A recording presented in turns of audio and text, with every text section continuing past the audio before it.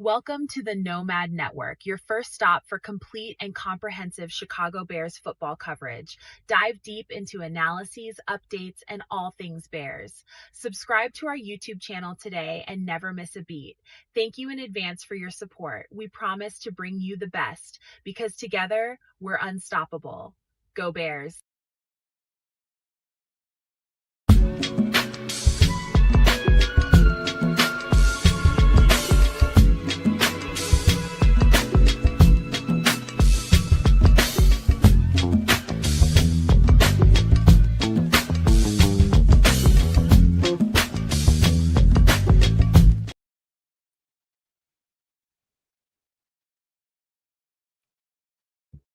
All right, man. Put your chair in the bed. Yo, yo, yo.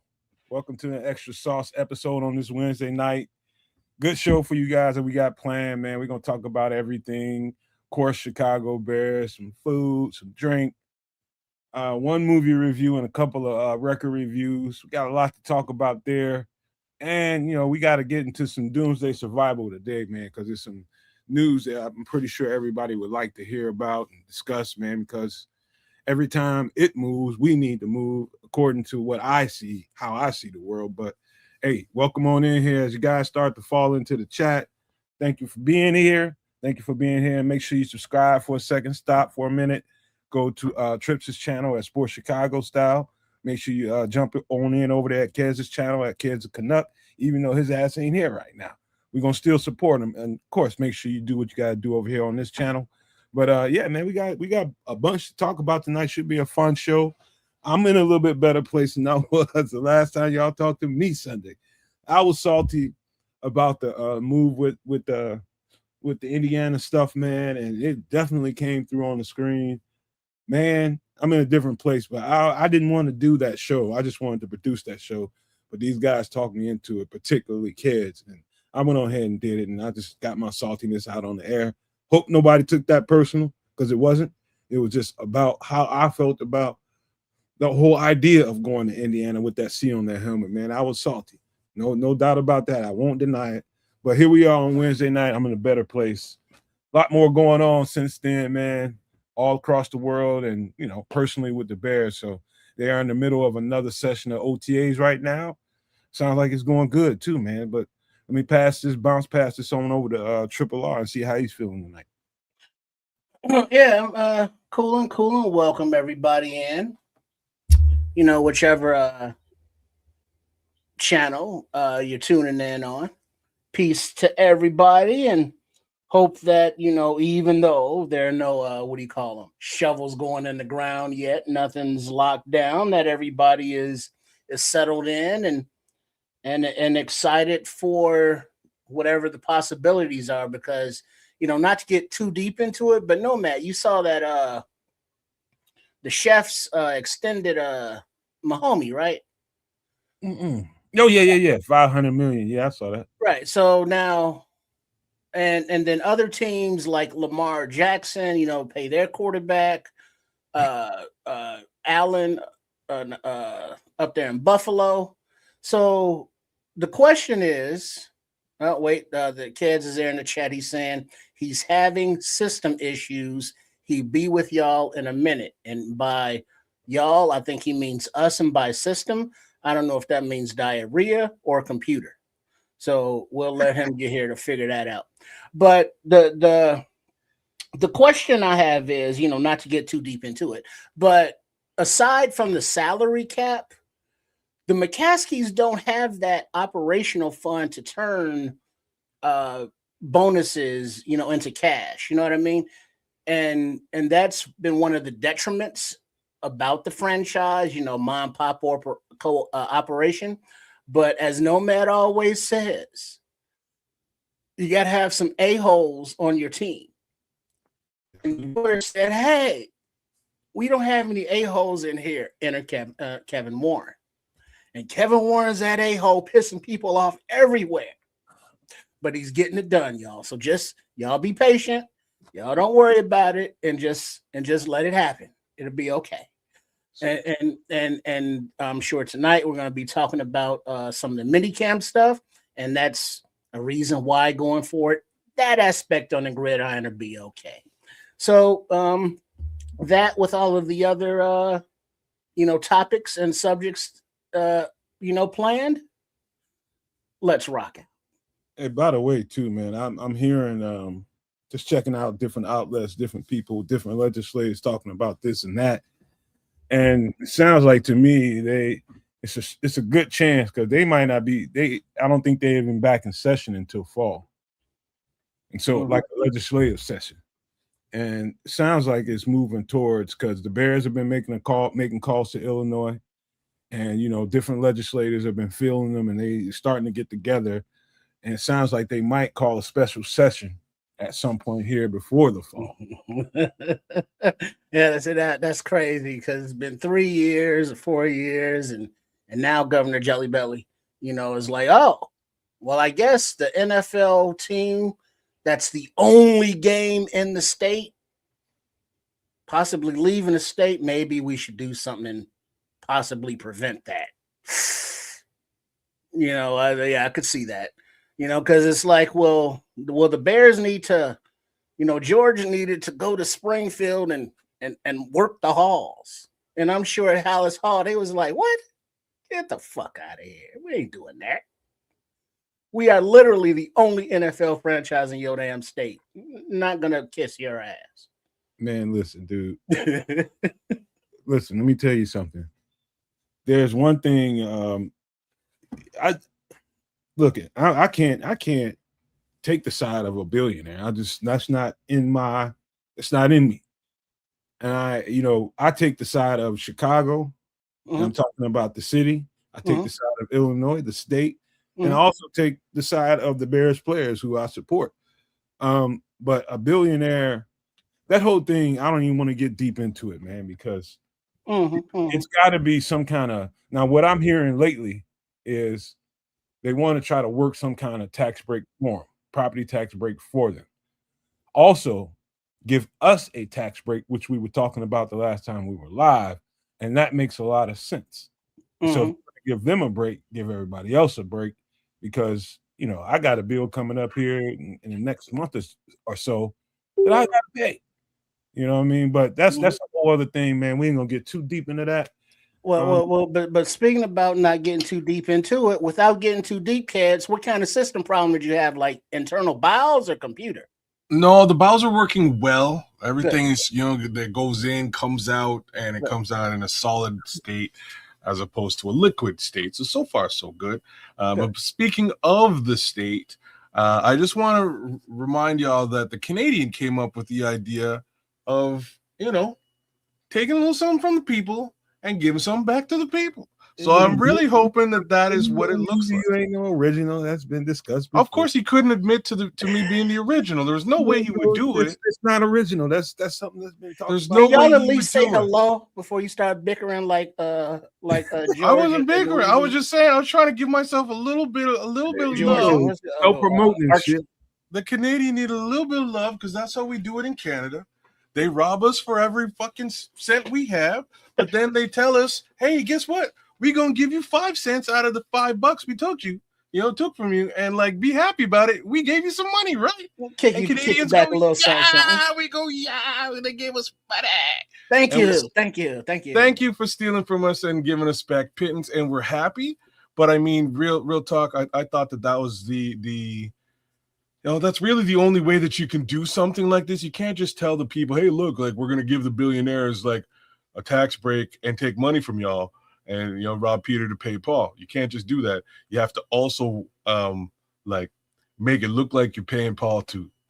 That's how these things work. So I'm glad to hear just a little bit of this is starting to look like maybe the Bears might be in the great state of Illinois the way it should be. It's weird over here, right? Because again, like that whole, state and or city thing has nothing to do with football over here for us. You know what I'm saying? So we Canadians tend to just sort of line up where they line up. If you're real close to and like London, London, Ontario, that part of Ontario. If you're real close to Detroit, you kind of wind up being a Lions fan. It's just how it sort of works. If you're a little bit further, proximity does help. If you're further removed, you might be a Buffalo fan because Buffalo is relatively close to the GTA, Toronto.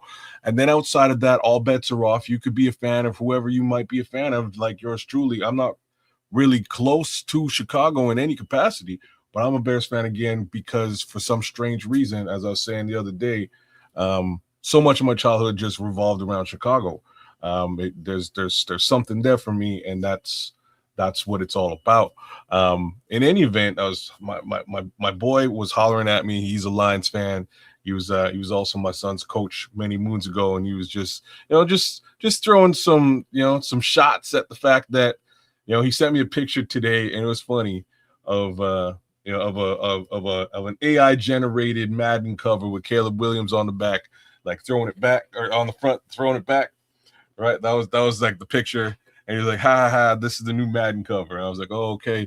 But look, you're going to be staring at Caleb's butt, and that's about the only thing you'll be seeing with respect to, the playoffs. You won't be seeing the playoffs. You'll be seeing Caleb's butt. You won't be seeing the Super Bowl. Mm-hmm. You'll be staring at Caleb's butt. So that's where it is. He goes, well, but Illinois won't be seeing none of that either. And I was like, oh, damn, you might be right. I got nothing for you. And then I kind of heard that they're trying to move heaven and earth now because they look dumb to save, to save the Chicago Bears and keep them back in the great state of Illinois. So fingers crossed to all y'all. Shout out Sarah, thanks for coming through, and we'll see how this all shakes out as we go.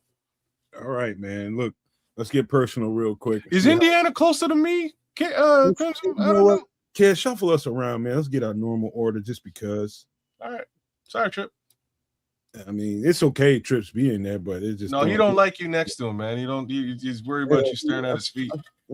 No, I smell his. That's the problem.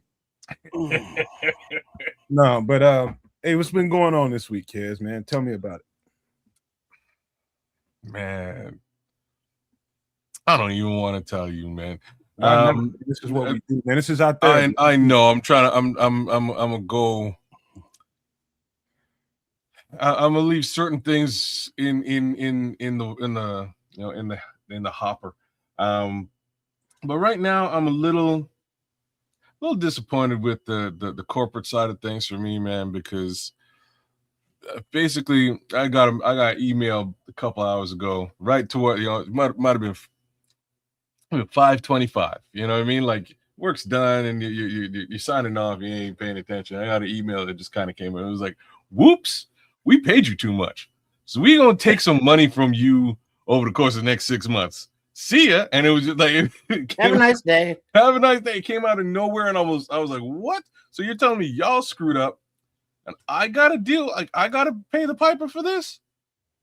I don't have money. Like, you know what I mean? Like, how is it I gotta pay for this? How about the business says, man, right, we screwed up. It was our fault. We gonna just like eat this. It's an unfortunate reality. You enjoy that, kids. That was our bad. That was our bad. We screwed up. If it was me who screwed up, I would have been like, hey, I understand that you're taking this thing from me. It was, I messed up, man. You should take this from me because it was my fault. Well, Crimson wants to know, you didn't notice that you was getting more than you should have been?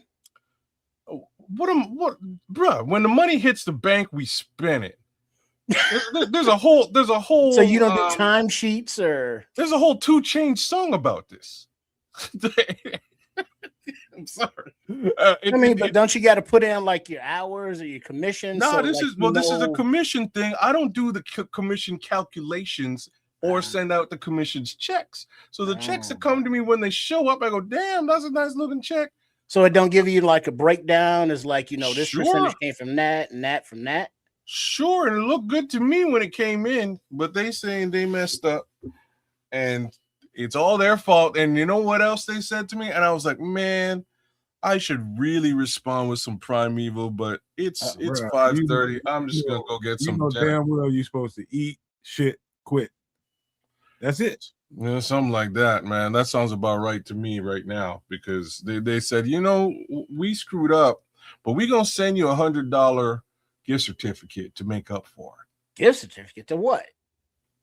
I don't know what kind of gifts I'm supposed to be getting, because the robbery of $200 a month for the next 6 months don't add up to $100 gift certificate. Wait, so they So we fucked up and overpaid you $1,200, but here's this gift certificate for some soft serve down the street. So remember what I was saying about remember I was saying about the Canadians and how they take money from you and give you like a little bit to make, yeah. So this is exactly the same thing on another grander scale, except this is my employer doing it. So shout out to my employer. Thank you very much for stealing money from out your employee's pocket. Dog, I saw some news. It got a little bit separate from what you're talking about, corporate America. It's corporate America, but and I know it's always been going on, but the level of let's just say fake credentialing going on in corporate America right now is at an evil level. Like India is just now opening. They did an audit and basically busting America out, basically showing how many fake, degrees for doctors, lawyers, and accountants, and all kinds of different people that they've given out fake credentials. They're making official looking credentials for people to get money. Time out now. So are you trying to tell me that Indian people are scamming us? Well, I mean, they ain't scamming. The actual people that are using that Indian, Did you know that birds fly? I mean, come on, man. Like I can think of some people just thinking about it right now. I'm knowing damn well you ain't got no fucking degree. I'm sorry, Indian folks. I got a little Indian blood in me too, and I have been known in the past to potentially participate in some level Indian of scam. But I am not surprised by this for a minute. There are quasi universities, which aren't universities at all. They're just places where you can send a couple of bucks to, that will print you some stuff that looks legit, and when they call, they will say it's legit. There's a whole system to this, because you send me some money, so like I'll back it. You know what I'm saying? I'll answer the phone. I got a call center set up in my basement. You know what I'm saying? Like this is how this stuff actually works. So when you get those credentialed people over here doing stuff, it's wild. Like the flip side of all this is that some of the legit folks, and I mean and I'm not even talking Indian specific, I'm talking like Africans. I've sat beside some Africans, but the first job I ever had, I'm working at a call center at the time, and I'm sitting beside this African gentleman, and he looked over at me. He said, "So, I'm 50. What do you think I've been doing for the last 25 years, 30 years?" I was like, "I don't know, sir. You've been selling. You've been, we're at a call center. You could have been doing anything." He says, "I'm a licensed and trained doctor. I've been a physician for 30 years. I was like, "Doc, you're working at a call center, bro. You know what I mean? Like you're clearly in the wrong place." And this is when I was 20, right? It's like, "Yes, I am in the wrong place. I decided to come to America. I came to North America, and they refused to accept any of my credentials." Like, "Oh, it's non-transferable. It's non-transferable.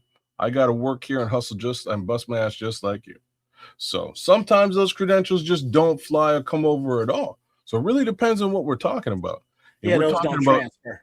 Yeah, if we're talking about like IT stuff, A+, MCSE, like those regular certifications that you can get, they can fudge the hell out of those, and there's really no way to trace it outside of calling the number on that certificate.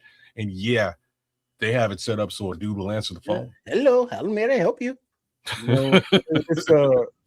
It's a man, and people wonder why so many people who are dumb as a bag of hair running around with high paying jobs, good lives as far as finances go.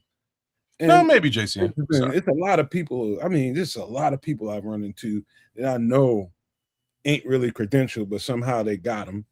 And just then you keep going in life. I just keep going to the next thing. In fact, one time I was in an interview with a job that technically I'm underqualified for, but super qualified for, but didn't have the credentials to back me up. And during that interview, I remember this is probably about 12 years ago.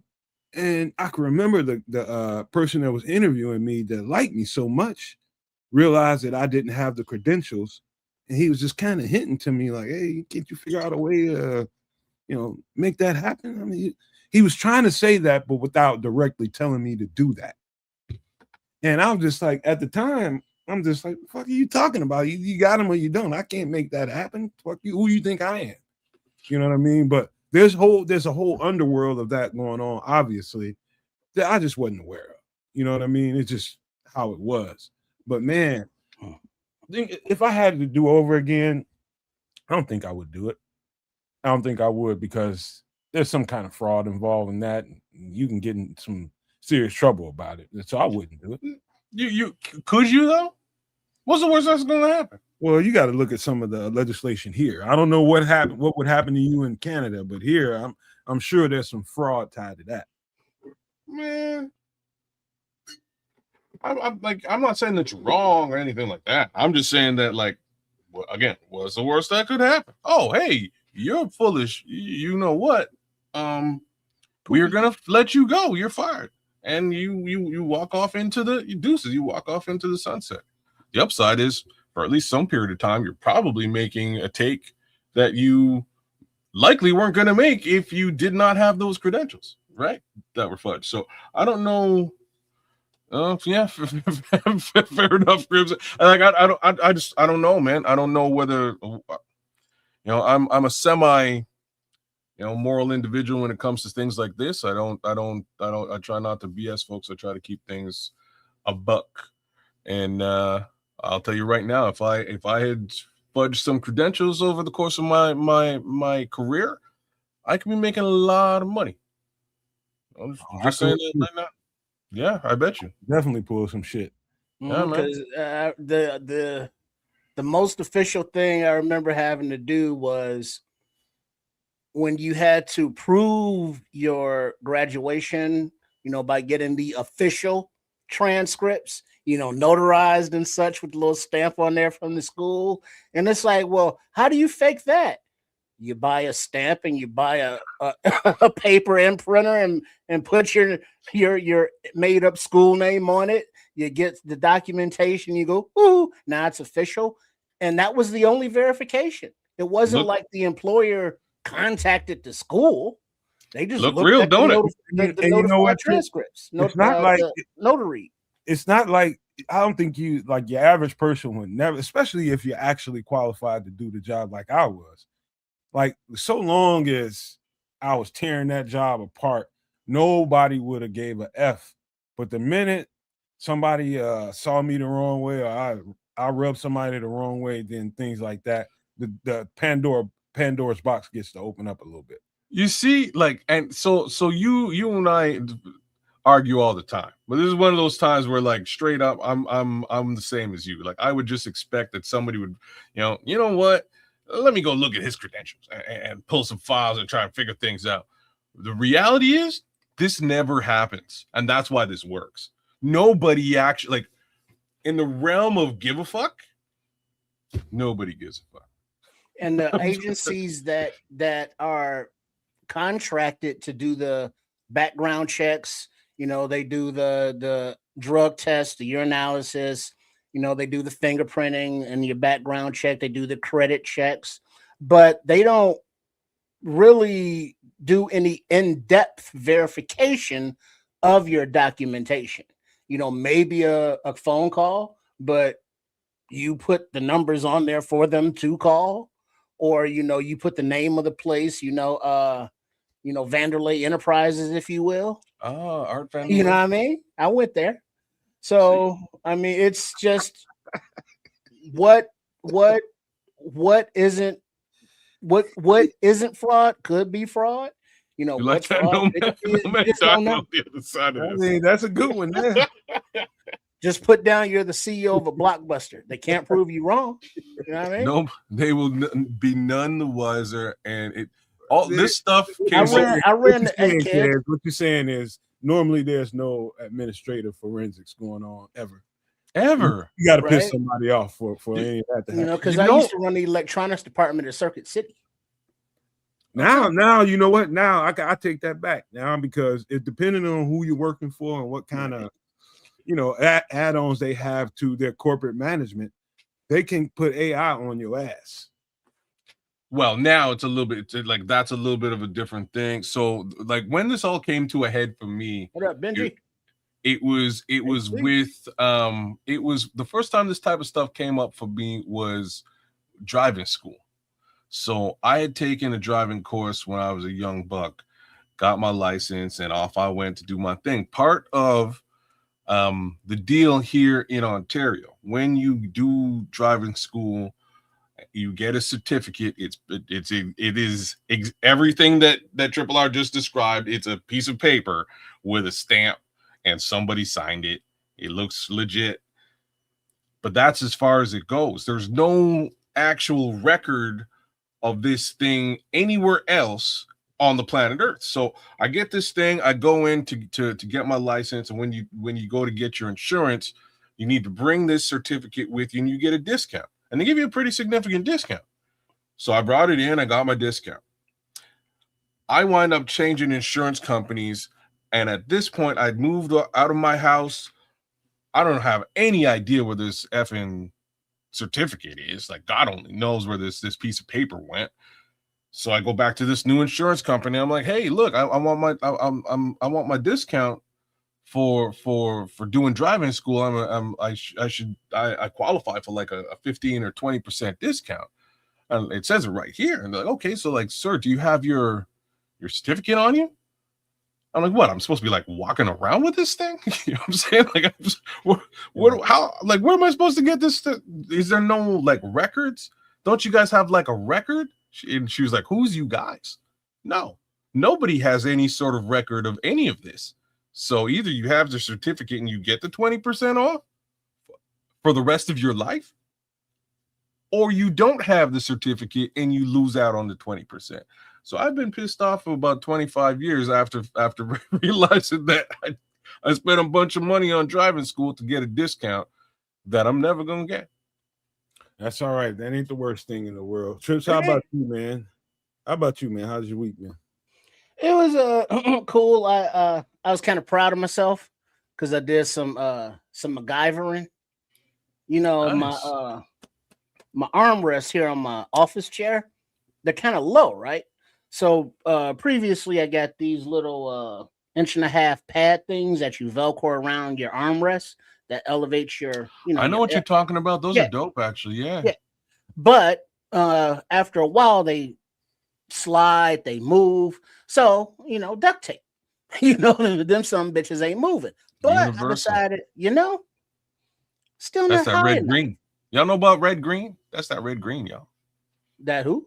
See, y'all don't know about no red green. All right, it's cool. Keep going.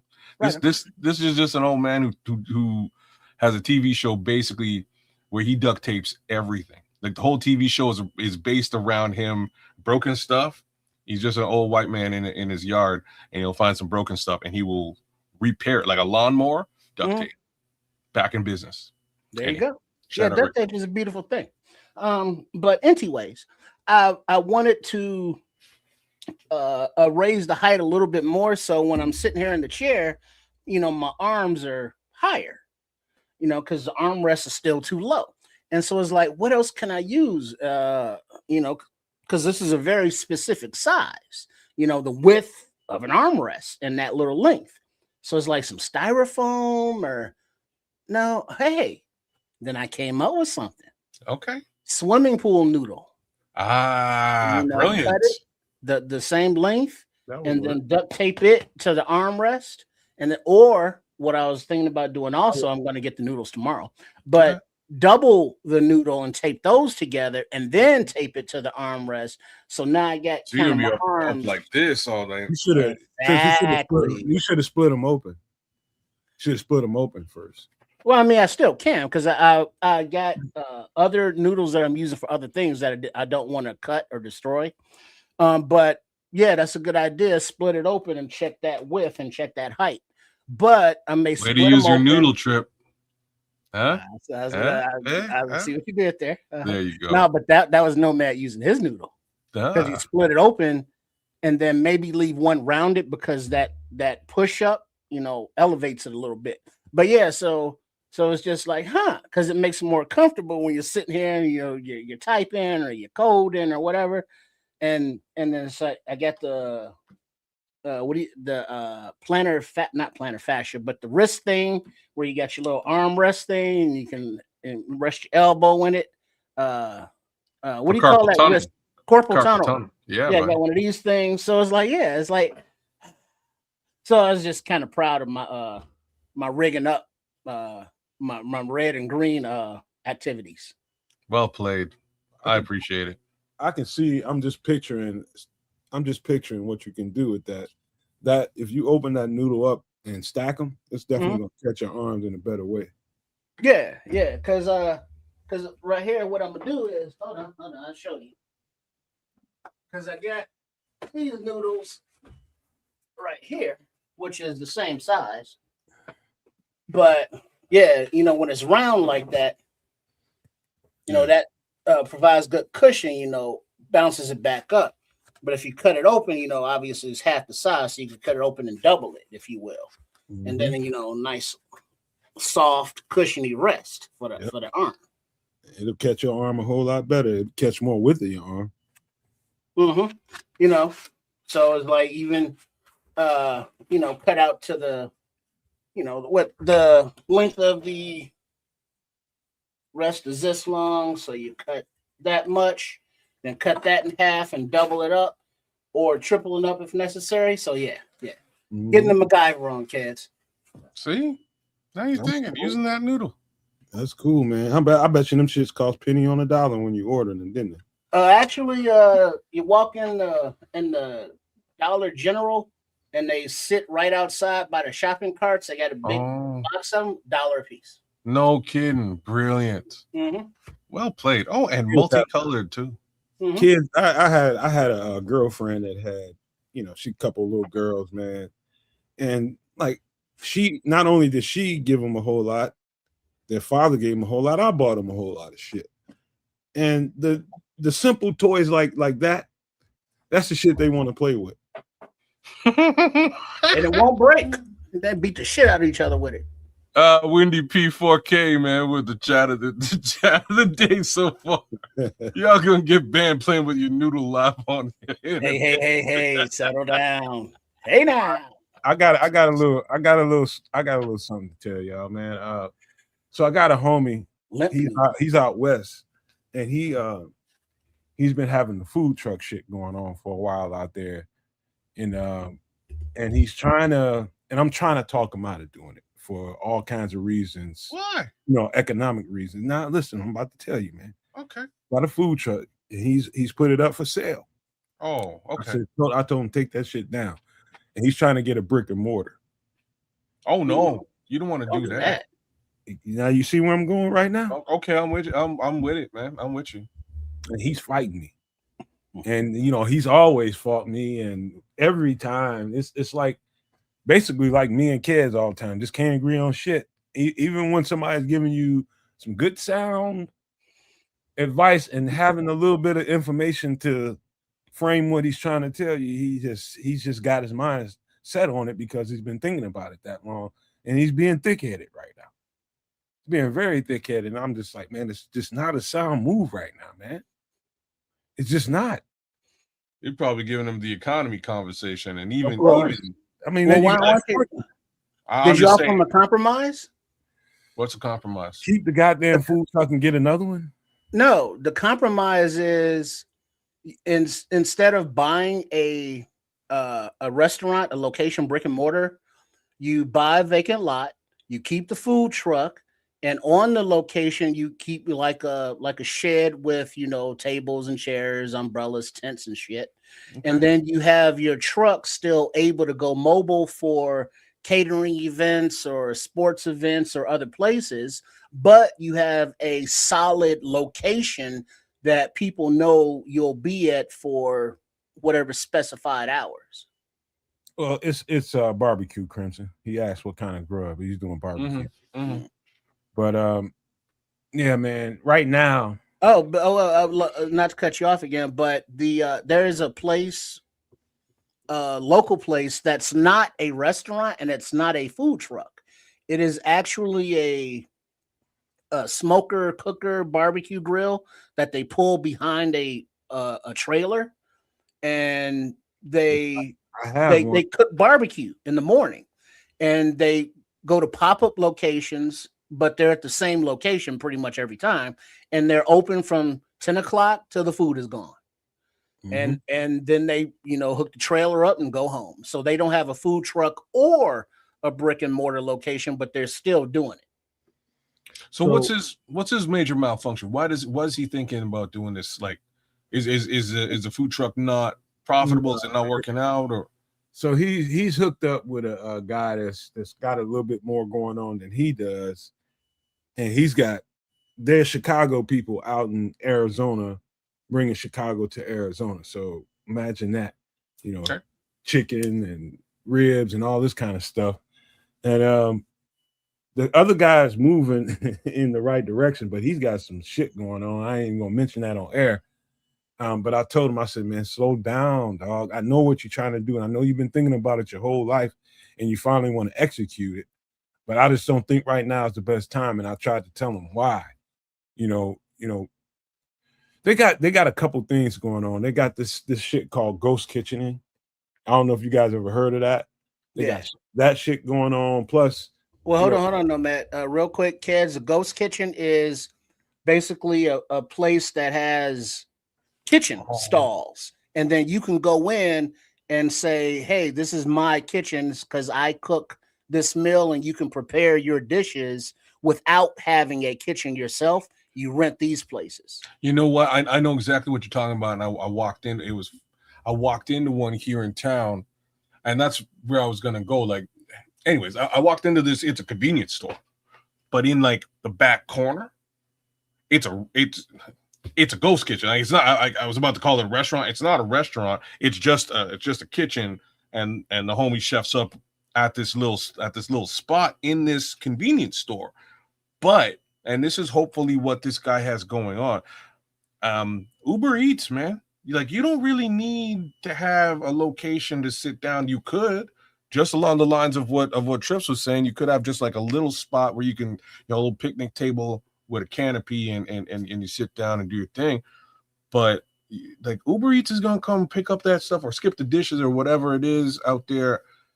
Guys will come order and buy your stuff and take it with them. And that is almost so much better than having a whole restaurant environment that now you got to pay servers and maintain and manage that location and pay that additional rent. It's crazy. Well, Crimson's saying he thought a ghost kitchen was a major corporate restaurant operating a different name on a delivery service. That happens too. Yeah, I think that's a different terminology, maybe. No, I think that would also it would also work as a ghost kitchen too, like a same general term. I've seen the exact same thing, and it was one major restaurant. I can't remember which one it was, but they do not specialize in chicken, and underneath they have like a sub restaurant that just does chicken in the same restaurant. Mm-hmm. Right, and it's just for delivery only. You can only order it through Uber Eats. Yeah, well, along those, because the one I went to was in Vegas, and it was like a vegetarian spot, like an African spot, and it was pickup or delivery only. And outside, it didn't look like a restaurant. Didn't have any restaurant names. It just had an address, and it was like XYZ Kitchen. And then you go in, and there's just different stalls, kind of like the food court at a mall, but they all rented those spots. And so if they decide they didn't want to rent anymore, they would move out, and they would, somebody else would just rent that kitchen. So they were just kitchens. with no particular owners. Well, let me tell you guys something I learned when I was in Atlanta. This is before I got any kind of social media experience at all, but I ran into somebody that was real savvy with it. And I went and she talked me into going to this festival. And it was like a festival over in Alpharetta, Georgia, where they basically everybody around the city came around to, basically serve what they brought to the table. I was bringing barbecue and a certain kind of barbecue. I did chopped beef instead of chopped pork, chopped barbecue beef sandwiches. And I did hamburgers. And I think maybe one more thing, but I won best entree. She said, if you show up well here, so you go to that place, you pay to get involved. It's basically you pay to play. Mm-hmm. Pay, you get your shit lined up, you get your little area, and people come, they buy tickets, and they come get your food. Man, I got rid of those burgers and that beef so fast, man.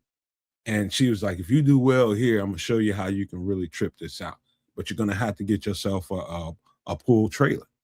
So I didn't have to buy a food truck. I bought a smoker on wheels. And that's what I did. I did well, won the best entree, and she basically set me up on social media, just like this. They do this now.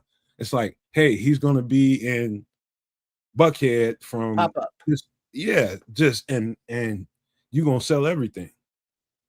You're gonna sell everything. So I'm telling him, I'm trying to impart that wisdom to him, but he's just Is food good? I mean, I know what it was when he was here.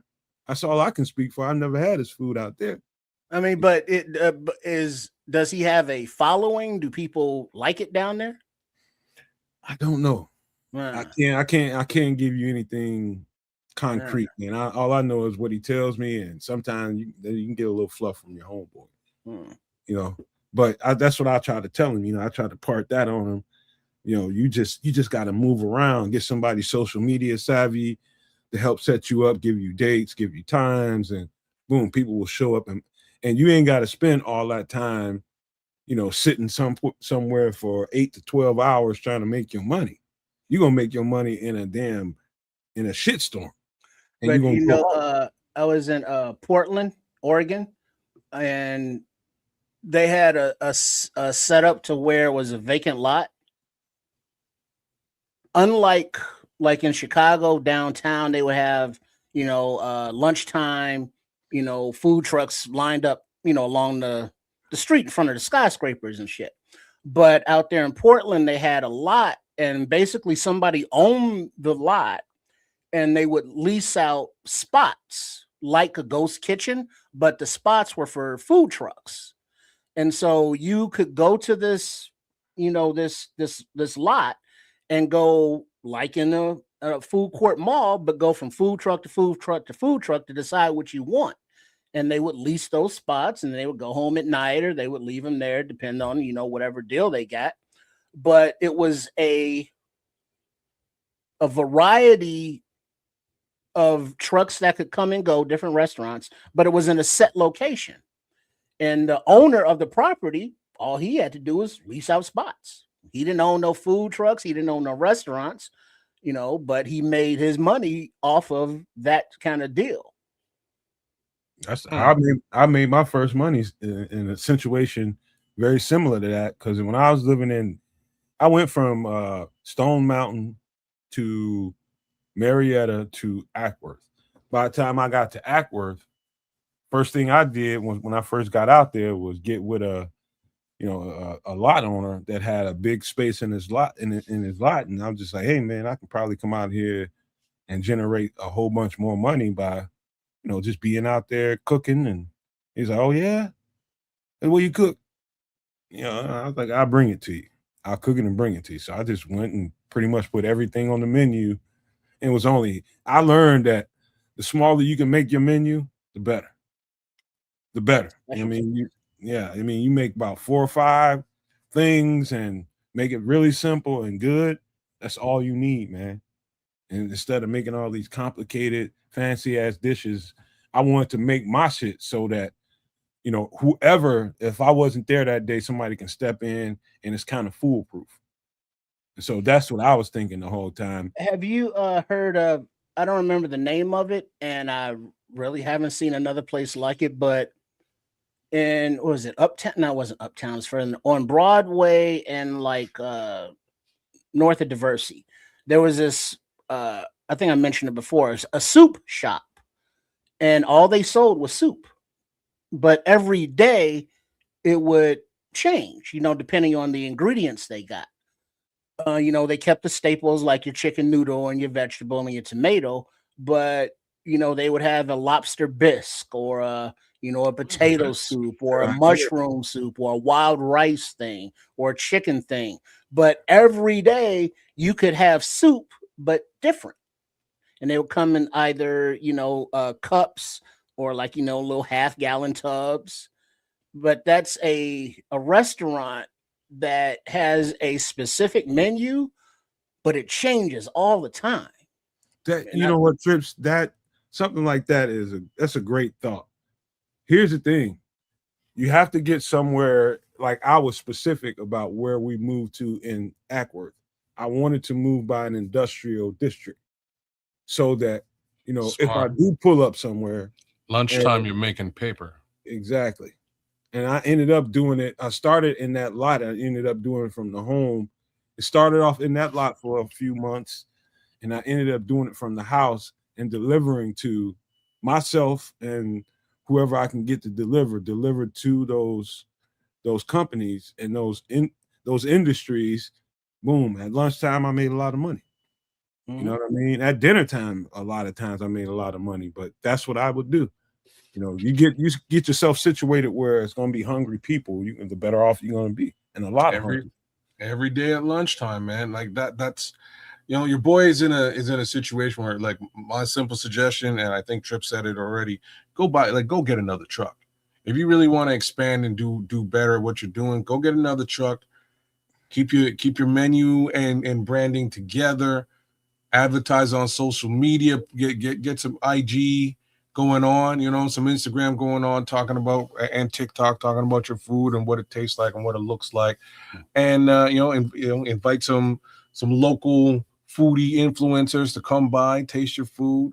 Again, put your stuff on blast, give them the food, the and another thing is, like Crimson is saying here in the chat, keep the menu simple, 5 entrees, 3 sides, a daily special.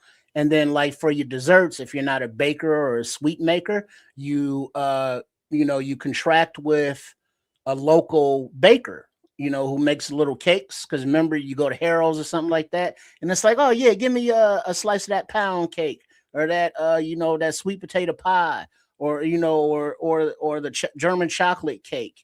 And people at their homes, bake cakes, and they slice off a big hunk.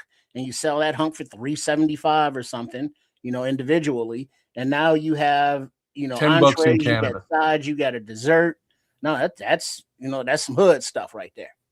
Yeah, some caramel cake, because they got it stacked up in the barbecue places, and it's like, yeah. And then now you got some desserts too for those with a little sweet tooth, and it's something that he doesn't have to make or purchase. You just say, hey, Miss Mabel, you want to sell your cakes in my truck? All right, I'll take a percentage. I'll give you the rest. Cool.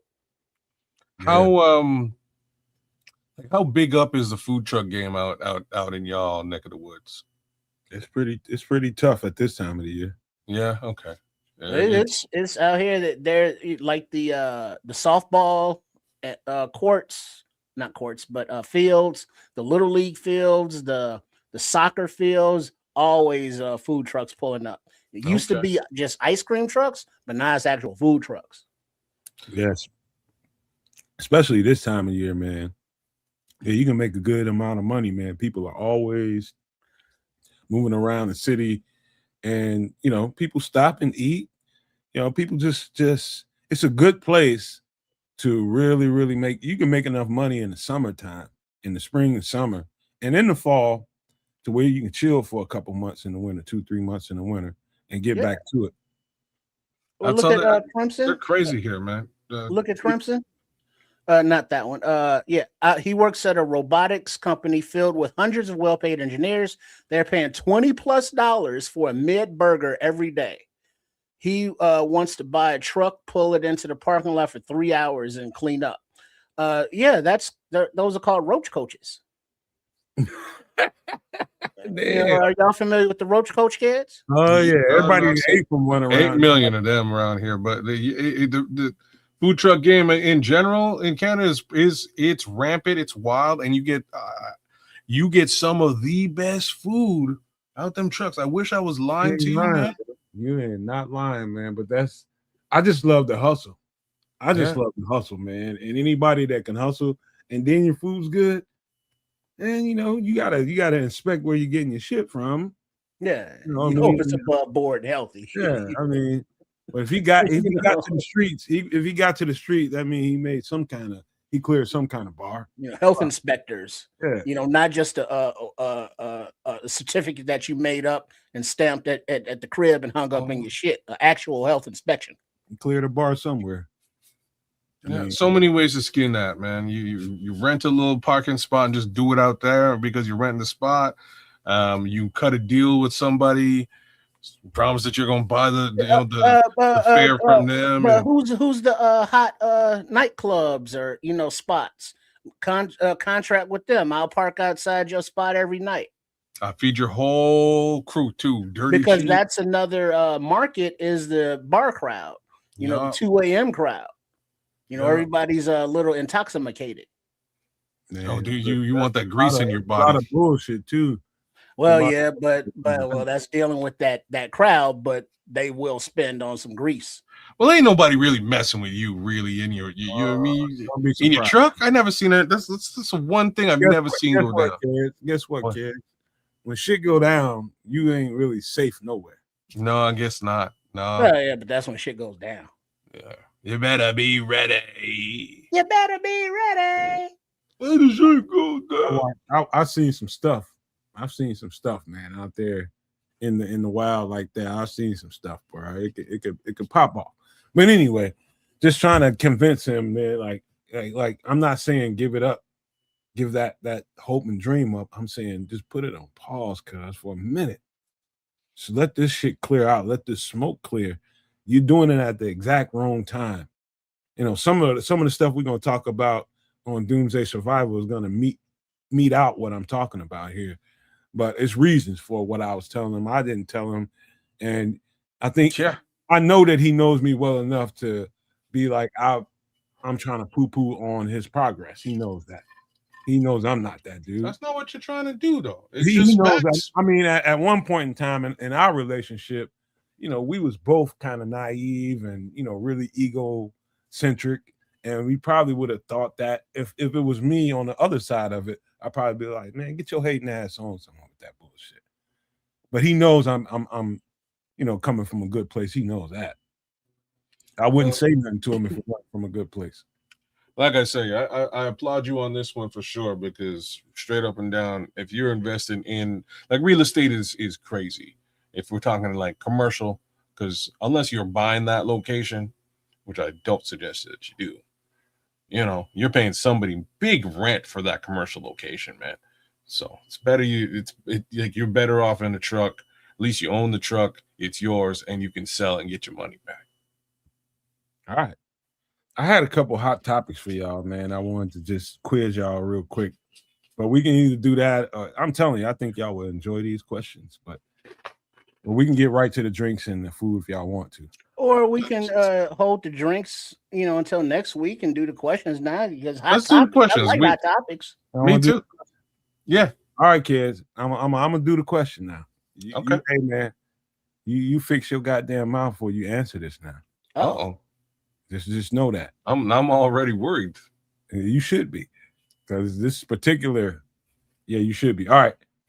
What's the worst thing? What's the worst thing about being in a relationship, bro? Having to consider somebody else's feelings and compromise. Opinion. Really? Yeah. That's called living, motherfucker. You got a problem with that? No, I don't have to. Whose feelings do I have to consider? Everywhere you go, you're gonna have to consider somebody's feelings and thoughts. Oh no, hell no! Are you crazy? No, Yeah, you do. No. Says If you who? do, Go if you do, to the nearest establishment and start talking crazy to somebody. well, that's not really considering people. I'm not. Look, I'm not out in the streets wilding, cussing people out for no good reason. I like the answer, kids, because you didn't say no too ridiculous. But when you think about what you just said, simply, It's true.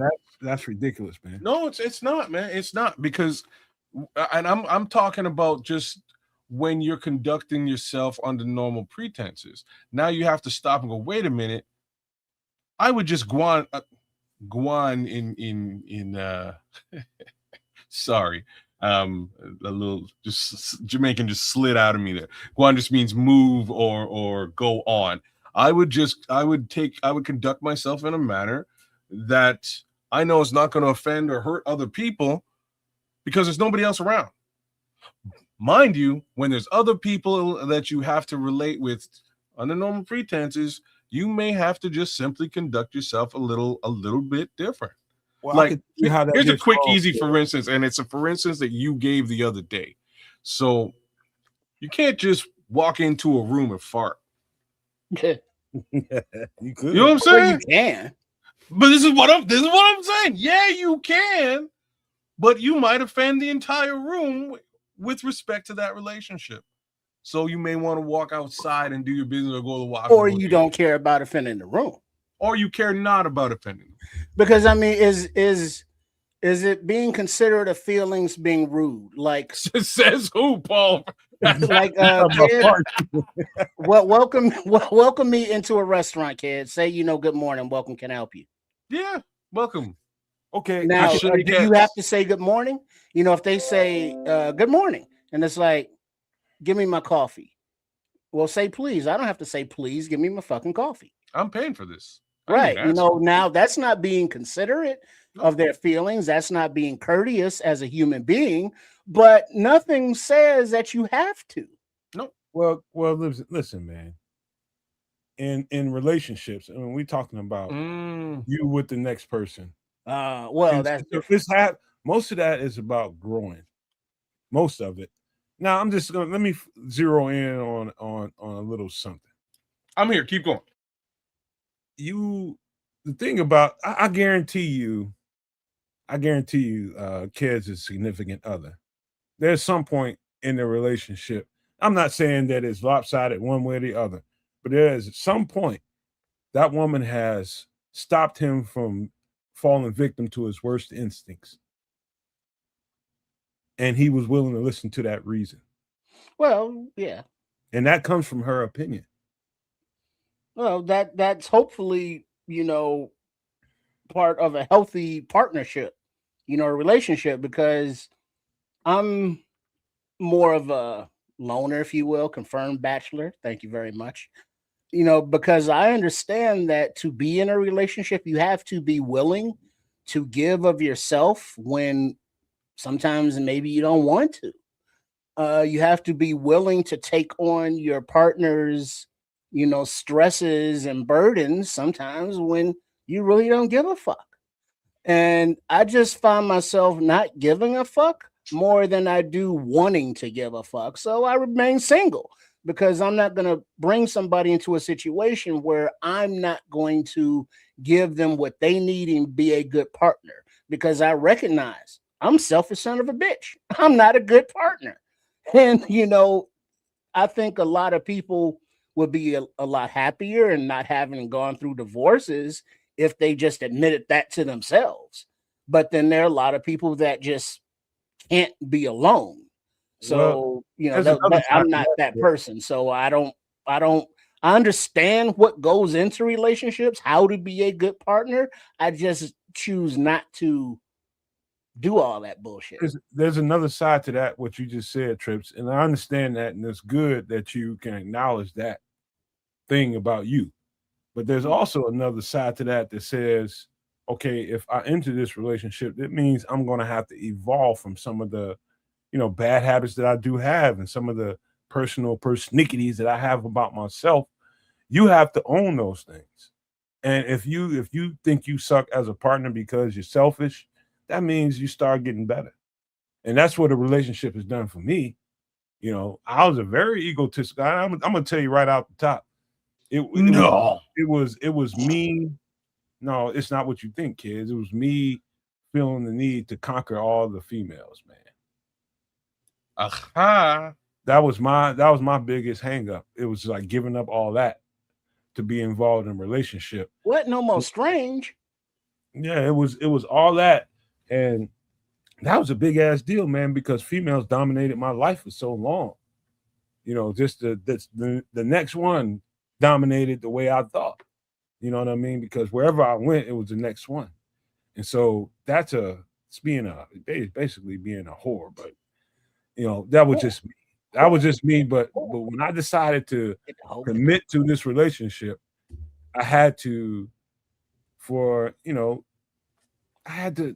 that shit go and listen. You know, and I became a better human being and a better mate to somebody that really needed me to be a better person. And I was. I changed.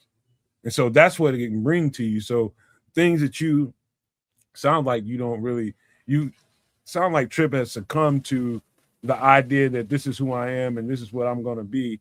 It don't have to be that, bro. Well, but I'm actually happy, so why not?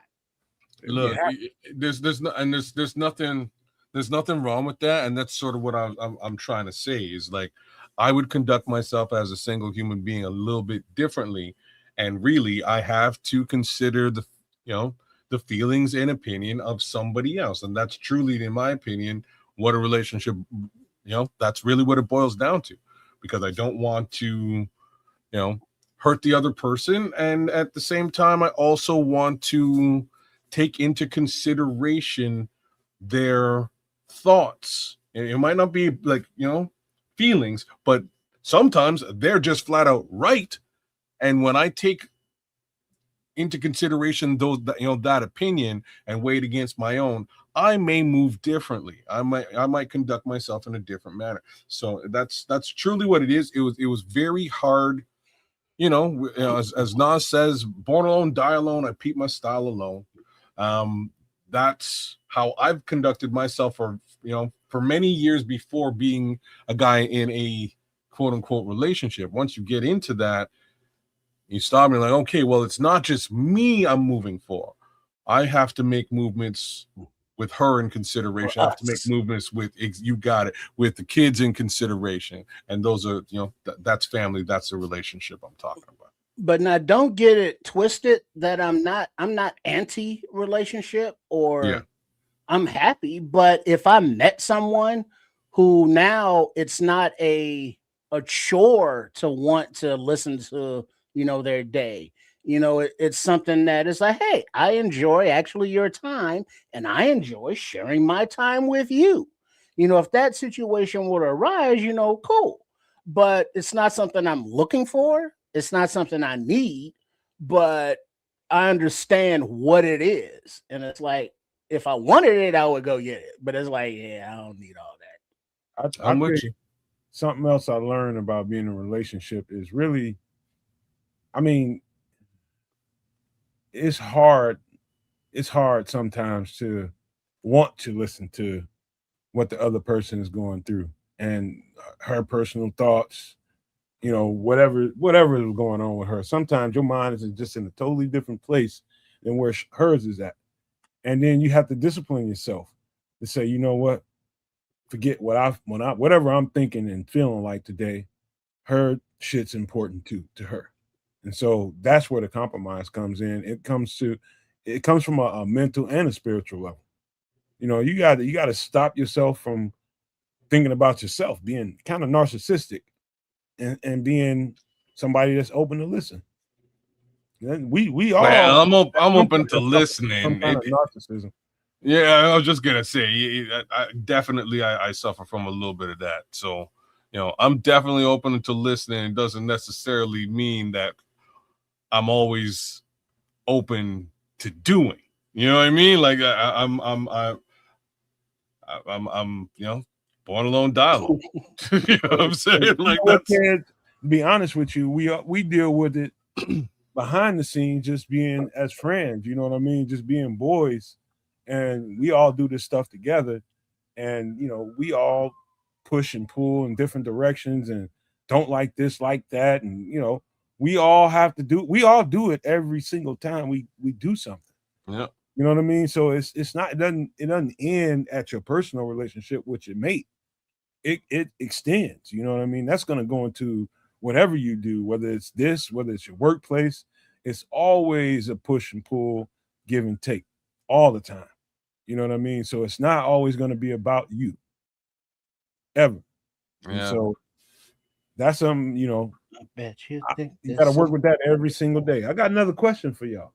All This right. is a little bit more fun. And this is an easy answer for me. I mean, so easy. I can start with it, but I'll let you guys go. What's your worst day as a Chicago Bears fan? What's the worst day?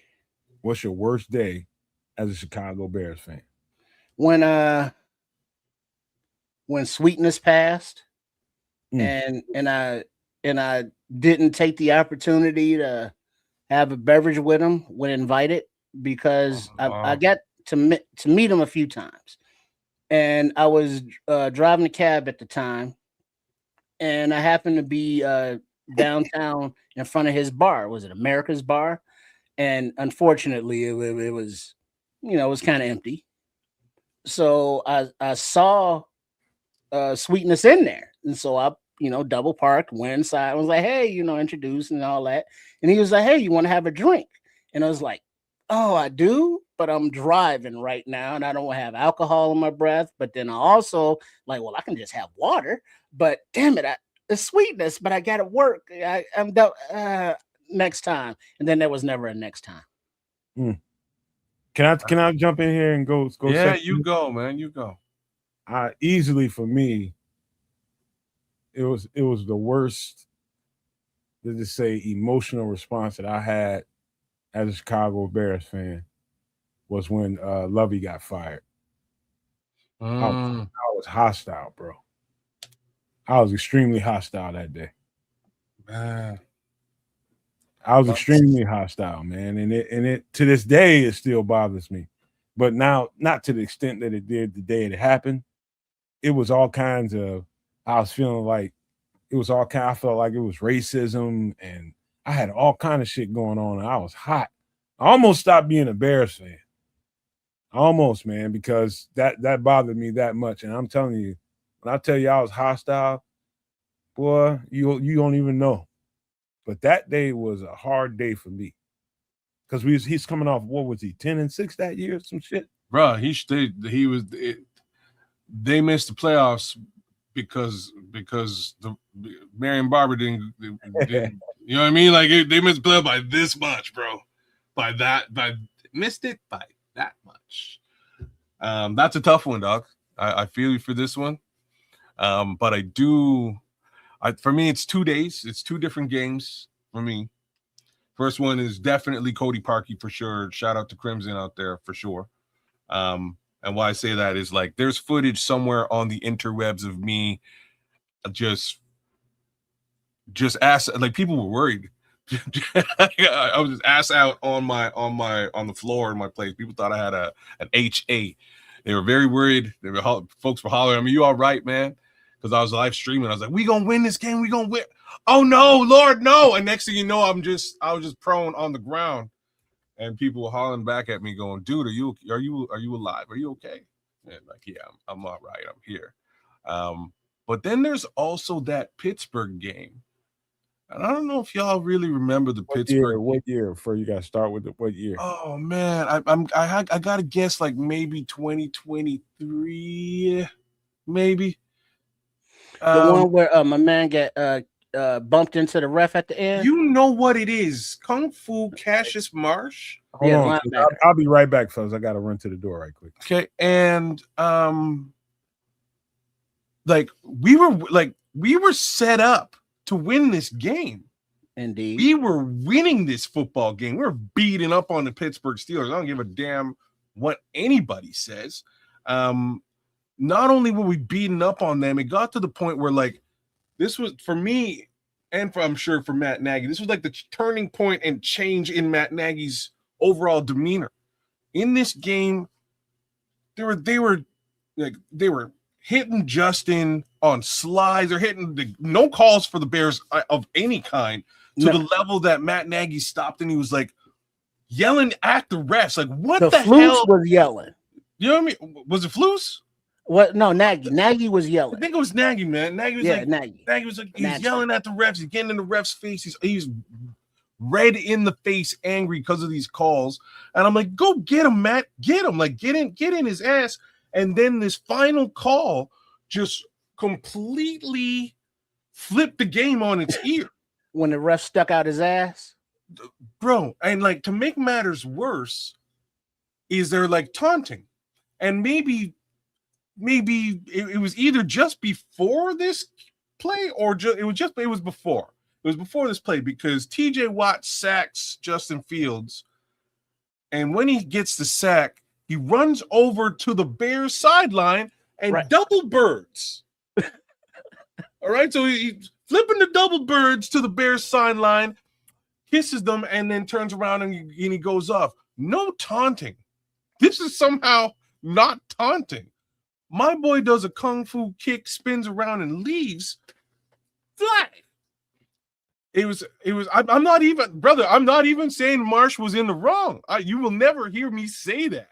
You know what I'm saying? I will never say that. Marsh did a kung fu kick, spun around, and left. He maybe mean mugged in mid-spin. No, but the flag, remember, it wasn't for the kung fu kick kids. It was for assaulting the ref. No, running into the ref. The ref. Like, what's funny about Tony? I'll never forget this homie name either. Tony Correnti. You know that's some Italian shit. You know what that is. You know what I'm saying? Anyways, Tony Correnti. When they went back, because that's what I was like. Yo, like I ain't never seen a ref like heat seek the beef before. You know what I mean? Like he stepped into it and butt checked the guy and then said, "Oh, like you hit me." But that when they asked him about it, they're like, "No, it's taunting." I was going to give him the flag regardless for taunting for kicking, and I was like, "But why didn't you give it to TJ Watt who did the same thing?" Well, there is a league-wide thing that we are pressuring with respect to taunting. But TJ, no. So just taunting, and like this for me is when Bears tax became the realest shit ever. Right there in this particular game, it was pretty wild and crazy, man. But things to be said. F you, Tony Correnti. That penalty always seemed to me like those two knew something about each other. Who, the ref and Cassius Marsh? Yeah. Or Nagy? No, this is what he was like. Check it out. You nailed it, Trip, because Nagy was yelling at Tony Correnti for missing the like 2, if not 3 late hits on Justin. Yeah, you know what I'm saying? Like Nagy was losing it, and at that point, Tony Correnti was like, "Yeah, you gonna get in my face and yell at me, bro? Guess what? Oops." You know what I mean? And that's what it was. And that was a direct leading causation to losing that fucking game. Game was over. We were winning that football game handily. Just Fields had one of the best rushing like stat lines of his career in that football game. Handily, we should have won that game. And out of nowhere, all of the oxygen was sucked out of the stadium, and it went the other direction. It was crazy. Yeah, but that one hurt me, man. That one hurt me. Cody Parkey, F you too, but that one hurt me. Doinkage. Oh, dog. But that one hurt me, man. That one hurt me. I think Levante hit it though, man. The second thing was that Super Bowl. Oh, you mean the one where it's like first play, Devin Hester takes it to the house, and it's like, here we go, Bears, here we go. And then that was the only highlight from the whole goddamn game. Man, I knew we was in trouble the minute it got wet out there because the defense is predicated off of speed. Yeah, that's a rough one too, guys. That one was rough too. What up, Deuce? What up, AC Adam? Hey, what it do, Deuce? Paul Rodriguez, everybody that just fell up in here. What up? What up? What up, everyone? Yeah, But, that one was rough too, guys. That one was a rough one too, man. All right, one more question before we get to some drinks, man. Wait, what was yours? He said Lovey getting fired. Oh, the Lovey firing. Okay. Lovey, like Lovey was like in the first place, the fact that we hired an African American coach, that's one thing. And then they were successful as hell. Kept drafting well and they kept being competitive. You know, they had their hiccups here and there. You know, Lovey had a stigma about him, about not wanting to change, but what they did worked. And it was exciting to watch. And I just love that whole era of Chicago Bears football. I played in that style of football. You know, I just knew it. You know what I mean? Blindfolded, I can probably tell you what the next thing is going to be, especially defensively. You know what I mean? But it's just the way it was, and I almost couldn't forgive the Bears for a long time for that shit. Man, like for me, like and AC Adam is saying it in the chat. He's like, you know, rest in peace to Marion, man, Marion Barber. I put a lot of that on that single final play, man, because I really have to say, and maybe I'm dead wrong on this one, but you think let's have that discussion for a minute. Do you think Lovey would have got let go if they made the playoffs? No. How do you let go of a coach that's in the playoffs? You know what I'm saying? You know what I'm saying? Like, that's why I was like, man, Marion, like, I think the better question is who you think was behind that. Oh, Ryan Pace, no? No. Ryan Pace not in the play? I would say Ted Phillips somehow, some way. Oh, that's not crazy. He had a guy that he had in mind. That's not a crazy thought pattern. Ted Phillips did a whole lot of bullshit to this organization. Yeah, oh, you mean the guy who bought Arlington Park? No.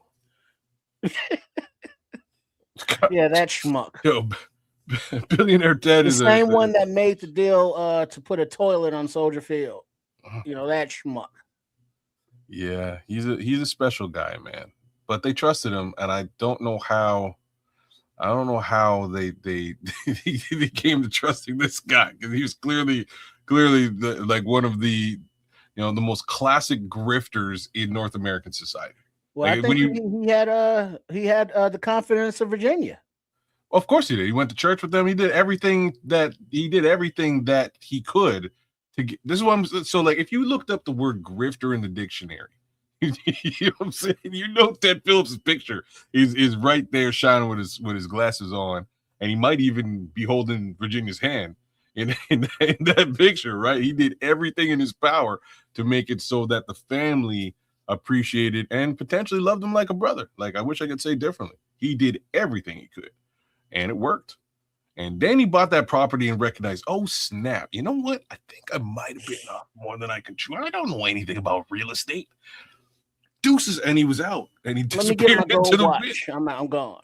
He disappeared into the wind. He's somewhere in Chicago sipping my boat drinks and shit. And there's Ted Phillips, man. I'll give you another moment that I didn't see live, but I know about it. Walter not getting a chance to get a TD. Mm. Oh, that they gave it the Fridge. So I was like a big Fridge fan at the time too, man. I was a little bit conflicted by that one, but once like Ditka kind of gave his rationale, I feel you. You know what I mean? Like his rationale is like, oh, you kind of did it as almost an FU though. You know, it was almost an FU. Didn't he apologize for it? I mean, no matter how much he apologized, Ditka was an FU after the fact. Like down the road, he did after he realized, oh snap! Like Walter a little bit pissed off about this. Like years later, right? After the game, he didn't apologize. It was like no, like, you know, I wanted the Fridge get in there. There was a whole bunch of. I don't think people would realize what it would be like. Mike Ditka had a whole lot of FU in him anyway, And you got to acknowledge that. And some people might say that's what made him who he is. And that's why we love him. Real talk, it's the truth. That's why we love him. Yeah. But there's Hello, Ben you Johnson. talking about somebody that carried the franchise on his entire back. The whole surface of his back had the Bears organization on it for years on Walter Payton. All of a sudden, this guy comes in and whatever habits Walter had when Mike Ditka got there, he wasn't going to change because Mike Ditka was there. He was going to continue to be the Chicago Bears running back. And Mike Ditka, you had Mike Ditka in one space, and you had Walter Payton in another. Like, I don't care who Mike Ditka is. He ain't going to come in here and tell me what to do. This is my locker room. I think there was some of that going on. And by the time they got to the ultimate event, that was one way to kick him in the nuts. I don't know if that's, I just. If you know how locker rooms work, you wouldn't. No. Just follow where I'm going with this. I just don't know if that was Walter's demeanor within the team. You know what I mean? Like, Jim McMahon, absolutely would be like, hey, like I'm just not. No. I'll tell you where it gets different, kid. This is something you probably wouldn't pay attention to, but when it comes to being at the stadium, being there on time, coach said, be here ready for this, be at the film room for that, be in the whatever. We need you to stay after practice for this, and we need you to be here at mini camp for that. And some of those shits, Walter was just, I'm Walter Payton, man. I ain't showing up for all that shit. There's some of that kind of shit that goes on that people don't get to see. I don't know. For me personally, he just seemed like really the consummate professional with respect to even showing up and showing out and showing up at charity situations. Like he was really out there, man. And that's part of the reason why I love this guy. Jim is a little bit of a different guy. Jim was a much more of a you run your mouth. I'll do what I'm gonna do, and we'll see how it works out. I'll do what I'm gonna do, and I'll take the lashes later on if it screws up. I'll also take all of the praise if it works. You know what I mean? Like, and that's Jim to me.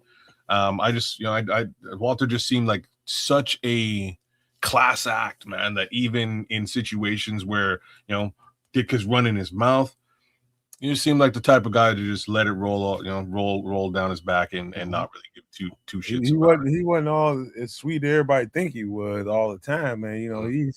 Walter was fucking tough, man, and he had a personality to him that, on the field he had a persona, but in the locker room, people, that was Walter's locker room. It was. That's whatever Walter said is the way it went. And there's always going to be a divide when you get a new coach in there, comes in there and try to change up some shit. And so I can definitely see that. That might have been some shit that Ditka carried with him until that game. Well, rest in peace to Sweetness, man. Long story short, that's a raw dog call, Mike. That's a raw dog call, Coach, man. I don't know what else to say. And for what it's worth, I saw that he's not doing the best in the world, he being Ditka. So hey, aging as it is. I heard too many people say they didn't like that guy. Well, I don't think he was. And again, this is why I like him. There's a certain degree of, to each and every one of us, of like, I guess what I'm looking for is just general give a fuck. I don't think he really gives a fuck what anybody thinks of him at all. Yeah, he was I would describe him as and I mean this with love and affection, not disrespectful, but he was kind of like a typical Chicago Pollock. And it's like he was good at what he did, but he could be abrasive. He could be short. He could just be inappropriate. But he was cool, because had the opportunity back in the day when, like the first iteration of ChicagoBears.com, and they had message boards, and you talk enough shit, you build a little community on the message board. and Ditka, who at the time owned Ditka's restaurant, and he invited, or somebody from the message board got him to invite the posters, the fans, to Ditka's restaurant to watch a game, or was there for something. Gave us lunch and shit, and then signed little souvenir balls I got up front. And he was sitting there, chilling with his wife and a former player, offensive lineman, big dude. But he took the time to, talk to all of us and, be personable. And it wasn't because he was getting paid. He was just appreciative of the fans being appreciative of the team. Yeah, and again, you can kind of love. I don't know. He's an acquired taste. I think is what we can all sort of come to. He's not for everybody. He's not for everybody. You're Right. damn straight. He's an acquired taste. He's not for everybody. But for Chicago Bears fans, for those of us who do understand sort of what he was trying to do, I think we all love him that much more for it, man. One last thing before we get into some drinks. And every time I have this conversation with somebody, and this ain't the first time I had this conversation. I had with a lot of people. But I get to thinking about me and my personality and how I react to people like a Mike Ditka.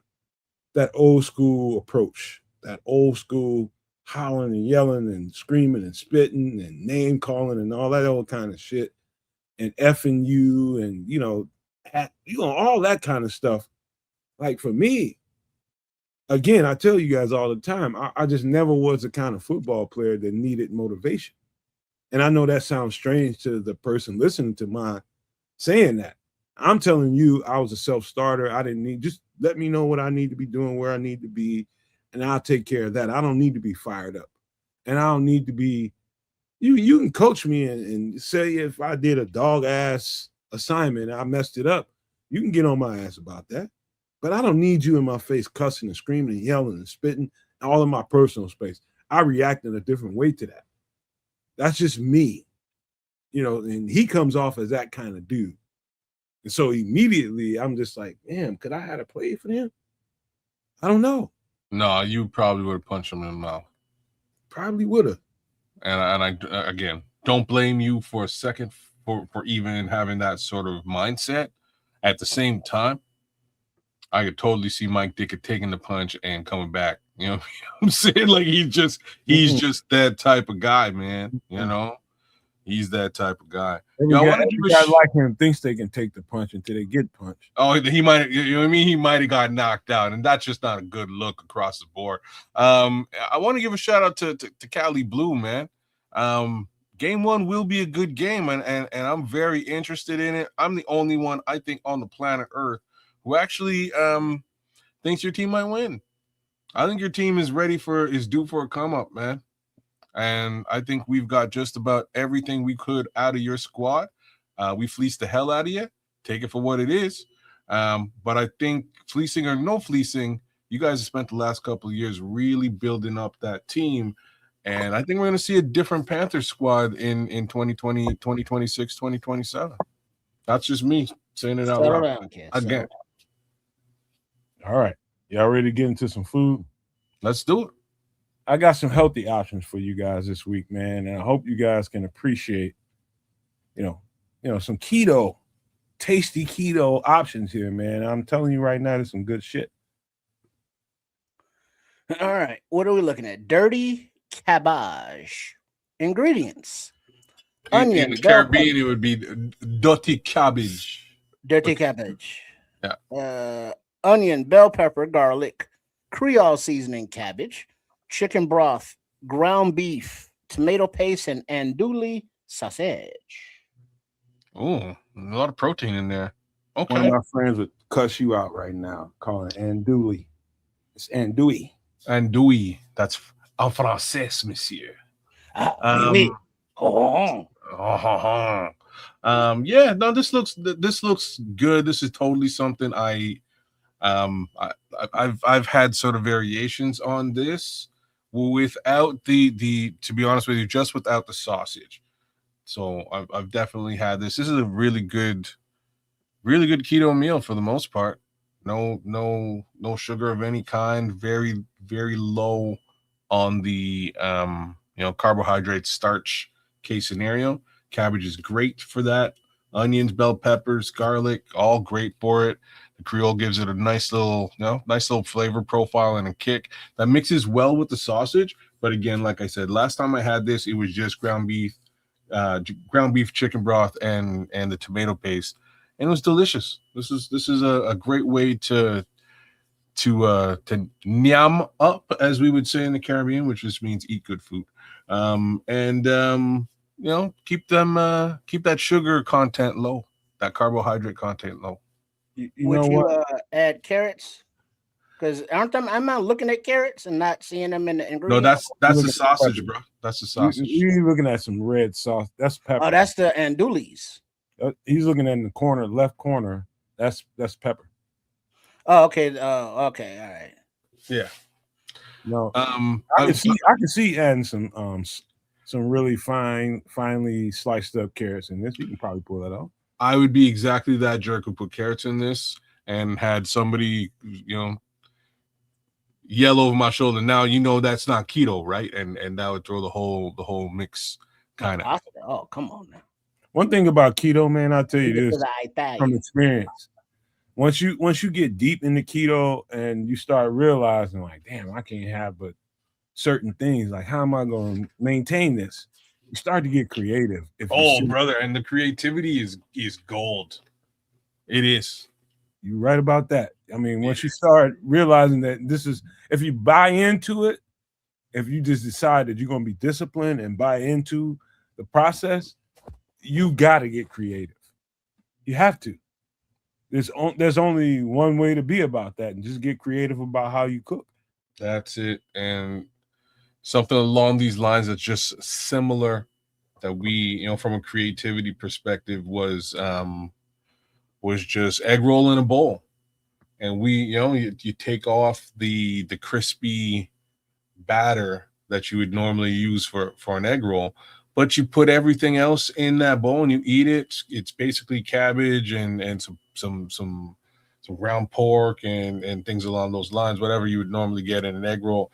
Put that all together, fry it up, and eat it on some lettuce, and you're good to rock.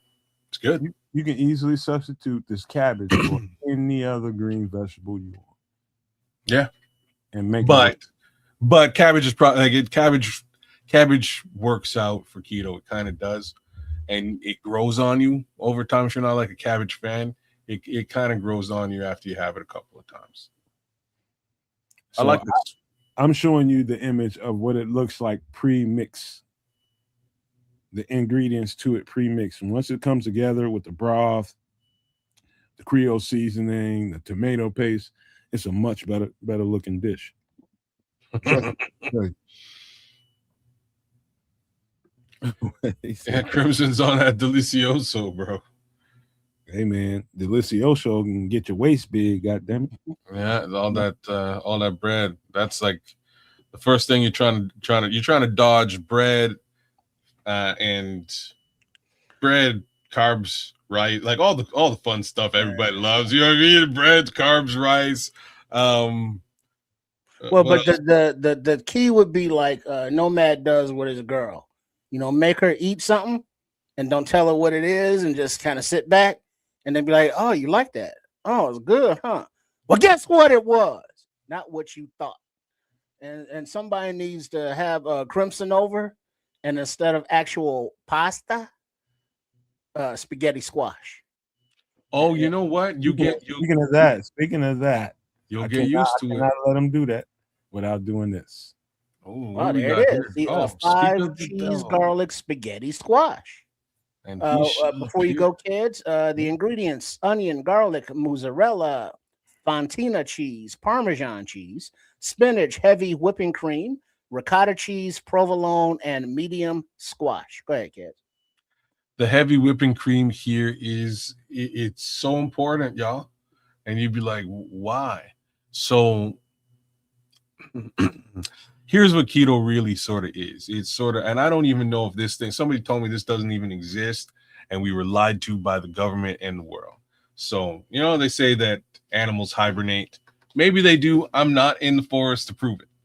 But the general idea is that you're storing food and fat over a certain period of time because you can't eat. And that fat is burned off over again, that hibernation period.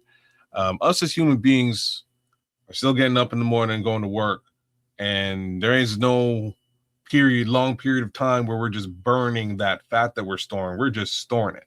And I say us as human beings, but really us as North Americans. Other people in other parts of the world work differently. But that fat content with 35% whipping cream, and the reduction and removal of sugar causes your body, instead of storing this food as fat, to burn it. All right.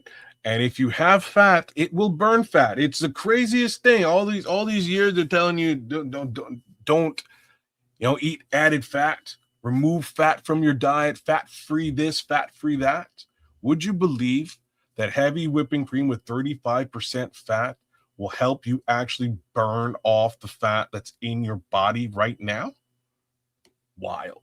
So that's really what that's about. Otherwise, you might be looking at this ingredients list, scratching your head as to like, what the hell why would anybody really be putting whipping cream in cheese, garlic, spaghetti, squash as a dish? And that's the reason behind it.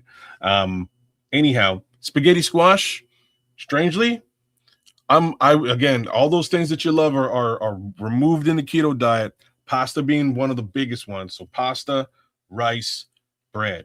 And these are like the three things that I think every man, woman, and child on the planet loves the most. From the Caribbean, we eat rice with everything. Italian, Crimson eat pasta with everything. Africa, strangely, they eat pasta and rice with everything. It's crazy to remove it, but once you remove it, your body will not be storing, turning carbohydrates into fat. It'll start burning off the carbohydrates with fat intake, just as I described before. But you replace that pasta with spaghetti squash. The first time you eat it, you're going to be like, huh, what did I do? And as you're eating through it, the cool thing is that the spaghetti squash is just a little bit sweet. And that slight sweetness, especially in a situation where you've removed all sugars from your body for a long period of time and you're in ketosis, it's fantastic. All right. Like it really kicks you. Actually taste the sweetness of the squash in this meal. And like I'm saying, it is so much nicer than you would expect. If you get you, all I know is I didn't know how good it can be for a substitute until I knew how good it can be for a substitute. Mm-hmm. It's all I can tell you. Now, when you start dealing with squash, here's the best thing you can do.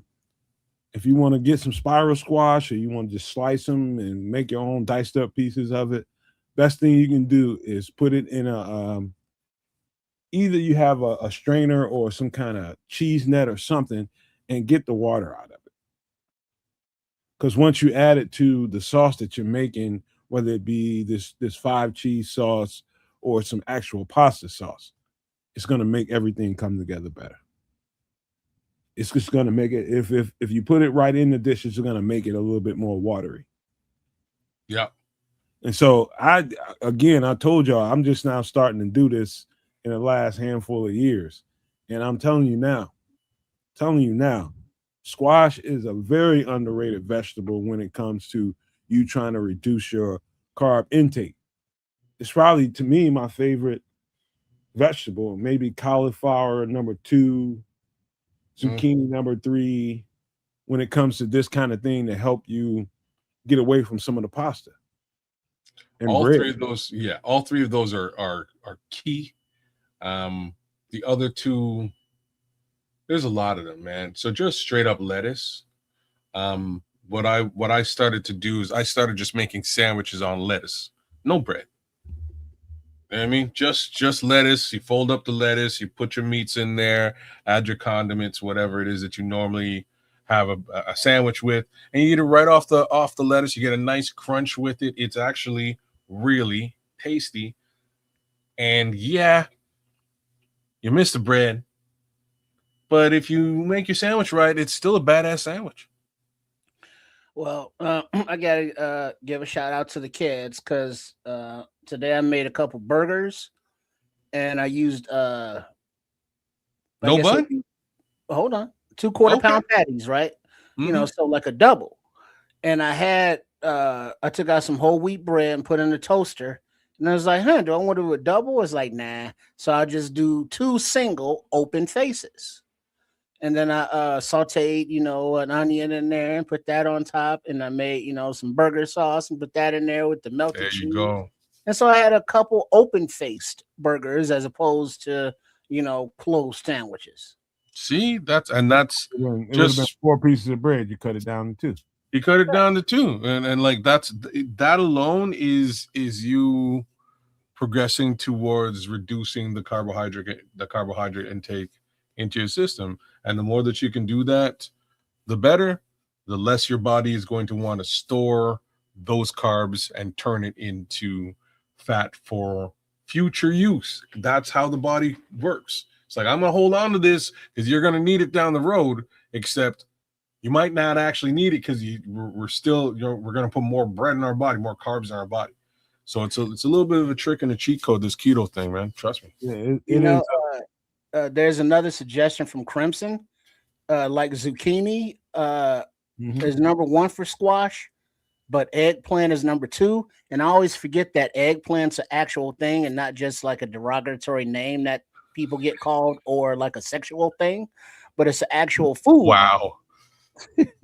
Yeah, you went both directions with this one. Yo, let me steer away from that a little bit. Thank you. You will. I just say this, man. When you start talking about carbs and talking about pasta and bread and all that kind of stuff, Kiss is trying to explain that you're just storing bullshit in your body if you ain't gonna use it. It's basically what he's trying to say. If you're not an active person and you know you're not an active person, but you know you need to be a little more active person, these are some of the options you probably should choose. I'm talking about for your overall health and well-being, man. Because if you're not an active person, the minute you eat them carbs, you get sleepy. The itis. That comatosis that Crimson was talking about a little bit earlier on in the chat, but that's exactly what winds up happening, man. That's you nailed it. You have to either be a relatively and regularly active person with a decent workout regimen on virtually a daily basis, or attempt to again remove some of the things that may turn into sugar itself, obviously, but things that may turn into sugar in your body, because your body will turn those sugars into fat for storing. And that's just, that's the hibernation case scenario. That's really what winds up happening. And what happens during hibernation? The big sleep. You sleep, right? You sleep, and that's where all that comatosis, quote unquote, actually comes from. Another thing about this dish that you would like if you try this is the taste of the ricotta cheese and the spinach. It's a very, very good combination in this dish right here. Now, this is something you mix up. You basically gut a medium squash out, and you put all this other stuff together. You get it all whipped up and put together. It's almost like you're making a big giant deviled egg that's going into the oven, though. With all that cheese in there, you get it all browned up on top, as brown as you like it. But man, you can literally almost eat this entire thing, almost including I never peeled my skin off my squash, but I just made it just like this. Now we make the like there's different kinds of squash out there, and we make the bottleneck squash. We grow the bottleneck squash, and so mostly that's what we get in our garden. But you can do stuff with that too. You can make stuff with that too, but every once in a while we get a seed that we didn't plan on getting, and we get a squash that looks like this. And so there's other ways to do all this stuff. Another good vegetable for, and Crimson mentioned it too, is the eggplant. Is great for, that's probably my favorite thing to do when it comes to like lasagna type casserole dishes. is an eggplant. So that's the only place where I've really incorporated it into I'd have to experiment with eggplant so much more, but only like the only time that I did it was just an eggplant parmesan or an eggplant lasagna, and in both cases, delicious. But the one thing I do want to sort of point out here, I did sort of speak to the heavy whipping cream, but that ricotta, provolone, and the fontana and parmesan are all high fat case scenarios that again raises this meal's ability to help you burn the fat that you're storing.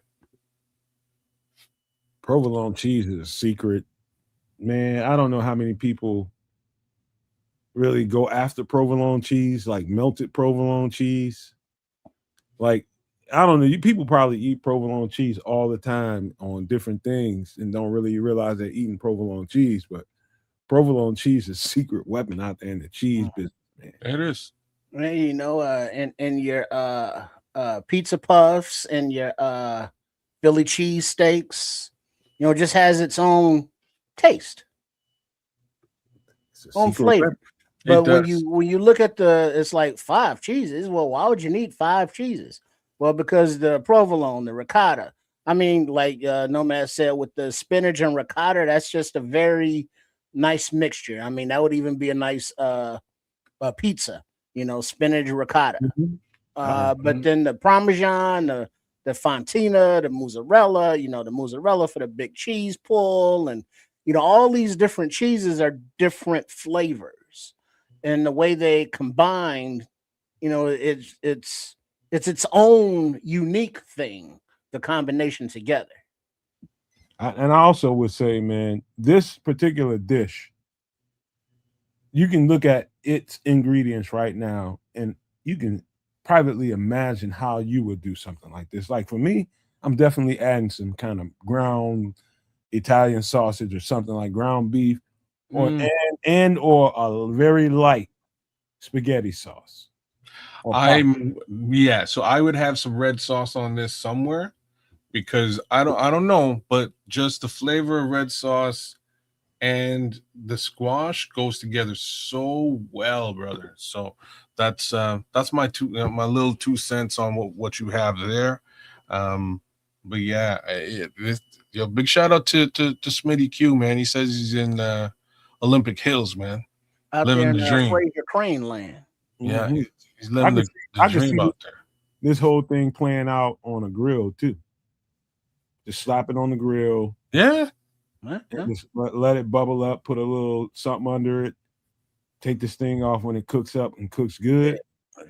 Grill, right on it. Yeah. Healthy stuff, man. We do a lot of fat boy shit on this show, but we got to make sure we give you guys some healthy options here. So for a guy like Crimson, just to note, this is where keto gets awesome. Yeah, you're sacrificing that pasta, that those breads and that rice, but the flip side of this coin is you can replace it with all the meats that you love. Carnivore. And this is where things get awesome, because walking into that diet, I was like, man, I don't know if I can really do this. And then I realized, wait a minute, I can eat bacon and steak and sausage and chicken. All that shit. You know what I mean? I can eat that with impunity. I just need to sacrifice these 3 things that I love to get full. And basically, I spent, initially I spent the entire summer just eating steak. I ate steak in the mornings. I'd have some eggs and bacon, nothing beside it. That's it. Eggs and bacon or eggs and sausage, and any different type of eggs, all different types of eggs. But that's what I would have. And at nighttime, I'd have steak and or chicken wings, sometimes accompanied by corn on the cob. Corn on the cob is not keto, but I would slather it with butter, which is fat, and it would work. So I kept doing it. In the summertime, what I like to do, and my favorite thing to do in the summertime, is whatever I want to eat as far as the meat goes. I got fresh tomatoes, fresh cucumbers coming out, pickling cucumbers. If you don't know the difference between a regular cucumber you get in the store and the pickling one, you ain't learned how to live yet. You better start getting you some pickling cucumbers. Much better, much juicier, more flavorful than your regular store-bought cucumbers that are long. The pickling ones, oh my God, what a game changer. And those go next to season. I season them, put a little salt and pepper on them. And dog, anything I want to eat in the summertime, meat-wise, those things go next to it. You can save on your canned goods and all the stuff that you buy at the store. That's what gardening can bring to you. That's just me and my personality. Some people would eat zucchini, squash, and all kinds of other stuff, but that's my favorite thing out of the garden, those two things. Yeah, no, it makes perfect sense, man. Like I'm saying, I just go and find corn out on the side of the road, man. We got some badass corn out here, man. So that's I wonder if Smitty talking about is keto worth it? Yeah, man. If that's what you're no. He's talking about tourism stuff. He's going to Space Needle, bro. He's living the dream on the West Coast. My bad. Yeah, because Smitty's he's for those that don't know, Smitty Q, part of the fam, part of the Nomad network, no maniac as he is, but he's out there on the road, keep it double nickels, bam, driving those trucks with those customized golf carts. But he's out there in Seattle, the land of the Fraser Cranes and them.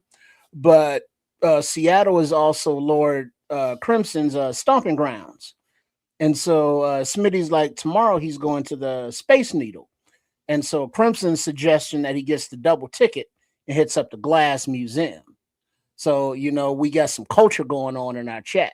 And so for people that saying that we're Neanderthals, fuck y'all. We may still be Neanderthals.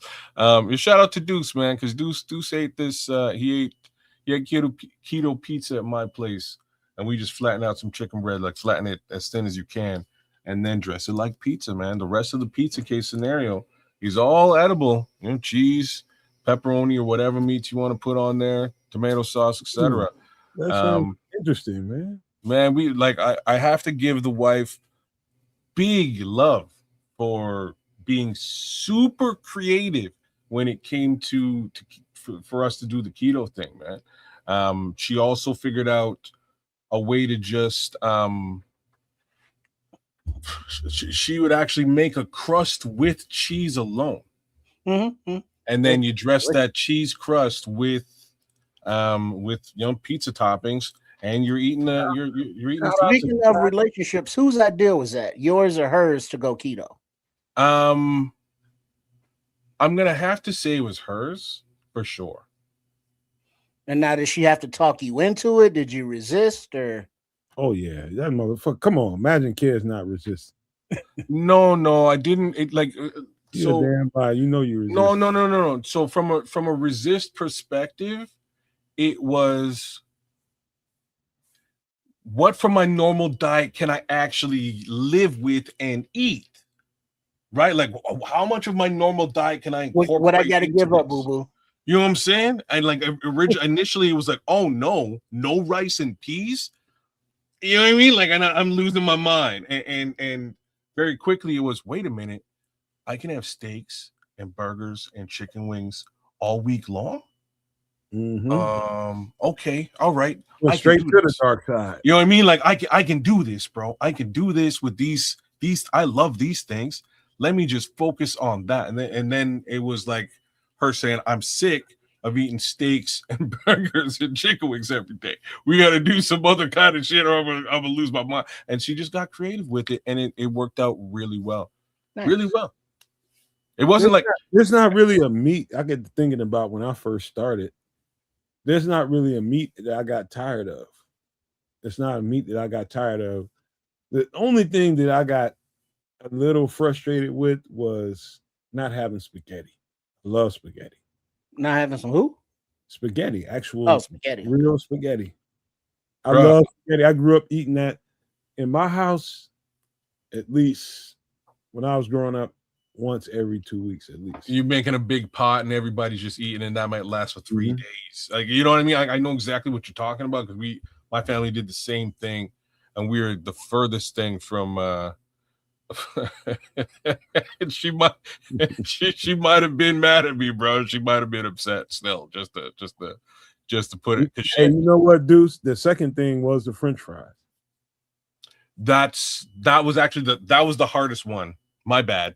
Taters. You know, I brought up rice and peas. The hardest one, bar none, to this day was French fries, and it was the thing that it was the single thing that made me cave and go back to eating normal. So French fries. No French fries, no hash browns, no baked potatoes, no potatoes of none of, just like you call them the white devils. No white devils, bro. None of them. None of them. Have you all substituted sweet potatoes for like? Yes. Have you had sweet potato fries? And not me. Yes. Yes, bro. That's saved, like, straight up saved to this. So to this day, just considering what you just brought up, Nomad, I had my first spaghetti yesterday. Last night we had spaghetti yesterday, so that's my first spaghetti in a very long time. I just haven't had it because I don't know. I really haven't had pasta in the longest time. I don't feel for pasta right. Like, I haven't felt for pasta since keto, mainly because I'm so hell bent on eating French fries and rice. Like, those two things out of my life and bringing them back into my life was like, wow, man. Trust me. I had French fries in Amsterdam. I know I've told this story on the show before, but when I went to Amsterdam, I had them French fries. My life, like, it was like, what was I doing? Why did I ever stop eating this? This might be the most delicious thing. I could just eat French fries here and live here forever. I might not. There's a big chance that I just stayed in Amsterdam forever and only ate French fries. And then you never realize how every fast food restaurant you might pop up at just to grab something to eat and go, all of it has carbs. Well, every burger, every pizza, every hot dog, every Polish, every other than just plain old chicken wings or something like that. No, man, I got good at it. No, man, I got good at it. Fast food, kids, now fast food. But wait, it's not just fast food. It's how you intake the fast food. So if you go to a fast food joint and you order, just like Trip was saying today, you order 2 burger patties with bacon, no ketchup, no relish, mustard, mayo, and double cheese, no bun, lettuce. That's keto. And you can get basically what I just described anywhere on the planet Earth. Right? It's really a question of whether they call it a wrap. And instead of bun, give me a lettuce wrap. You could get it in a lettuce wrap. That's it. So you just eat it in a lettuce wrap, or you just eat it in a bowl. And for years, that's how, if I'm getting fast food, I'm going to specific joints that will at least accommodate that. Y'all got A&W out there, right? A&W root beer? Well, A&W's like restaurants. You mean like the stands only in like Wisconsin? They haven't been here in a long time. They're small franchise, very few locations. So here they used to be very small too, but over the course of the last decade, they started to really pop up in Canada. It's just one of them places that I know I can roll over to, get a burger in a lettuce wrap, and it'll be semi cost effective, and I'm full. Right?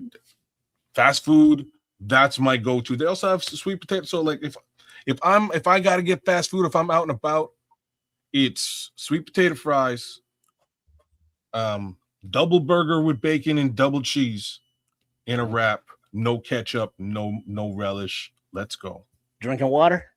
Well, I don't like, if you catch me drinking pop, I might, or soda, whatever you want to call it. It might be ginger ale, because like, if I can cheat with some ginger ale, I just might. Outside of that, you won't catch me drinking any sort of sugary drink. I drink water all day long. I'll drink coffee, water, coffee, maybe ginger ale. Or booze. I'll drink straight up whiskey on the rocks, and that's keto too, y'all. Spirits. Wait, isn't there a lot of sugar in spirits though? Yeah, but if you drink it on the rocks, that waters it down enough for you. Yeah. We're gonna go with that.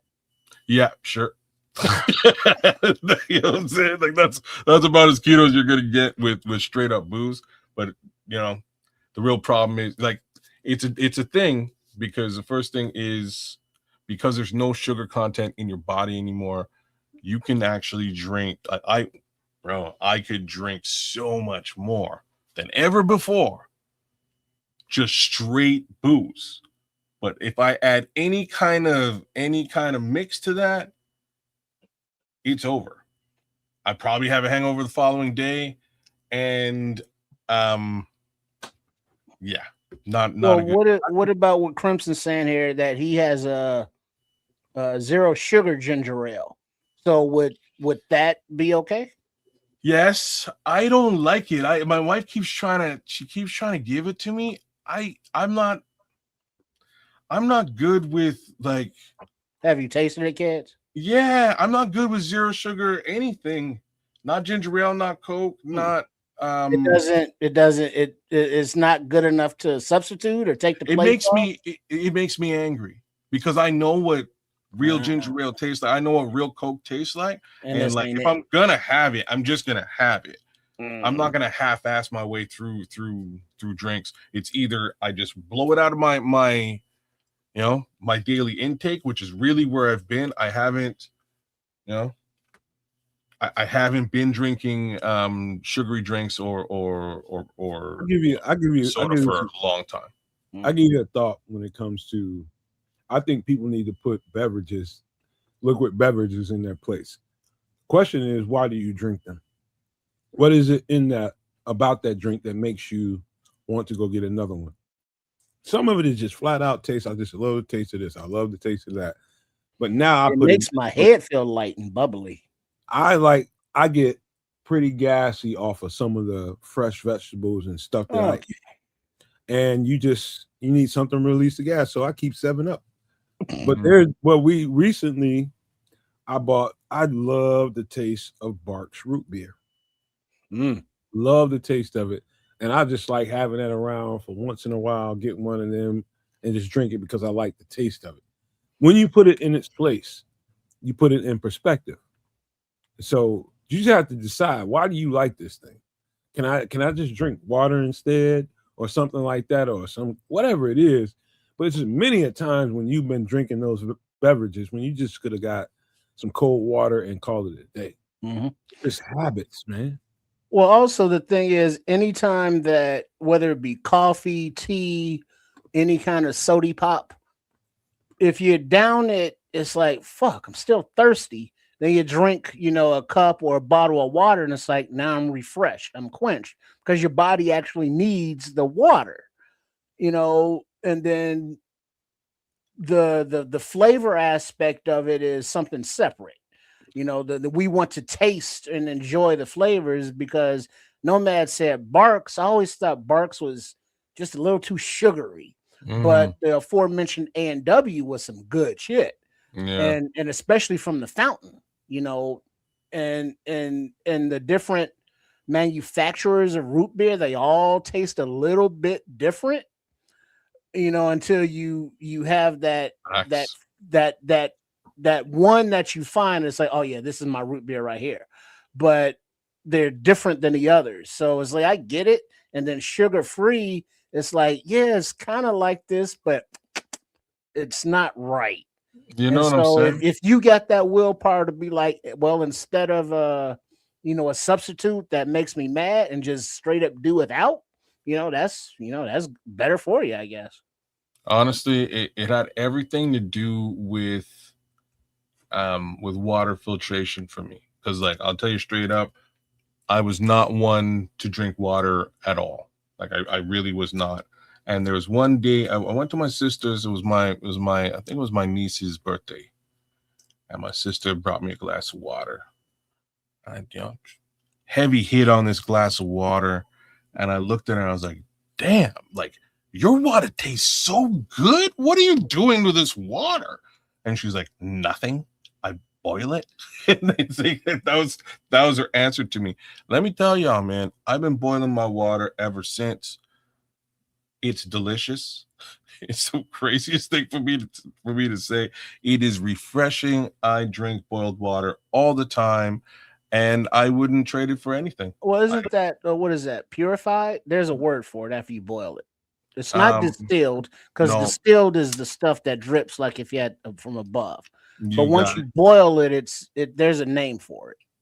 it. But it tastes different because I enjoy spring water, and spring water tastes totally different than purified water. It does, man. And It purified honestly water does. is horrible. It honestly does. This water boiling thing, I don't know what it is, but I'm just letting y'all know. If you're not really a water drinker, boil some water, put it in a jug, put it in the fridge, test it out the next day. I'm telling you, my water is delicious. I've been pounding this stuff back for that. I also put a little, because I like sour, I put a little bit of lemon juice in there, and that's my drink 90% of the day outside of coffee. But if I'm out at a restaurant, I might order a ginger ale or straight shots of booze on the rocks. Like For all the Yes. people who's been living life and not really drinking just water, you don't know what you're doing to yourself over time. You just don't know. You just need certain liters of water in your body. You need a certain amount of water in your body Mhm. to help everything function the way it's supposed to function. Mm-hmm.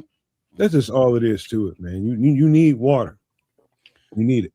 And boiled water is simply called boiled water. Okay. However, if it goes through a process of being boiled into steam, cooled, and captured back into a liquid, it's called distilled That's water. distilled. Yeah. Because boiling tap water or regular water heated to its boiling point kills pathogens, Yep. but it also still retains its minerals. Yep. Whereas purified water is made by boiling water into vapor, condensing it back into a liquid, leaving the minerals and contaminants, behind. So, like from my CPAP machine, you have to fill it with distilled Use water. distilled. That me too. Yeah, man. I do the same thing. I actually bought a distiller to do it, and sort of went back to just, like, my thoughts on the distilled water thing is you really need to actually have it in like a sterilized area.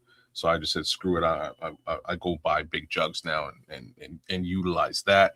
But Deuce is bringing up an important factor. Like, you can't boil out fluoride. You can't. And they clearly do to all of us. My understanding is everybody got fluoride in the water. Why? I'm sure at some point they might let us know. Sure. I have no, they said it's to fix our teeth. I don't know That's what they say. Whatever it is. You can't boil it out. So you need to get actual like filtration, and like my cousin goes through like 6 degrees of filtration, including boiling, just to drink water. And I'm like, I'm not trying to do all that. Boiling is fine. Kill all the impurities that's out there. If there's fluoride in my water, all right, like I'll have to live with that. But what I can tell you, boiled water and like put in the fridge, coming out, tastes so much better. Well, here's the thing though, kids. I'm with you there, because here. Oh, and do not drink distilled water. It's not good for you. Yeah, and it tastes horrible. Yeah. And I still don't understand. Like, you travel, you can put your CPAP machine with you, but you can't take water, and then it's like, when you get where you're going, it's like, where the fuck are you going to find distilled water at? Dog, you know what I'm living. You know the life I'm living, clearly, because that is one of the most ridiculous. So I get on a plane with the machine. They allow you to take the machine wherever you go. Carry on. I get to the gates. I've now bought a bottle, poured it into another flask, thinking I can bring the flask on the plane and nobody's going to have a problem with this. You can't bring a flask of water on the plane. I don't even understand. I didn't even know that this was a thing, but this is a thing. So every location that I wind up going to when I travel semi-frequently, I gotta find a spot that happens to have distilled water, Right. just so I can get my sleep on in the right way. It's ridiculous. I mean, because it's like, well, why can't I just use bottled water? Because the iron in it, clogs up the machine, and it's not good for your breathing in and such. Mhm. And so it's a process. It's like part of medicine that you can't take with you. Wait a And minute. so it makes no sense, but whatever. I'll just gloss right on past some old man shit. You too old. This is some old man shit, but Trip knows Hey, keep exactly living. the You don't life need a I'm living. CPAP eventually. No. Because I mean, if you've ever had the sleep apnea, yeah, it's like, oh, thank God for this machine, because waking up, you're going, oh God, and it's like, oh God, am I alive?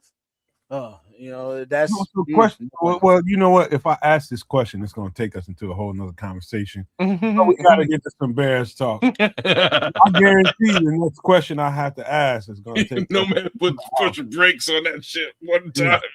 Got to. We're gonna have to get into some Bears. We're gonna go in hot, man, because we took up a nice little chunk of time.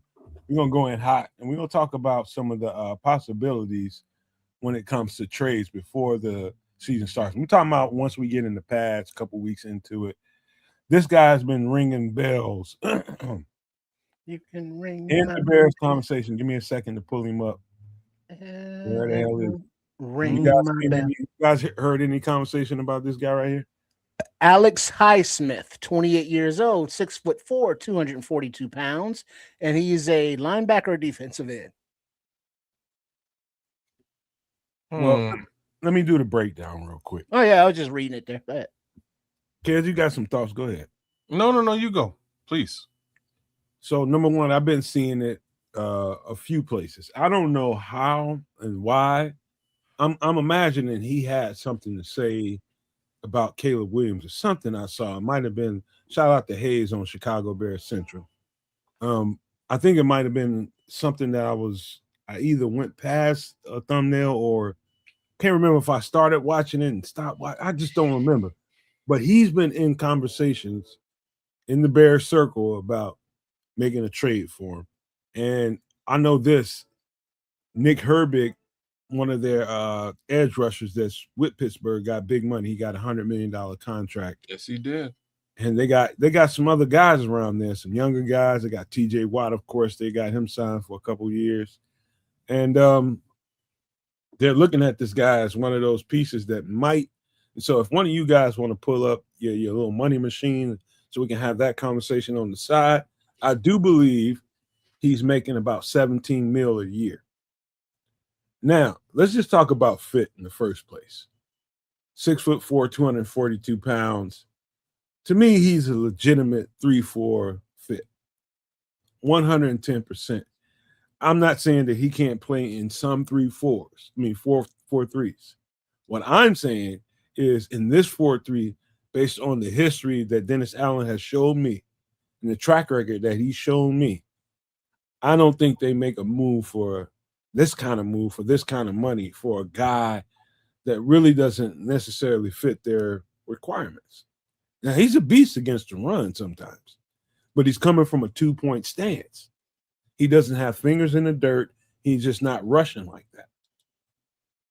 And so in a 3-4, I'm saying that he fits a whole lot better than a 4-3.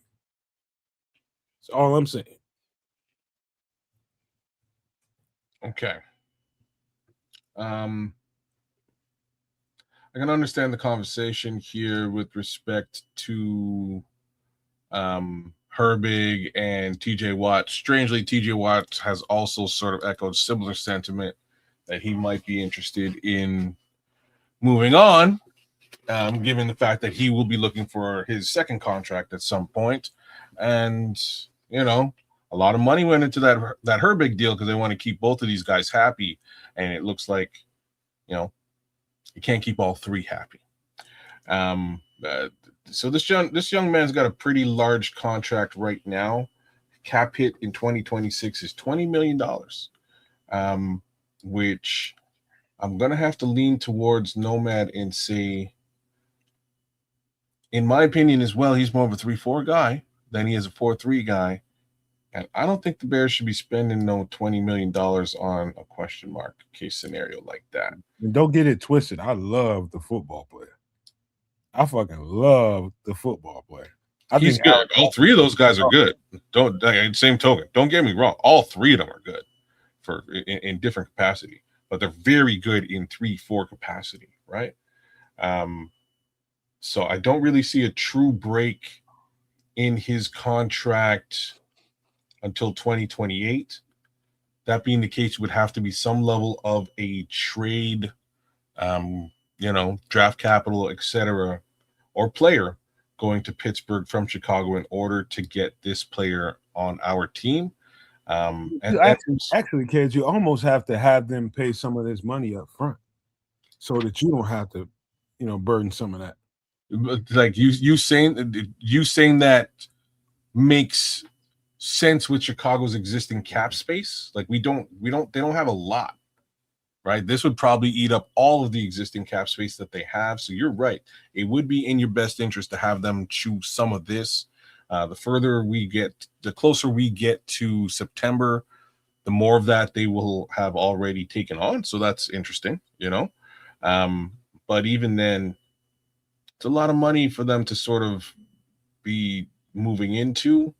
And it's not just 1 year. It would be 2 years before they really sign him on a long-term, new money deal that could be different and dependent on play. So I don't know. I don't see this one happening. I'll just be real with you on that one. Trips, thoughts? To trade for him, to pay him, to kind of shoehorn him into a position, I don't know. But if they do it and he's good, cool. But it would kind of seem, trying to force the issue, if he's not exactly, what, Dennis Allen wants, if he has to kind of be shoehorned into a spot, it's like, I don't think they want to do that. Now, would it always help to have better or more talent in the house to compete for the starting roles? Sure. But you can only bring in so many that you're allocating resources for. So, I mean, it's a highly unlikely scenario. Yeah. In this NFL, there's like Alex Highsmith, his measurables are pretty much a dime a dozen. It's pretty much every linebacker, edge rusher hybrid has these measurables. Maybe a little bit shorter sometimes, but they all have these measurables. What's hard to find is the guys like this. I'm about to pull up right now with these measurables. A little bit harder to find these days. Josh Sweat. Now let's go over his financials, kids, if you don't mind. Sure. This guy is definitely more suited to. He's a little bit, I'm gonna be a little bit tripped, but 29 is a good age. That's a guy he's perfect for what we want and to be able to get results right now. He's perfect for that. You know what I mean? At that age, I think they're well-rounded, right there at the peak of their career or heading towards the peak of their careers and getting ready to really, really get turned into really good edge rushers, man. And at this size, 6'5", 265, conversations being had around the Bears fan base is like, this might be a good trade. I know one thing. He wants the fuck out of Arizona. I know that. And the fact that they're doing a shakeup of the roster because Kyler's not there and they're just shaking the whole thing up. This is why the conversation is so relevant right now, because the fact is he's probably going to be with somebody else. So, yeah. So this contract is set up perfect for Bears to take it on, actually, which is interesting.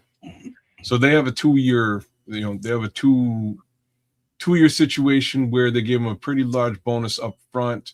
The remaining portion, about 50% of it, is set up for the last 2 years of his contract. There's about $4 million, maybe $6 million voided into future money that Arizona stuck paying him regardless. But there's a potential out right now in 2026 where Arizona takes on a little bit or the bulk of this year's contract, and potentially the Bears would be on the hook for the next 2 years, or they could also, extend him and change that contract, right? So what's the number again?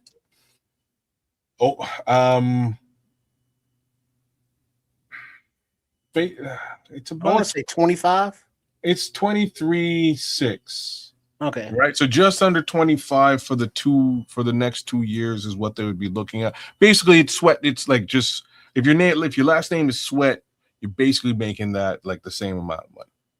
And they're about the same size, aren't they? About the same size, about the same skill set too. If they don't rework the deal, it's about 10-12 million a year. What do you mean by that? What did you just say? You said it's about 25 a year, right? Yeah. So about 12 million. No, 25 a year. 25 a year. Not 25 total. Oh no. Well, I'll give you the up and the down.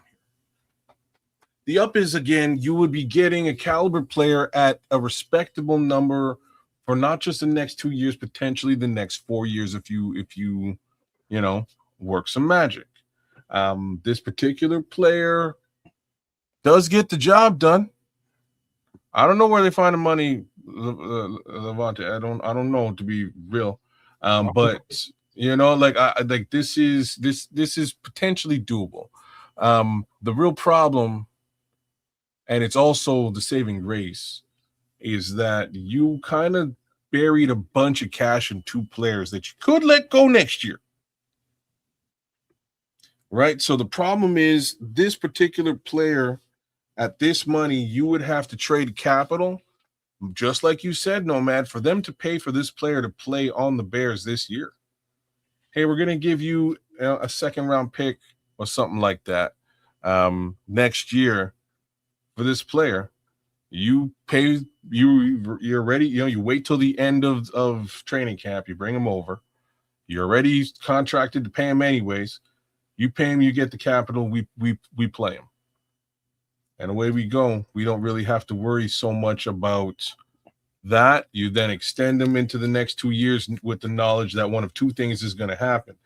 Either the 2 guys that you paid work out, and you then got to figure out what you're doing, which is not terrible, because if they work out, you can trade them for something. Let's just be real. And if they don't work out, you have your answer. Right? So this would not be the craziest. This wouldn't be the craziest move under the sun. This actually might fly. I'm going to give you a little upside here. Mm-hmm. I'm going to talk about the details of Josh Sweat. Number one, he's proven. The guy gets results. Number one. You know what you're going to get from Josh Sweat the minute you put him in the uniform.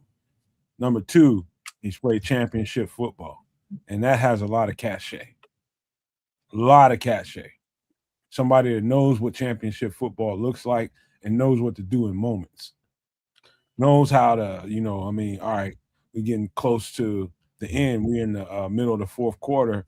I know this game is close and we're going to need a couple of plays. He knows what to do. You know what I mean? And I ain't talking about taking plays off or anything like that, but it's just knowing exactly how to execute in moments when when they need Josh Sweat to perform. He's got championship DNA. He knows what to do. You've seen that guy perform for the Eagles and win championships.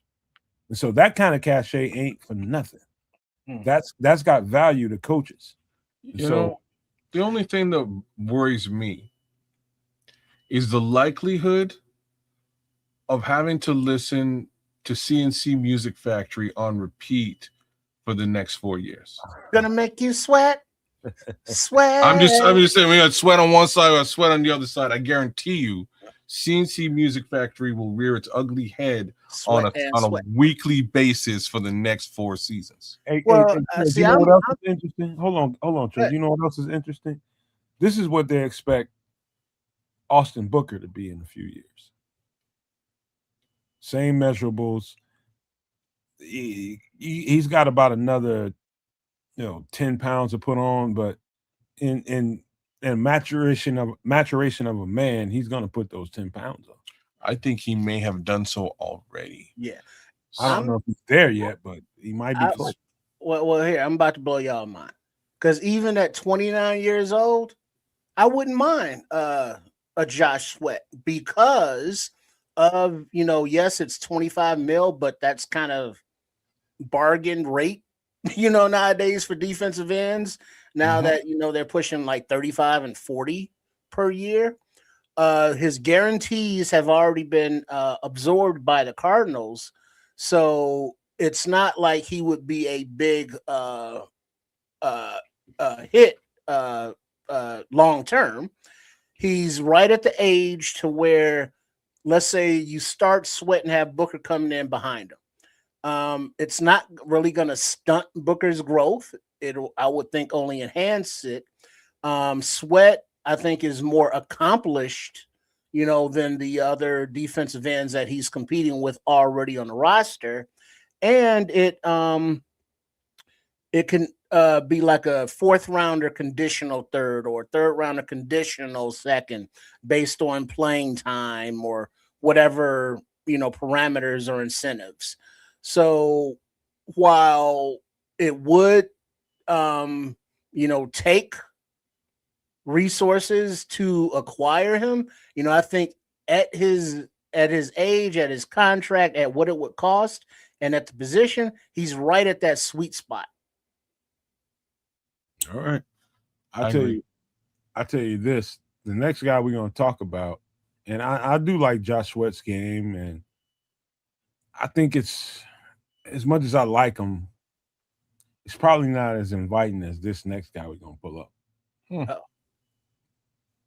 That's really Kayvon Thibodeau, 6'5", 258 pounds, right there at the precipice of where we want a guy to be as far as size, weight, length, and that kind of thing. His game is, kind of speaks for itself, but I'm gonna speak to it directly.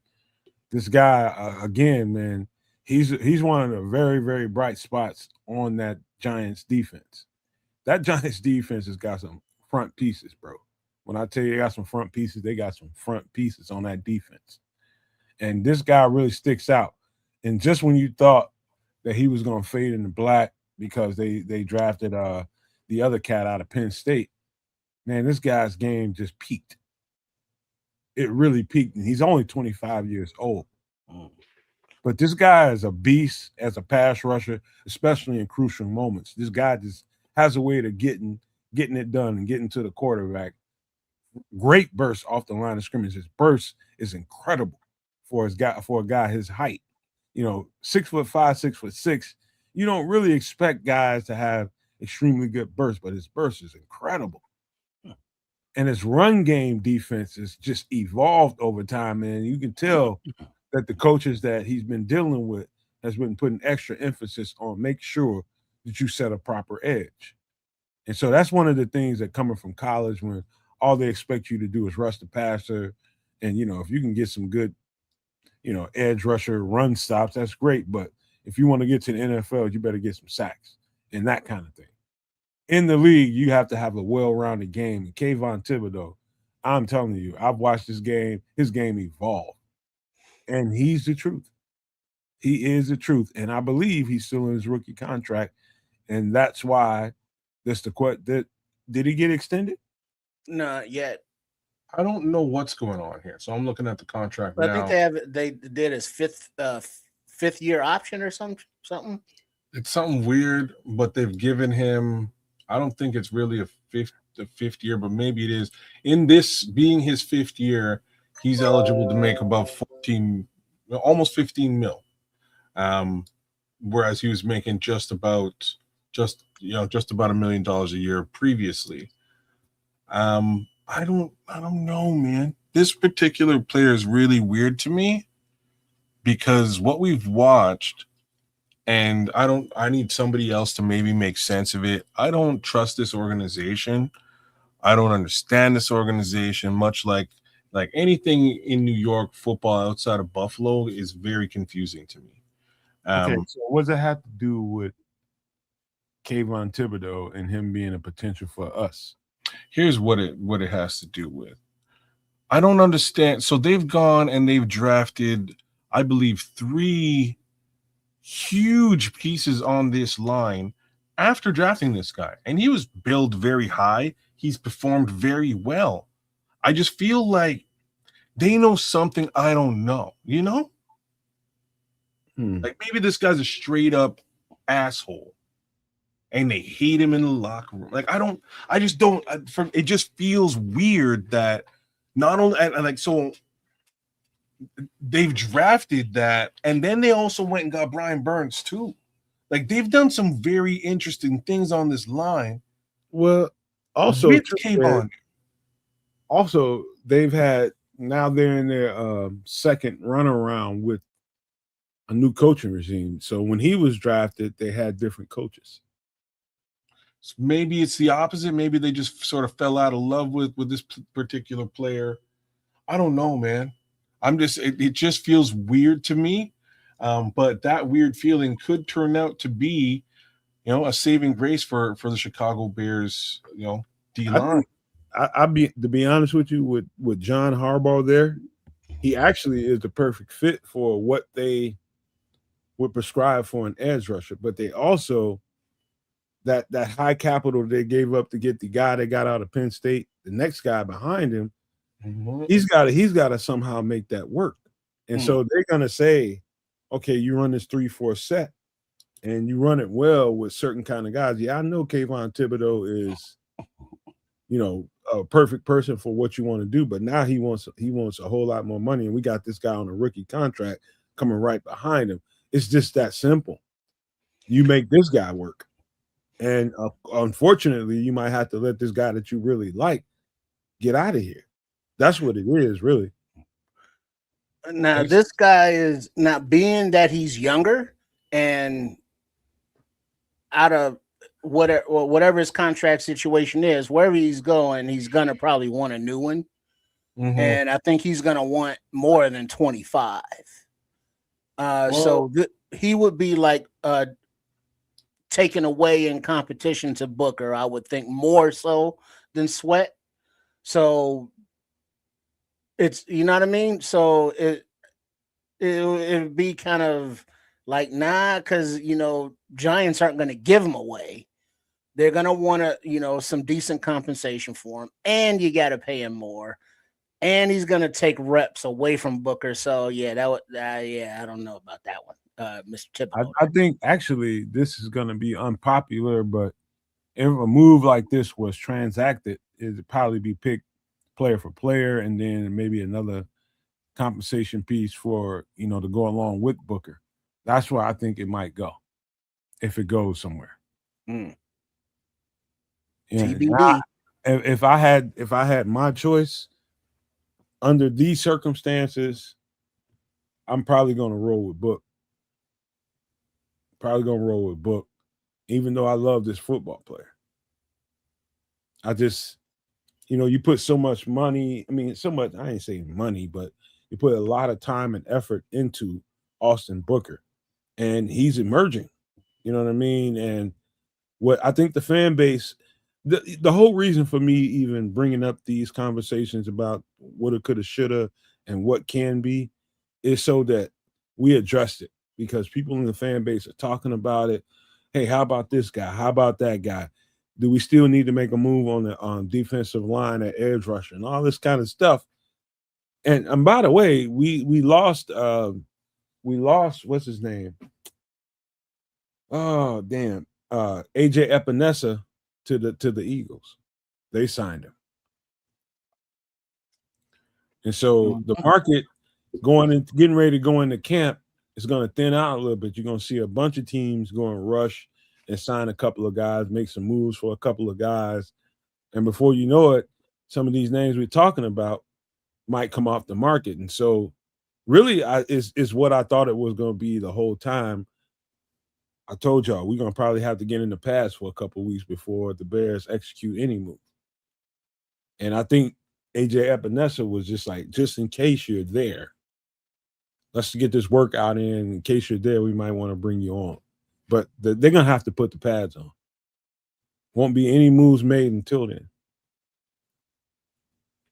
Man, well, we'll have to see what this all shakes up at, and I'll be completely honest here. I think we're truly in a position where this team is just sort of resigned to what they have in place for a couple of reasons, and I think we go back and forth with those two major reasons. Reason one, they've just invested too heavily in this line, and may or may not see the return on it, but they have to see if they get the return. And the other real major question mark is, like, how does making any level of a deal at this point affect the trajectory of Austin Booker? You might as well give him the opportunity to test the waters and really have a full season and see what you can get out of him as well. If you can't get what you need out of Austin, I think the three of us all also deep down believe we might be able to get what we need out of Austin. The other side of all this is, again, the other two guys, right? So you kind of just have to dig your head, dig your heels in or stick your head in the sand and just say, let's just see what happens and let these guys cook. If it works, fantastic. If it doesn't work, we truly know what we're going into the draft looking for in 2027. The only thing I have left to say now is, knock on wood, I probably said that last phrase for the last 3 years running. So we'll see what happens. Another thing I want to talk about before we get out of the Bears conversation is I just don't think this guy has gotten enough conversation. And just to give you some relevance as to how big of a piece I think he's going to be in this offense, they did not sign this guy for nothing. This guy is going to be huge for this offense to function right. I mean, absolutely monumental. Straight up, Khalif Raymond is going to be kind of pivotal to how this whole offense operates. It's about him, using him in motion, and getting him to give Caleb an indicator on what kind of defense they're trying to pull. And not just being a candy on a stick, a carrot on a stick, or anything like that. They will throw this ball to him, and they're going to throw it to him often, just to make sure that when teams go and see this tape, just know that Khalif Raymond is a real piece. He's a real piece. And again, that position player, that slot receiver player, right now, early is going to definitely be Khalif. We hope it's going to be Xavion at some point. But right now, I'm telling you right now, he's going to loosen up everything in this offense. So far in the mini camps, the reports on Raymond have been, he's got young legs. He's in and out of his breaks. He's not only lining up in the slot, but he's, doing the outside receiver stuff. And he made a big, touchdown catch in practice. But I was giggling when this picture came up, because seeing these players, you don't really think about it, but at the podium when Khalif Raymond gave his press conference, it was like he was such a little dude that he could barely see above the microphones. And I was like, oh shit, he is a little fella. But he's out there, making plays. And so it's like he's got the veteran experience, he's got the familiarity with Ben Johnson and what Ben likes to do. He's a perfect, role model, and has expressed as such vocally that he's willing to, and he is helping, Xavion Thomas with, whatever, they need to learn and, be a professional, whether it be running a slot, whether it be returning punts and or kicks, so Xavion Thomas has someone, to to learn from, in that position. But Khalif still looks like he has something to offer as well beyond the mentorship. Hey, Trip, can I take you through the anatomy kind of an offensive play from a defensive standpoint? Real quick, just to support what I'm saying about Khalif just a little bit. So when you okay, let's just go from the offensive standpoint. Just the fact that you keep hearing Ben Johnson and all the other players talking about how clean and crisp it is. We be able to get into the huddle, get the play called, get to the line of scrimmage on time, right? And so you're dealing with a certain amount of time you got to get this thing popping with. So you get there with enough time. Ideally, you want to be at about 15 seconds. Ideally, but more times than not, you're going to be somewhere around 12, sometimes less. And what you want to do is get the quarterback, the center, to be able to identify what they see the defensive set is in. So the communication between those two is going to happen first. Center's going to see some things. You're going to see if the safety is kind of shading down or he's giving you a certain look. Quarterback's going to acknowledge it, okay? They might have an extra little quick communication between them. Now they're going to use the motion guy. Now the motion guy is going to give him an extra little bit of information, extra identification. He's going to motion from one side or the other. Once he does that and he sees a certain thing, that's going to give the quarterback another indicator. And if it's what he thinks it is, and you see them go motion, let's just say motion right, and all of a sudden he zips back left, and it looks like he's about to take a jet to the other side. They just felt like Khalif has to have the communication with Caleb to know that if he sees this coverage over here, jet back to the other side, and we know what we're going to get.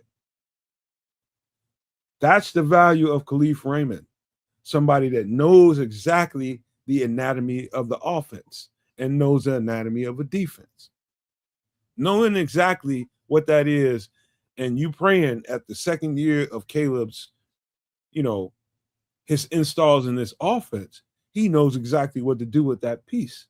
And with all those weapons we have around him with Luther, these three tight ends, you got Romo Dunes, you got pieces that can really damage, and the running backs. I'm telling you right now, if Caleb Williams and Khalif Raymond are on the same page, if they can get their communication down, sounds like to me, just listening to Khalif talk at the podium, he's just trying to get the verbiage down. He knows the anatomy of the plays. They get the verbiage on point. This is going to be the most dangerous offense in the NFL. Telling you right now, and Khalif Raymond is going to be a huge part to play in that. Telling you, I'm telling you guys, we have not given enough conversation to this guy right here. He's going to be. It may not be the play that goes to him that makes you feel that way, but it's going to be the communication in the anatomy of the play that I just broke down. You're not wrong. Because, the thing, he's bringing a few interesting things to the table. First thing is, just general veterancy as, the older statesman of this young group of athletes, right? That's area number one of influence. Area two is he's actually already been coached by and run through a Ben Johnson offense in the past. So there's a shout out to Ice Cold Magician, man. Welcome in. Thanks. And we're not even broadcasting on X right now, but thank you, Ice Cold Magician. Thank you. Yeah, man. What up, True? What up, Dante? Shout out to both y'all and the Iceman there too. But end of the day, the Khalif Raymond's going to bring some interesting things to the table.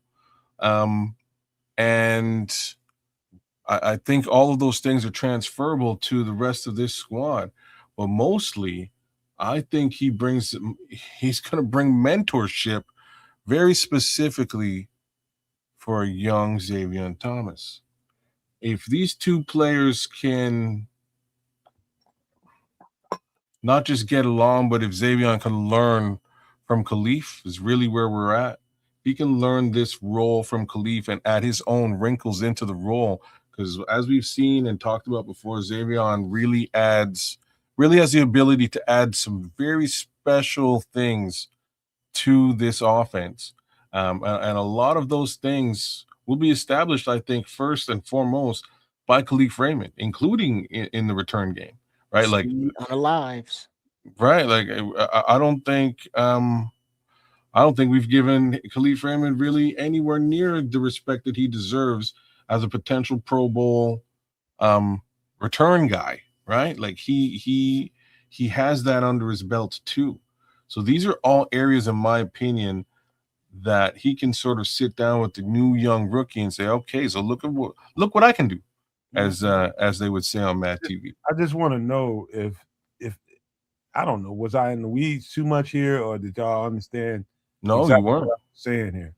No, you're truly saying that he adds he has a very interesting dynamic to this offense. His role is pivotal, man. It is, right? It is very pivotal. It's an important role for Ben Johnson's offense. He will be utilizing this in a major way. And I think, again, that in time will be transferred to Xavier.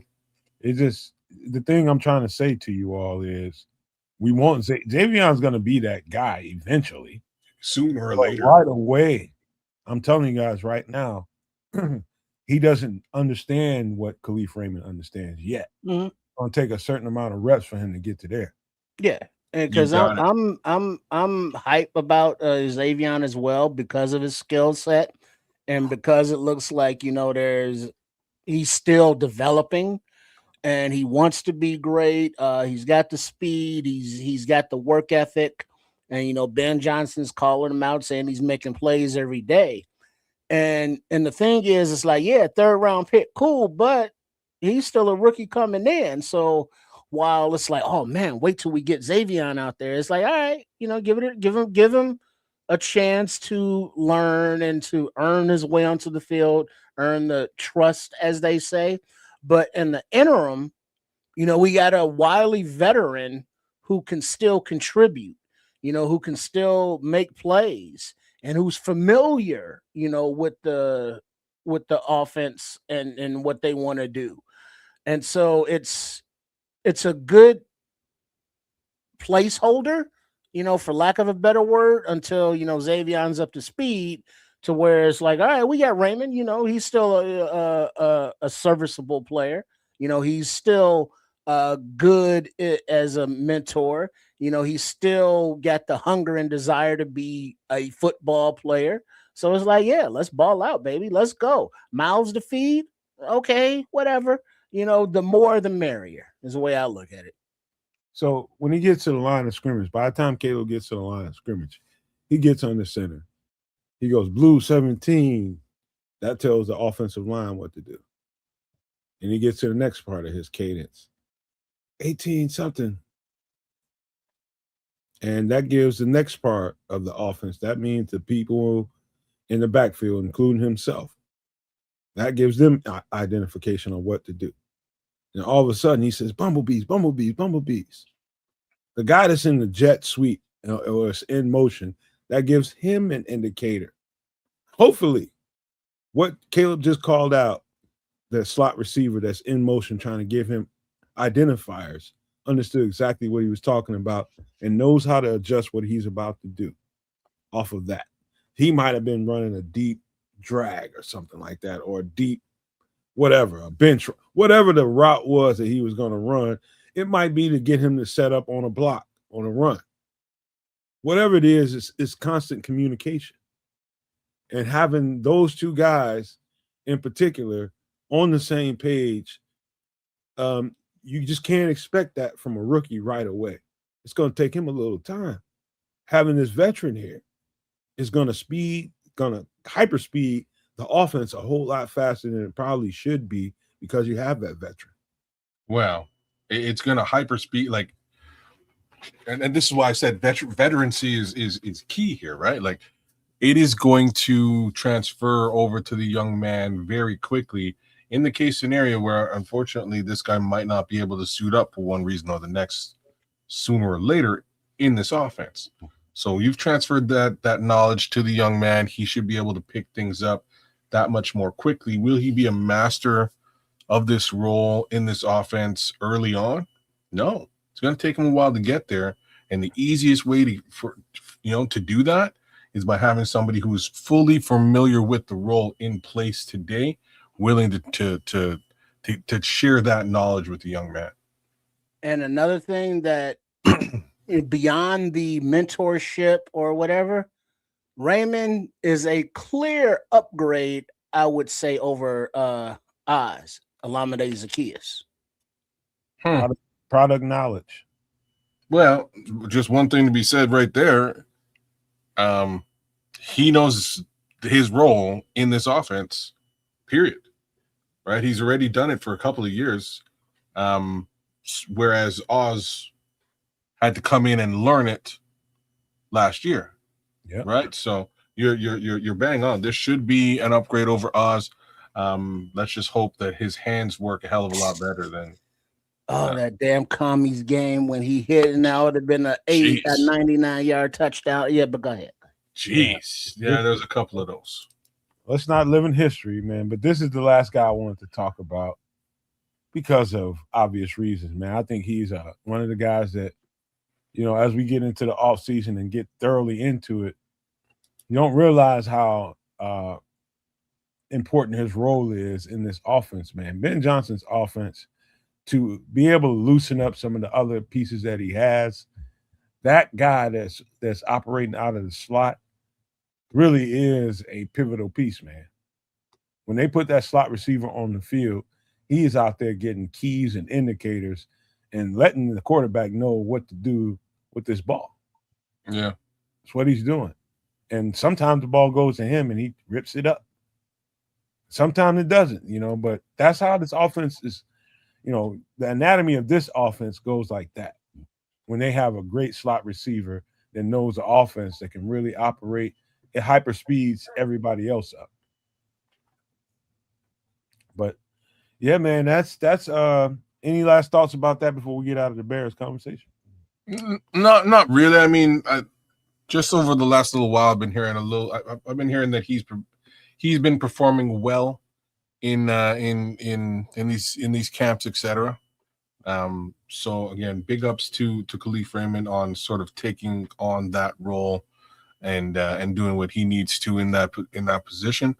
I only see good things. When he first came into this role within this organization, I think we were all somewhat excited about it. The reality is that just sort of quickly got overshadowed with the draft and all the other things that were coming around. So, let's. I'm excited about what this offense looks like as a whole. What's interesting about everything we just got to talking about, the thing I forgot to mention is one of the identifiers in any defense. Now, depending on whether it's a man or a zone, he's going to be able to move the slot corner. He's going to be able to move the nickel corner no matter what. But if he can get that safety to budge a little bit, if he can get that safety to kind of move, whether it's he's seen something on tape or he knows something about tape that slot receiver is going to give him an identifier. This is the chess game of football. That's exactly what they're looking for. Move a safety. Whether it's in the box or outside the box, quarterback knows it. Okay, this is what I'm going to do with the ball. I'm going to say something crazy now, too. Like, there's nothing precluding putting both Khalif Raymond and Xavier Thomas on the field at the same time either. Mm-hmm. Y'all so busy trying to see Xavier out on the field. He's going to get out there, but no, I'm just saying that, like, so you're running it's wild, right? So you put Xavier out wide, you have Khalif in the slot, you move Xavier into the backfield, and you're running and you're having you have Khalif run a reverse. Which direction are they going? What are they doing? Who's running the ball? And DeAndre Swift. So like Khalif could be going that way, and then Xavion's going that way, and then it's a play action pass to a wheel route or to a screen, or still two wide receivers and tight ends going out. The thing about a defense is thing to know is you put both of those guys on the field at the same time, you know you're in the trick bag shit. If I'm a defensive guy, which I am, I know when I see those two guys trot on the field, or if one's on the field already, you trot another slot receiver out there, I know we're in the trick bag. And so you got to fight through that mindset with some discipline, experienced safeties. Like you got two Kevin Byard types of guys out there, they know that you just putting eye candy on the field.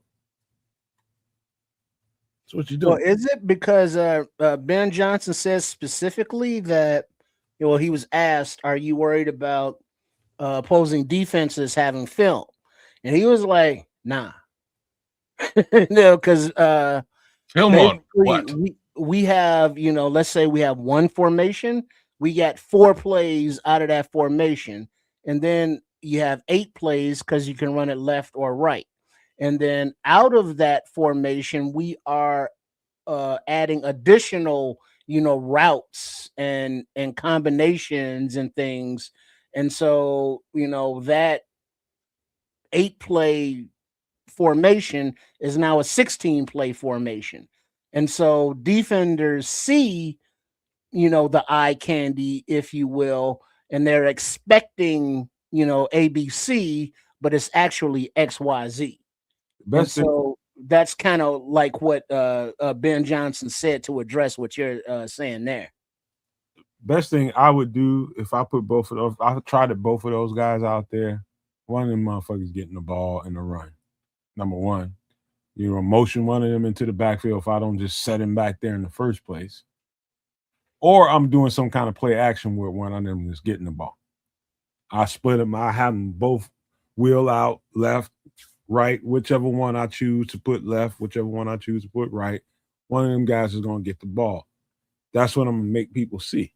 Or I'm just going to hand the ball off to one of them. But anytime you put those two guys on the field, they know that defenses know that, oh, okay, these motherfuckers trying to set up something. That's just what they know. But the question is, what are they trying to set up? This is the question that I'm trying to put on. Who's covering Cole Kmet and Colston Loveland? You know what I'm saying? So now you're looking at these. That's exactly what they're thinking. Exactly. You're looking at the eye candy. They move these guys around. They're doing special stuff with these two guys, but this is really a Colston Loveland post shot, or this is really a just eye candy and a handoff to DeAndre Swift, who's still in the running back position and he's going straight up the gut, or this is a deep ball to Luther Burden on the wing, and it was all just play action in the first place. Or you do like Smitty, and then you put Colston as your fullback, and then you motion Xavion into the running back with Khalif out there, and then you run like whatever the hell, and it's like, who's going where? And now it's up to, Caleb to find that matchup and to deliver a catchable ball that will lead to yards after catch, because they are emphasizing that as well. For Caleb to put the ball in a position for your athletes to get your yak. And, so all of these are, points of focus. And hearing that, it's like, okay, well, shit, I don't know, Chicago Bears fans. It's like we might have ourselves an offense. You know what, Trips? Now we can kind of pound our chest as we was talking through the offseason and the draft with the picks that they made. Oh, what the hell are you doing getting a tight end here? What the hell are you doing getting this receiver there? The multiplicity is what we're talking about here. And how you can't really zone in on one or two particular things. You got to pay attention to a lot of things. That's called thought. When you got a defense thinking, you got them weakened. And this is where, it's nice that they have a year's worth of film on the Ben Johnson offense, because I don't think a year's worth of film means anything in year 2. at all. Right. I think it's all going to look the same, except now you've got moving parts that you don't know what to do with. And the offense should hopefully know exactly what to do with all them moving parts. And I think that in addition to Xavier and Thomas, but the factor that Khalif Raymond brings is speed. And the same way that Jahmyr Gibbs was able to unlock Ben Johnson's offense in Detroit because of the weapon that speed is and the way it can be, used to get the right matchups. Now we have multiple guys with speed. So the yards that were left on the field from, not having that juice, or, we would expect better routes, better scramble drills, better passes for more yak. So all of these factors should add up to, a lot of PPGs. That's points per game. Mm-hmm.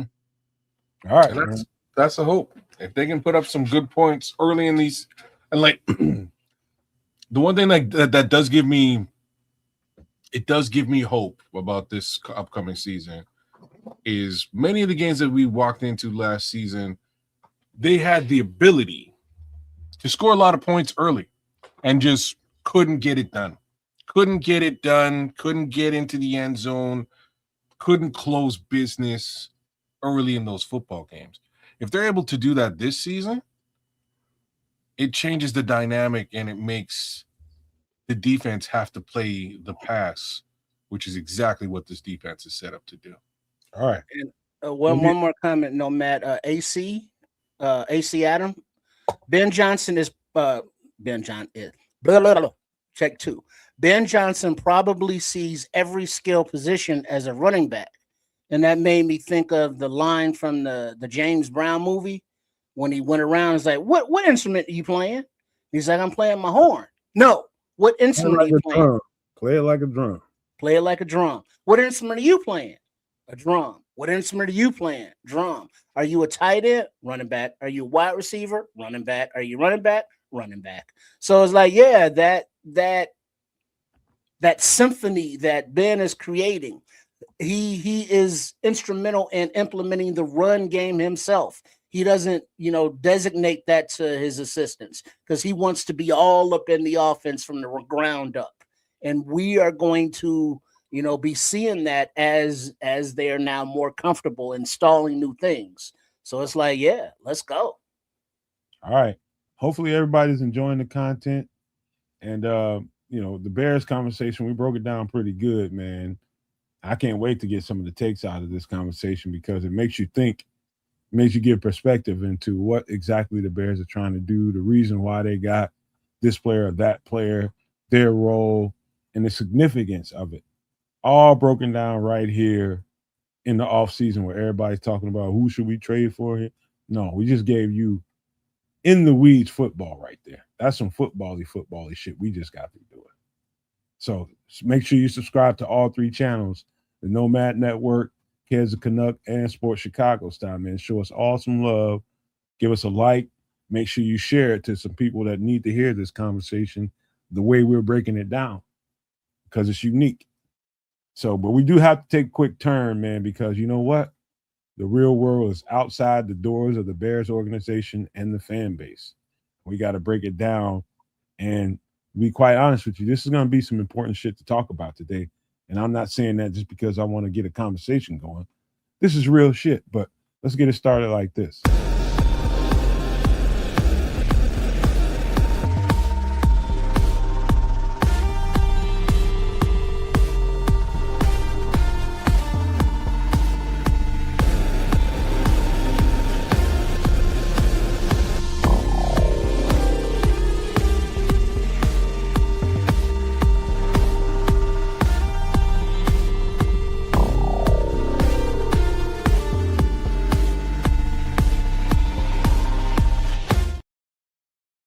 Either one of you guys, if you feel like it, help us out here and read through this.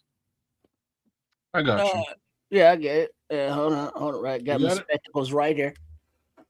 The Strategic Petrol Reserve. The U.S. Strategic Petroleum Reserve, the SPR, holds roughly 345 million barrels of crude oil. Because the U.S. consumes approximately 20 million barrels per day, the entire reserve would theoretically last around 17 to 18 days if needed to be relied upon. And for those that don't know, we done tapped into that. So, yeah. I don't know. Have we? Because I don't know. Yeah, we've tapped into that because of the quote unquote war that's an excursion, but not a war over there in Iran. That the Strait of Hormuz being closed, that it reduced the crude oil, and so to keep prices, well, not keep prices down because that ship has sailed, so to speak, but to lower prices, they dipped into the strategic reserves here, not only in the United States, but China has, as other Asian countries. And so the 345 million that it holds, I think, is down to like 100 and some million. And basically the pundits that know this stuff are saying that it's going to be dwindled in, less than like a month and a half or something. Remember when I gave you guys the date of the 4th of July? Yeah, it's a little less than a month. Yeah, that's where it's heading. And so if that depletes, now things are going to be that much more expensive, and we won't have the safety net that this whole thing is made for, nor will the rest of the world. But, thinking about United States here. Now, when it comes to prices that are already going up, it's $5 to $7 per gallon, depending on where you live. The thing to know is this, man. When you got this kind of corruption going on, basically what it is, where you think the rest of those reserves are going to go? You think they're going to go to the consumer to ease the price on us at the gas pump and all the things that we need oil for? No. It's going to go to companies that need production first, outside of what the military needs and outside of other rigmarole things that happen in the world. It's going to go right to the companies. It's going to go right to the companies that need to continue to flow. Those companies that people say are too big to fail, like banks, put them to the side. Talking about major oil companies, major manufacturing companies that need oil to survive. It's going to go there first. Now you can dwindle it down to about 20, 25 million barrels. Now you can put it down to there. And so whatever you're feeling at the gas pump, you're going to feel that exponentially past July 4th. I guarantee you that. What? Why July 4th is the date for you? Why is that an important date? Trip just broke it down for you. That's when the reserves are at zero. And so now there's no fallback. There's only, what's in the supply chain that's still flowing. And so that, bumps up the price. And if there are any more supply chain disruptions or slowdowns, and now, the strategic reserves are empty, now you have, I'm old enough to remember in the, late 70s, where, you had block long lines at gas stations and a lot of signs. It's like no gas out, and tempers were hot and heavy, and things were just bad. This is like going to that stage of, not having supply, and what is available to the general public is, $7-8 a gallon or some shit. It's bad. I don't even want to talk about this shit. I'll just be real. I'm just like, so what? So why are they at war again? Your guess is as good as mine, but they have not expressed any actual reasons, because technically the laws of the country, the Constitution says any conflicts beyond a certain amount of time have to be approved by Congress. And that means that you have to state why you're going to war, why it's necessary. But this administration, this regime ain't done none of that shit. And every time that, the dude is on, the news, it's, well, we need to free the people, or we need to make sure they don't have any nuclear stuff. We need to make sure they have this or that. So it keeps changing. So we can't say for sure, but all of the outside noise is saying that Netanyahu is pushing Trump into it, and they have their own regional conflicts, and so it's just a hornet's nest that got poked, and now you can't get out of it. So let me try. Hold on, Ked, before you go to your pissed off place, where I know you're going. I'm not pissed off. It just let me say this. Sure, go ahead. I don't know if you notice. I know in this country, if you pay attention to what you see as you're pulling into the gas station. Usually, you'll see those signs if you pay attention. Ethanol possibly at 10% or something like that. I don't know if y'all know what ethanol does to gas. It's been said to make gas last longer, but it doesn't. It really doesn't. Now, all of a sudden, ethanol is up to 15% on those same signs. And what people are saying is, okay, that's not the worst thing in the world. I'm talking about physically for a vehicle. You're not going to get what you got out of a gallon of gas with 15% ethanol in it. That's just the way it is. You're going to run through a gallon of gas real fast. They're stretching it, is what you're saying. Yeah. And no, that's not going to stretch it. They lied. The lie they told about ethanol and what it does to a gallon of gas was a goddamn lie.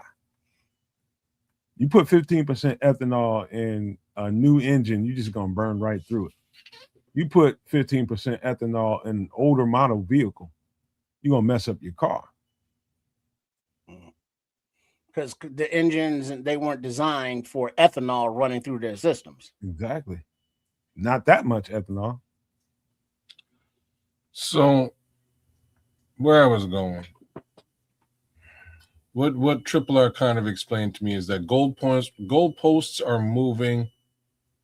There's no, Congress can do nothing to effectively mitigate this situation. This situation is unfortunately global in scope. The consumer, from a gas perspective, has no recourse whatsoever, and again, neither does Congress. So one more time, I fail to understand what's happening here, other than this being a very purposeful maneuver. What the purpose is, I don't know. I couldn't tell you any more than the more obvious statements that we could all make. Well, the only other possible explanation would be a distraction from certain files. Even that, okay. Even that is somewhat of a moot point, because let's just be real here, right? So, how's that a moot point? I'm going to tell you how.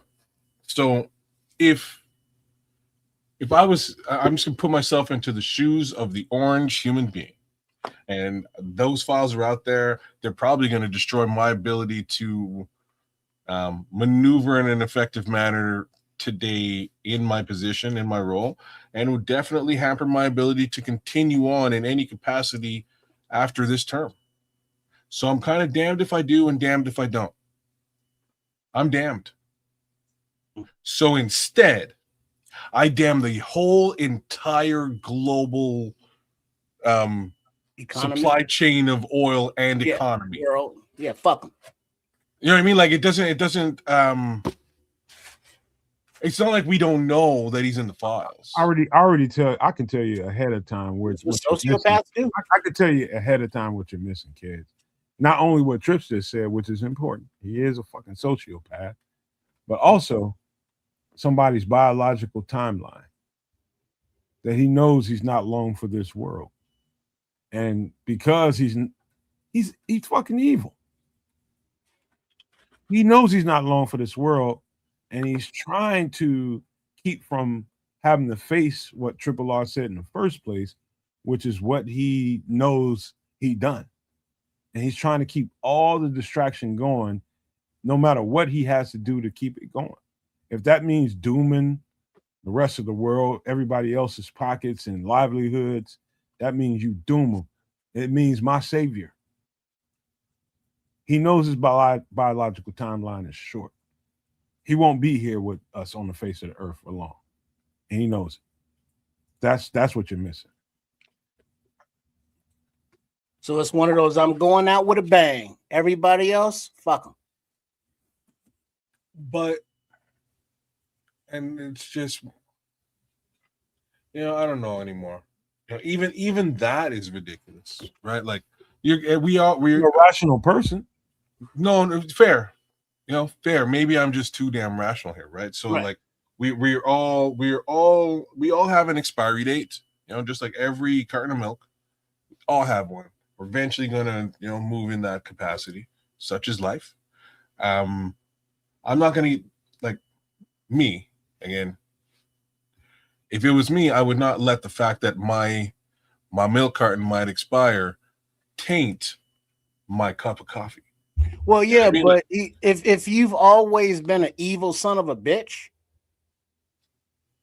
you're gonna go out as an evil son of a bitch. And that's there is no mercy. There should be levels to that, reprieve. Though. There is no I'm sorry's. Nah, I think there should be about that life. I think there should be levels to that, though. So, like, if you're saying that he's an evil son of a bitch, which I don't think any of us can refute. It would take somebody much closer to him as a person to refute it. Sure as hell ain't me. You're not gonna get it from me. If you're an evil son of a bitch and you're in these files and you've done potentially some of the things that folks are saying, and I'm not even saying all of the things, just some of them that people are saying that you may have been involved in, then check mark. You're an evil son of a bitch. You don't really need to quadruple down and screw the planet. You win. You're an evil son of a bitch already, and we already know. So why this level of distraction? What's that? Your equations suck. Number one, I'm sorry. You're using reason and rationale, and you're using logic and empathy in the same equation as psychopath, and it equals the same thing. Fucking psychopath. Right. There is no rhyme, there is no reason, there is no understanding. What you understand is evil is what evil does. There is no, well, I don't want to be evil. Nah, I want to be as evil as I can before I leave. Is kind of thing that's happening. That what Corny's saying here. What up, Cornelius? Hurting other people, makes some people feel good. That's the idea. Where your thought process is, well, why you got to be an asshole for? You know what I mean? It's not even that. It's like if you're an asshole, and you're an asshole. Like I don't understand what ratcheting up the asshole does. You know what I mean? Like bigger asshole. Why would you want a legacy over, like, if you have and look at the position he's in. This is what I don't understand. If you have a legacy of being a shit disturber, that's fine. You've disturbed a fair amount of shit, but you actually have the ability to not necessarily disturb shit. You could leave a legacy that's I'm not saying that you're going to really clean up this can of worms that you've left in these files, but at the very least, maybe you could come out of this thing and have folks say, well, shit, like, this guy did some stuff that was semi-amicable, and maybe this was cool. You know what I mean? Like, I don't know. You still I don't know what to using tell you. thought, reason, rationale, normal human behavior. Psychopath doesn't have any of those identifiers. Yeah, Wait, think of what was fair. your buddy's name? That was cool with you, but is a psychopath. That you grew up with, that you told stories about. It's like, yeah, that dude was cool, but yeah, that dude was off. They don't function like normal people. Well, They just don't, man. And there if you are never people met, like that, man. There are. you probably met several people in your life that don't have normal human emotions, reactions, same spirit. They don't have a fucking soul, bro. Yeah, like the But example earlier, when you walk into a restaurant, you're a server, and it's like, hey, can I help you? And they just look at you like, I'm not here for your fucking pleasantries, or they might even say that. It's like, why? Yeah, whatever. Just give me my order and shut the fuck up. And they don't care about your feelings. They don't care about being polite. They don't care about the social contract. That's just not something that they give a shit about. It's how much damage can I do? And the only pleasure I get is inflicting that. That's the only joy some people get, is how they can F you up because you have regular human emotions and you have joy. You have, joy in your life. Just having joy in your life, people that don't have those regular human emotions want to take it from you any way they can. That's why you see when sometimes you see people on videos, you see people just rolling up. It'd be a family somewhere having a good old time, music playing, and everybody's dancing, eating, having a good time. The barbecue pits going, and the people around them ain't feeling none of that vibe, and they're just like, "Can y'all just stop?" Because it's disrupting what I think is my spirit. I don't want to hear it because I can't enjoy any of that. I can't feel none of that vibe. You don't understand what you're dealing with around you in society. You have people like that all around you that don't have any of that going for themselves because they're just there. How much empathy did Homelander have in The Boys? Well, he's a little like slightly different case. Like that level of narcissism is what we have. Yeah, I'm. Here's really what I'm trying to say. I can't fucking relate to that. You know what I mean? Like I'm just saying. I can't really on a global scale. The bait and switch here is, hey Don, the bait and switch is not working. If you can hear it, it's not working. There's no bait and switch here. You're swapping evil for more evil, which is fucked. Yeah. That's just fucked. I'm sorry. People like that find resolve in chaos, kids. But my point is, he's already steeped in chaos. More chaos for chaos sakes is fucked. Well, yeah, that's what we're dealing with. Adjective that I can use tell here, you, man. Trying to tell you, shit. And some people are fucked. Yeah. Some people are, and most of those people, I wind up beating the daylights out of in like a, argument, look at close quarters conversation or relationship. Like I couldn't. Want to read what Commish got? Read Commish's comment. What up, Crooked? I think the good vibes and calm makes them feel uncomfortable. Chaos is where they feel comfortable.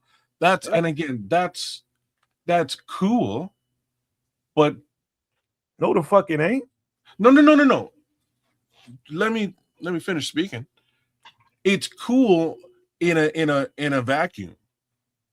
You know what I mean? In a small case scenario under your purview and control, within a company, an organization that you run, within a, that's cool in that scenario. At a global scale where everyone is engulfed in your chaos, it is the furthest thing from fucking cool, bro. I'll tell you what. That's me finishing a sentence. You know what I mean? That's me finishing I know we're cutting you off a lot, kids, but where you going? We're trying to taper a little bit, because when you start talking about rationale, you start thinking about, okay, why would this guy be this, what do you want to call it? Zero-sum game with his mindset. When he has children, when he has grandchildren, he has all this going on. All it means is, unfortunately, none of that he gives a fuck about, really. Right. In real life, he just might show face on the screen and during camera shots that he cares. He doesn't care. Because once he's gone, he thinks the world ends. Well, that's a great way of looking at it, but for me, it's just slightly a little bit different, and I'm just going to boil it down. There's 0 point to this other than screwing over humanity from a global economic, viewpoint. And to that degree, you should probably just maybe, like, for a minute there, he said, "Hey, let's just time out on this war thing. Let's just take a time out." And everybody took a time out, and it was cool for a couple weeks. We kind of put it behind us for just a couple weeks. But now we're back. And being back, there is no difference in actual rationale for this war. For this, and like I say the war, but I just mean for this $345 million barrel of crude oil reserve case scenario that we're dipping into. There's no validity here. There's no science to this. There is no immediate threat. There is no legitimate reason. Like, you know what I'm saying? There's really no argument to be had here. So we should probably stop down this path to avoid. See, there you go, thinking logically. Again. Well, you're trying to put logic where it doesn't fit. We get what you're saying, on a human level, on an empathetic level, on me. But no, it's just, that's like saying, well, why is that shark eating that poor seal? Well, that's what they do. No, because the shark's eating the seal because he's hungry. I can come up with a fucking rational reason to explain that. I cannot come up with a fucking rational reason as to why each and every man, woman, child on the planet is going to be paying astronomical numbers just to get from point A to point B with a vehicle. What you're missing, Kaz, is there's no rationale. You actually give a shit about the people that came behind you, the people that you put on this earth, and you want a better place, at least a solid place, some kind of solid foundation for them to stand on. That's called being a rational human being. Right. We're talking about irrational, and you are having a hard time separating it. No, well, remember Al Capone? Was Al Capone a good guy?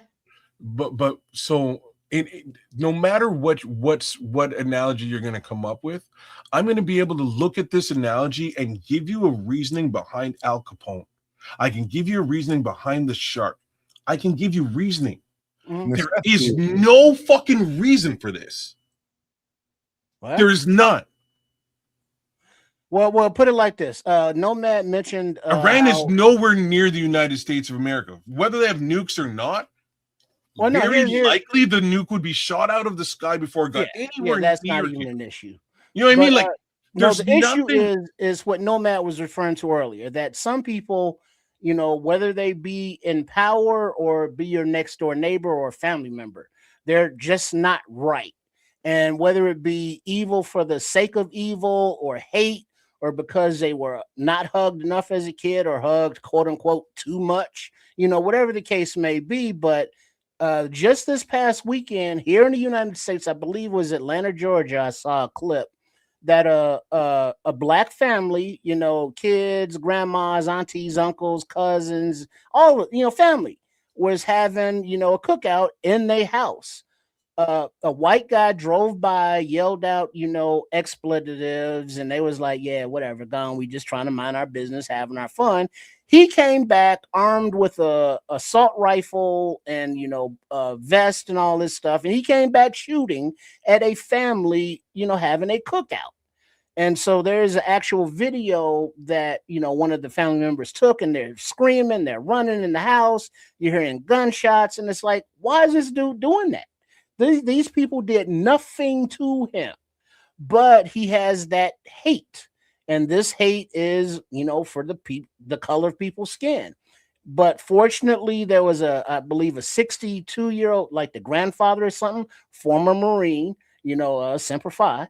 And, he was, holding his heat, and he was able to, fire back. So he literally said he went out in front of his family to face this guy with this long gun full of hate. And he mirrored him and was able to, take him down. He's still alive and all, but, why? Why did he do that? Why would somebody, shoot up a school? Why would somebody shoot up a church? It's like ideology. And it's like, or they're just evil, hateful motherfuckers. Mm-hmm. So that was a much better analogy. I'm going to sit here and say that I can't relate to any of those things, and the reasoning behind them, there's really no reasoning behind it. So in those scenarios, we're talking about a rogue one-off human being who's just gone off the deep end because of whatever reason he's gone off the deep end. And again, there's really no justification here. How did a democratic society fall victim to a rogue, ruthless individual that's running off? Before we even go there, man, that's a whole conversation. No, but like, I'm not even talking about voting him into power. I'm talking about today. If this person is crippling society, even though he's in power, does he just remain in power? Nobody can do fucking anything. Well, but it's nothing that can be done. Well, the thing that we spoke about earlier, the things that can be done, between the Senate, between the Congress, and the Supreme Court, they're all acquiescing or supporting the ideology. The Confederacy, if you will, rides again. All the people that were pro Confederacy went to, law school, and over the course of a few decades, they've been changing laws, getting put in positions. And so now, while this evil fuck is doing all this stuff, it's a group effort. And so the people that could stop them aren't. And it's like, well, why aren't they? And it's like, well, what are they benefiting from this? What are they gaining from this? Is it just intimidation, or are they really, down with the program, but just quietly? And the more and more it looks, is like there's a whole lot of people within the government that are down with that program. All right, let me round this conversation off. Trip is right. He's been dead ass right this whole conversation here, through this whole conversation. Dead ass right. And, I can say a whole lot of stuff right here, but I'm not going to say it, because right now we need to see this shit for what it is. And we are in a situation that we are in right now for a reason. And we just detailed and pinpointed exactly what that reason is. However, it's even deeper than that. This is some more of the fallout. One of y'all want to read this? It's real quick. Go ahead. I got my spectacles. All right, market fallout. A leading U.S. real estate expert is reporting that approximately 17.2 million homes are set for foreclosure in the next 6 months. If correct, there are warnings of looming economic crash. Just to put in perspective, real quick, thank you for that, Trips. 17.2 million homes headed for foreclosure. Think about that. If 17.2 million, if we get anywhere near that number, we're going to have an economic collapse. Because when people don't have stable home, and it's only so many people in the country that can provide themselves with a stable housing, whether it be a home they bought, or whether it be real estate they bought to rent out to other people. If they don't have that kind of stability, the markets will crash. 17.2 million in the grand scheme of however billion people live here might sound like a small thing, but that's huge. Yeah. I promise you that's a huge number. It is, and that follows up with there's a lot of foreclosures that are happening within the farm industry. There's a lot of self unalivings going on with people who can't face the thought of the financial collapse and losing their family of farms that have been there for generations. We got supply chain problems that affect not only the farms but the real estate. Today it's like, oh, we don't need anything from Canada. And it's like, well, shit, Canada is where we get most of our wood for construction. So building new homes is going to be that much more expensive or impossible if we don't have any trade agreements with Canada. Lumber and supplies and materials. So And not steel only and are aluminum. There's all of that. it's a lot of stuff that comes over, and it's not that it won't come over, it's that it already costs more because of the tariff. Like the tariffs have a reverse effect, right? It sounds like, hey, it costs Canada more. It does, but what like when you buy a product that's gone up due to inflation, you inflate the price of the product when you resell it. And considering that those goods that you just mentioned are goods that the United States of America actually purchases from Canada, just means you're paying that much more for it.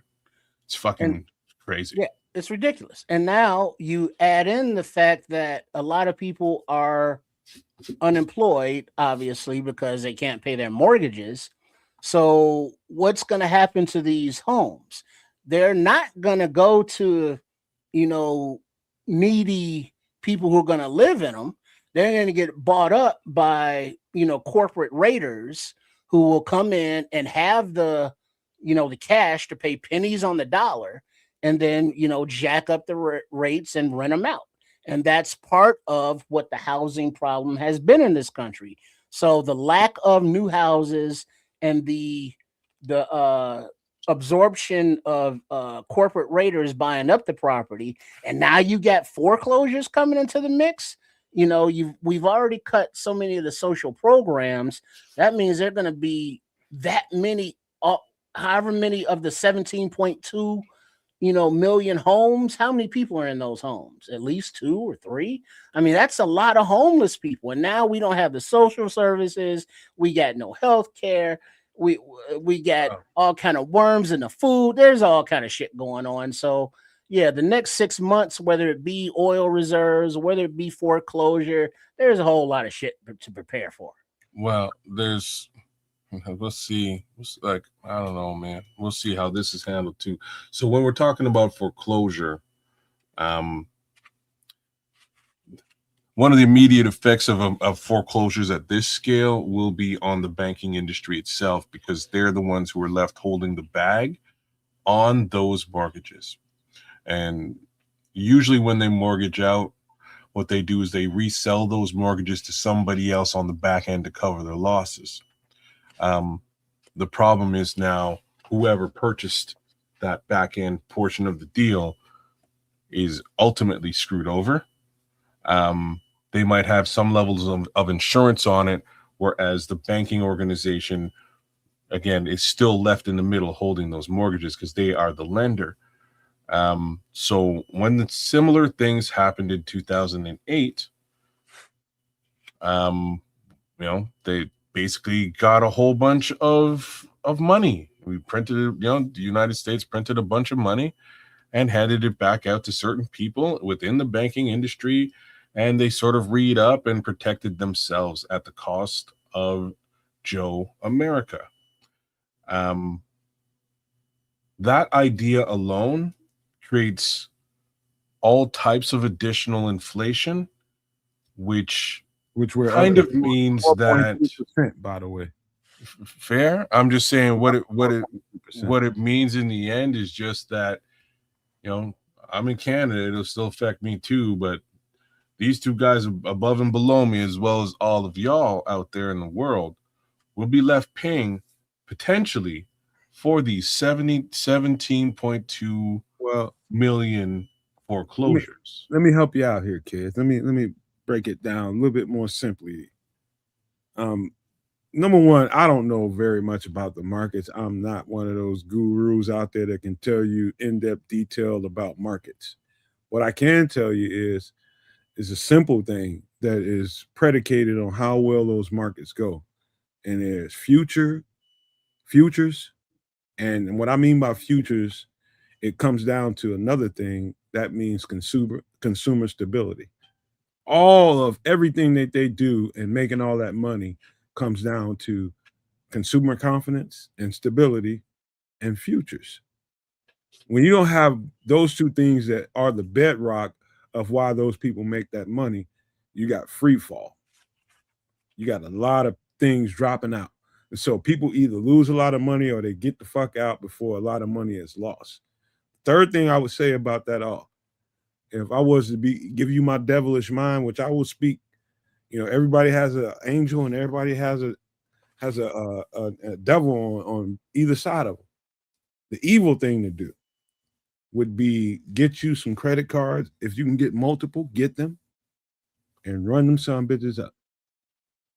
Because if this thing plays out the way I think it is, they will have no way to redeem any of that money you spent. Now, Kez wouldn't do that because he don't want to owe nobody no money like that. He want to have good credit. No, I'm black people, bro. My credit is only so good as it stands today. So me getting a whole bunch of credit cards and things along those lines is somewhat of a pipe dream. And if I do get approved, it's probably on some low wallet share bullshit anyways.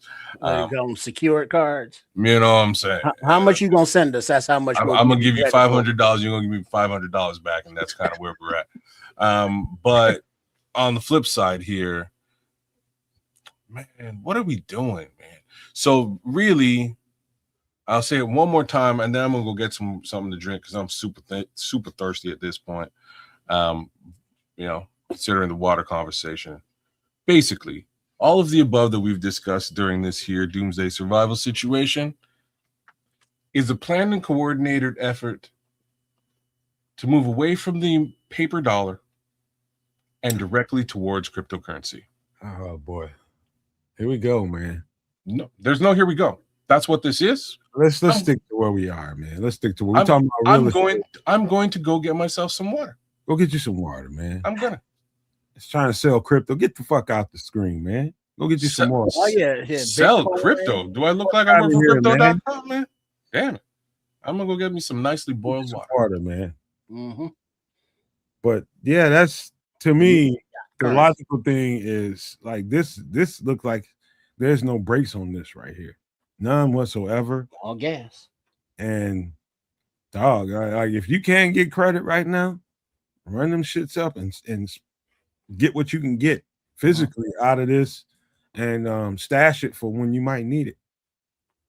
And make sure that you have, it's amazing that it's not the healthiest thing to drink the water out of the tap or the faucet, and for a possibility of these doomsday scenarios and market crashes, have you some cases of water, jugs of water, just in the back of a closet, or someplace to drink, have the canned goods, prepare as much as you can, with MREs or meals ready to eat or things that you don't need to cook,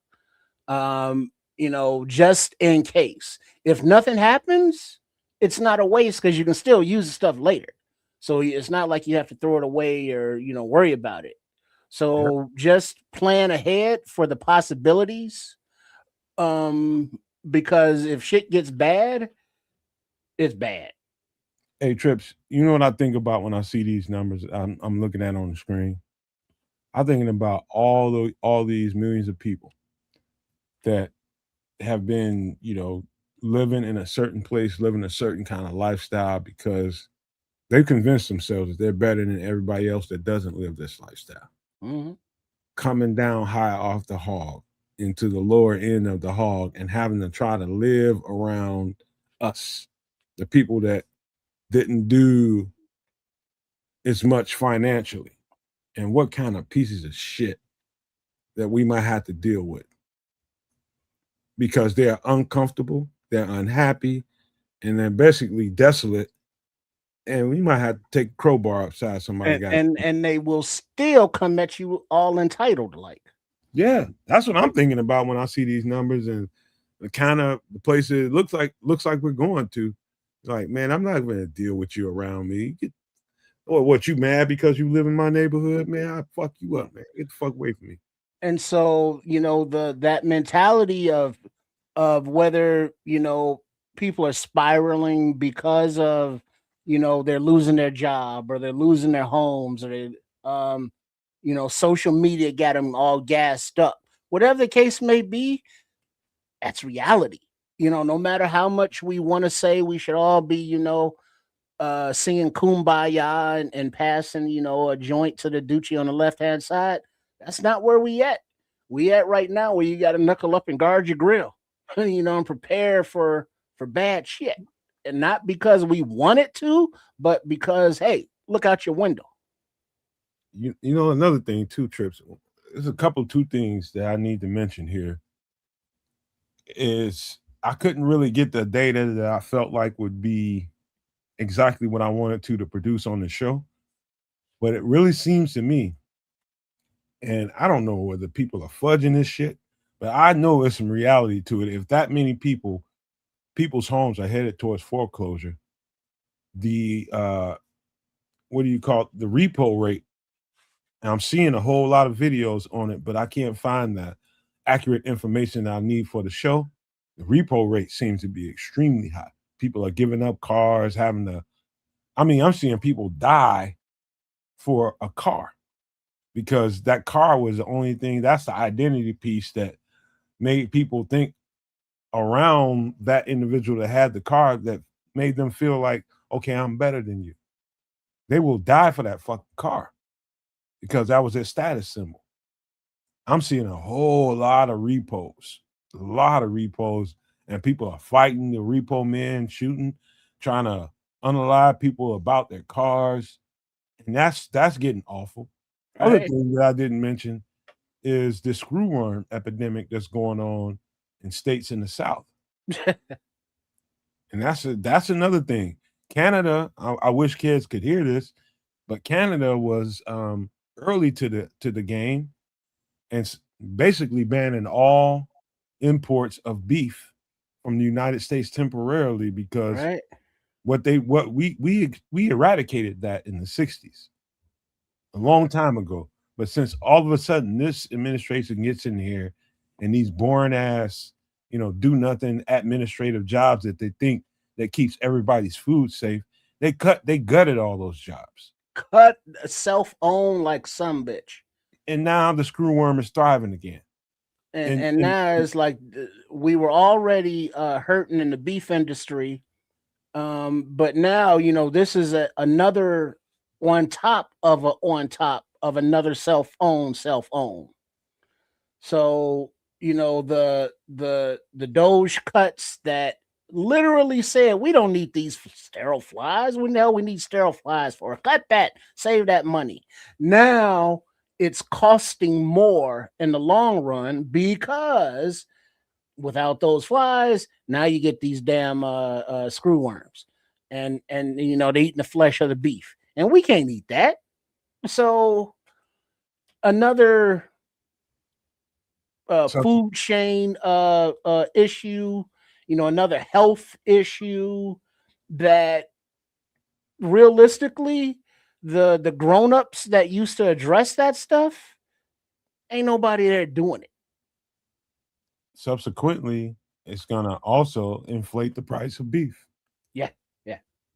It's like, oh, that pound of ground beef that's $8. Well, shit, I might as well get the Wagyu. Man, dude. So I did. It's like, well, shit. Normally it's like, well, damn. The Wagyu's twice as much as your regular beef, but shit, now it's all the same price for now. It's horrible, man. It's horrible. But what we're gonna do today is, I had two record breakdowns that I wanted to do, but I'm trying my best to squeeze in this movie because I think it's one of the more important movies, especially right now, to talk about. We're gonna do a movie breakdown, and hopefully we get to a record breakdown if that's cool with you. All right, Yeah, let me pull it to the side. Pull it to the you know, side. because Smitty's got the itis. Everybody does right about now, but we're gonna get to it. What is that? Bacon double cheeseburger, tater tots, 2 beers, 9% alcohol, full and sassified. Oh, I know he good. That sounds good right now.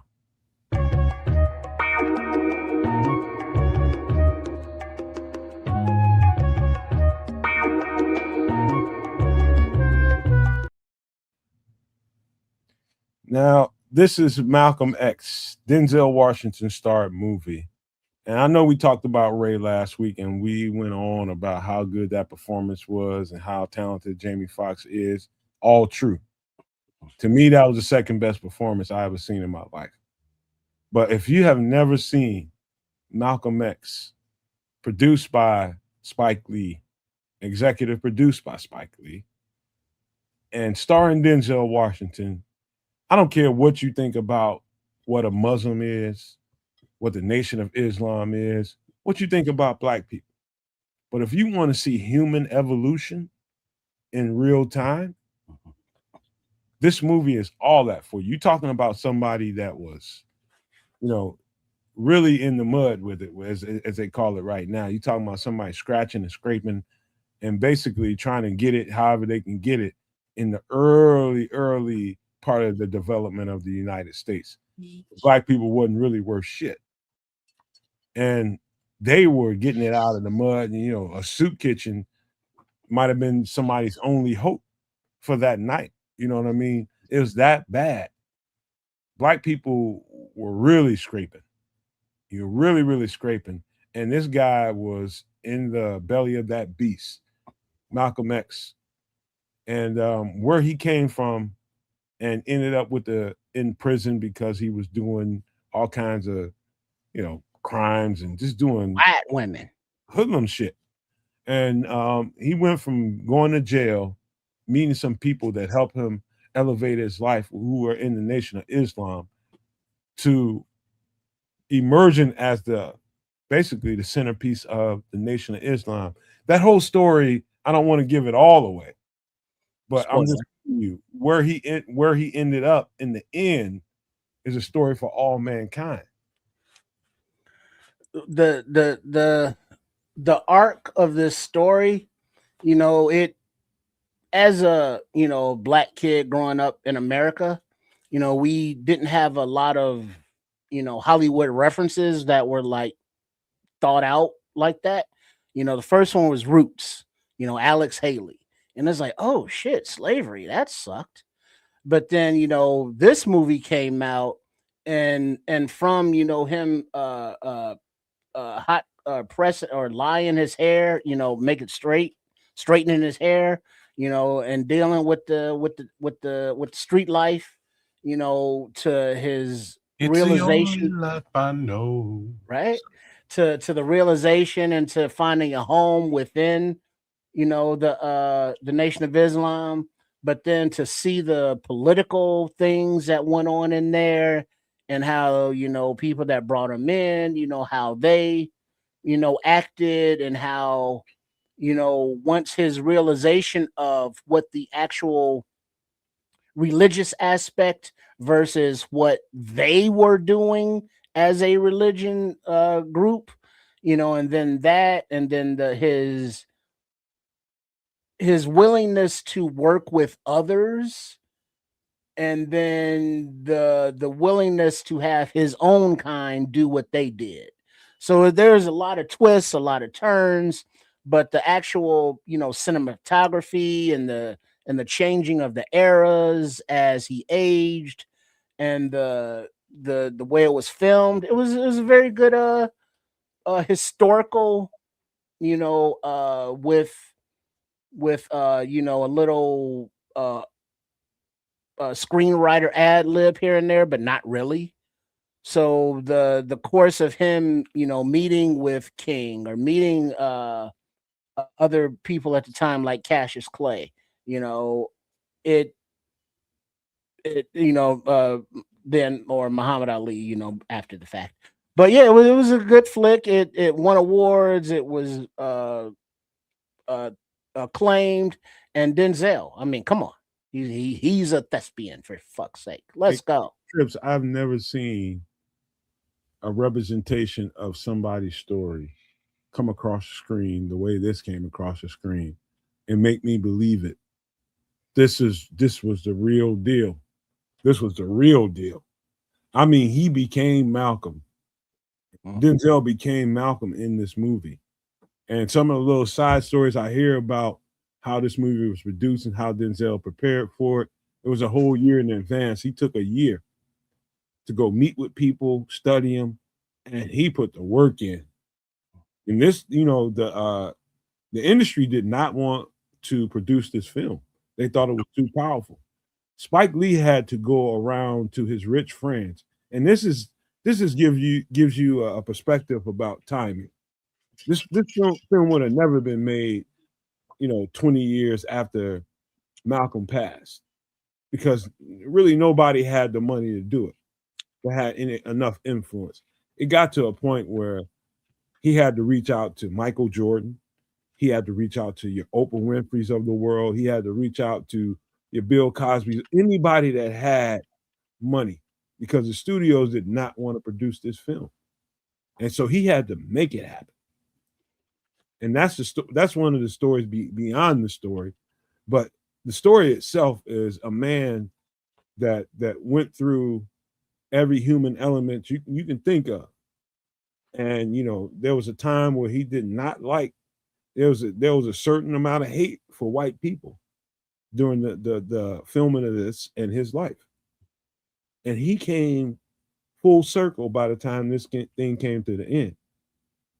And again, if somebody didn't see this movie, I apologize to you in advance, but by the time he went to Mecca, and that's in what they call the Holy Land of the Arab world, that's over in Israel or Palestine, is what it is, Palestine. He went over there and he thought Muslims were all dark-skinned people. And he went over there and found out Muslims came from all different shades of humanity. You don't have to be a dark-skinned person to be a Muslim. And he learned that, and that changed his whole worldview. And so, anyway, you get to that part of the movie and the way that Denzel came across on the screen. This is the best screen performance of a particular real character that I have ever seen in my life. This was so directly on point that I can't, man, the embellishment I have about this and how he did not win an Academy Award. We should just burn the Academy. Fuck him. They don't deserve to exist if he doesn't win an Academy Award for this. And he did not. I'm pretty sure that's the last Academy Award show that I watched. I'll be honest about that. I think I stopped watching the Academy Awards, the Oscars, after Spike Lee and Denzel kind of stormed off on this film, with all the reason in the world to do so. Nomad, you're right. I won't get into the guts of this movie for multiple reasons. The first one being it's been a long time since I've watched this movie. I may butcher it. The second reason is this movie is a movie I think everybody should watch. It is that powerful with respect to the overall direction of the film, as well as the acting in the film, courtesy of Denzel Washington. Direction by Spike Lee. Spike Lee sort of gives you an everyday average character who has a everyday average arc that turns into something of power. There's a real crescendo in this film, and then it leads into a deeper revelation, which Nomad just unfortunately gave you guys. And that revelation is really just that, like, what he came to understand was Islam / being a Muslim wasn't really presented to him the way that it actually is in practice. And when he went to go and see that practice on his own, he had a bit of an epiphany and a bit of a personal change. And that became reflective towards the end of this movie and the end of his life as well. That being said, I'm trying to think if so. Denzel winds up, I believe, winning an Oscar for his performance in Training Day as a bad guy, and I'm just trying to think if, like,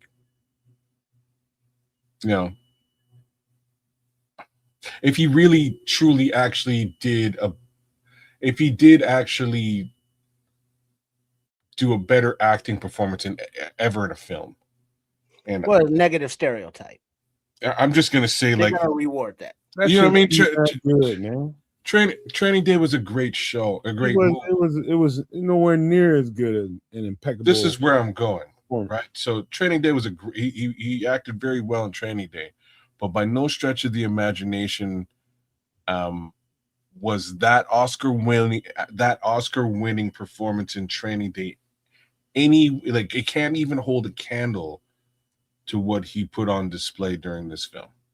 There's no two ways about me making that statement. They're not even remotely close to each other in scope. I don't know who wound up winning the Oscar that year versus Malcolm X, but it was an absolute lie / travesty that it happened. Again, one of the best films that I've ever watched. I don't need to watch it multiple times to get what I got out of it the first time. It's a long movie, but a great movie. 3 hours. Right? Well acted all the way through, well directed all the way through. What's up, man? I just love the story of a human evolving from what you are and what you perceive people to be here in this country because of your experiences in this country, and that's all you know. Yeah, he was just a product of his environment. Yes, and then you become a little bit more, you get to see people in other parts of the world and expanding horizons, and it changes your perspective. That's exactly how people should be. Mm-hmm. But first you have to be willing and able to, venture out of your own neighborhood. In Chicago, kids, there are people that, are born and raised in the city, but never leave, a 5 square mile radius. Mm-hmm. This I totally believe and can understand, and thank goodness that this particular character, as in Malcolm X, not Denzel Washington, really had the ability to experience and be a product of it's a great story, right? And when I say a product of his own environment, he was up to fucking no good. Things were not good. He was doing things that he shouldn't have been doing, and eventually kind of clued in and moved in a manner that was counter to all of the things that he'd grown up and experienced, and eventually became this person. I have to give a shout out to all the people who helped put this on. You touched on a couple of them. Big Bill Cosby, man, doing time for roofies and all that. He put a lot of money into this movie and made sure that it got off the ground. Shout out to the Quaaludes.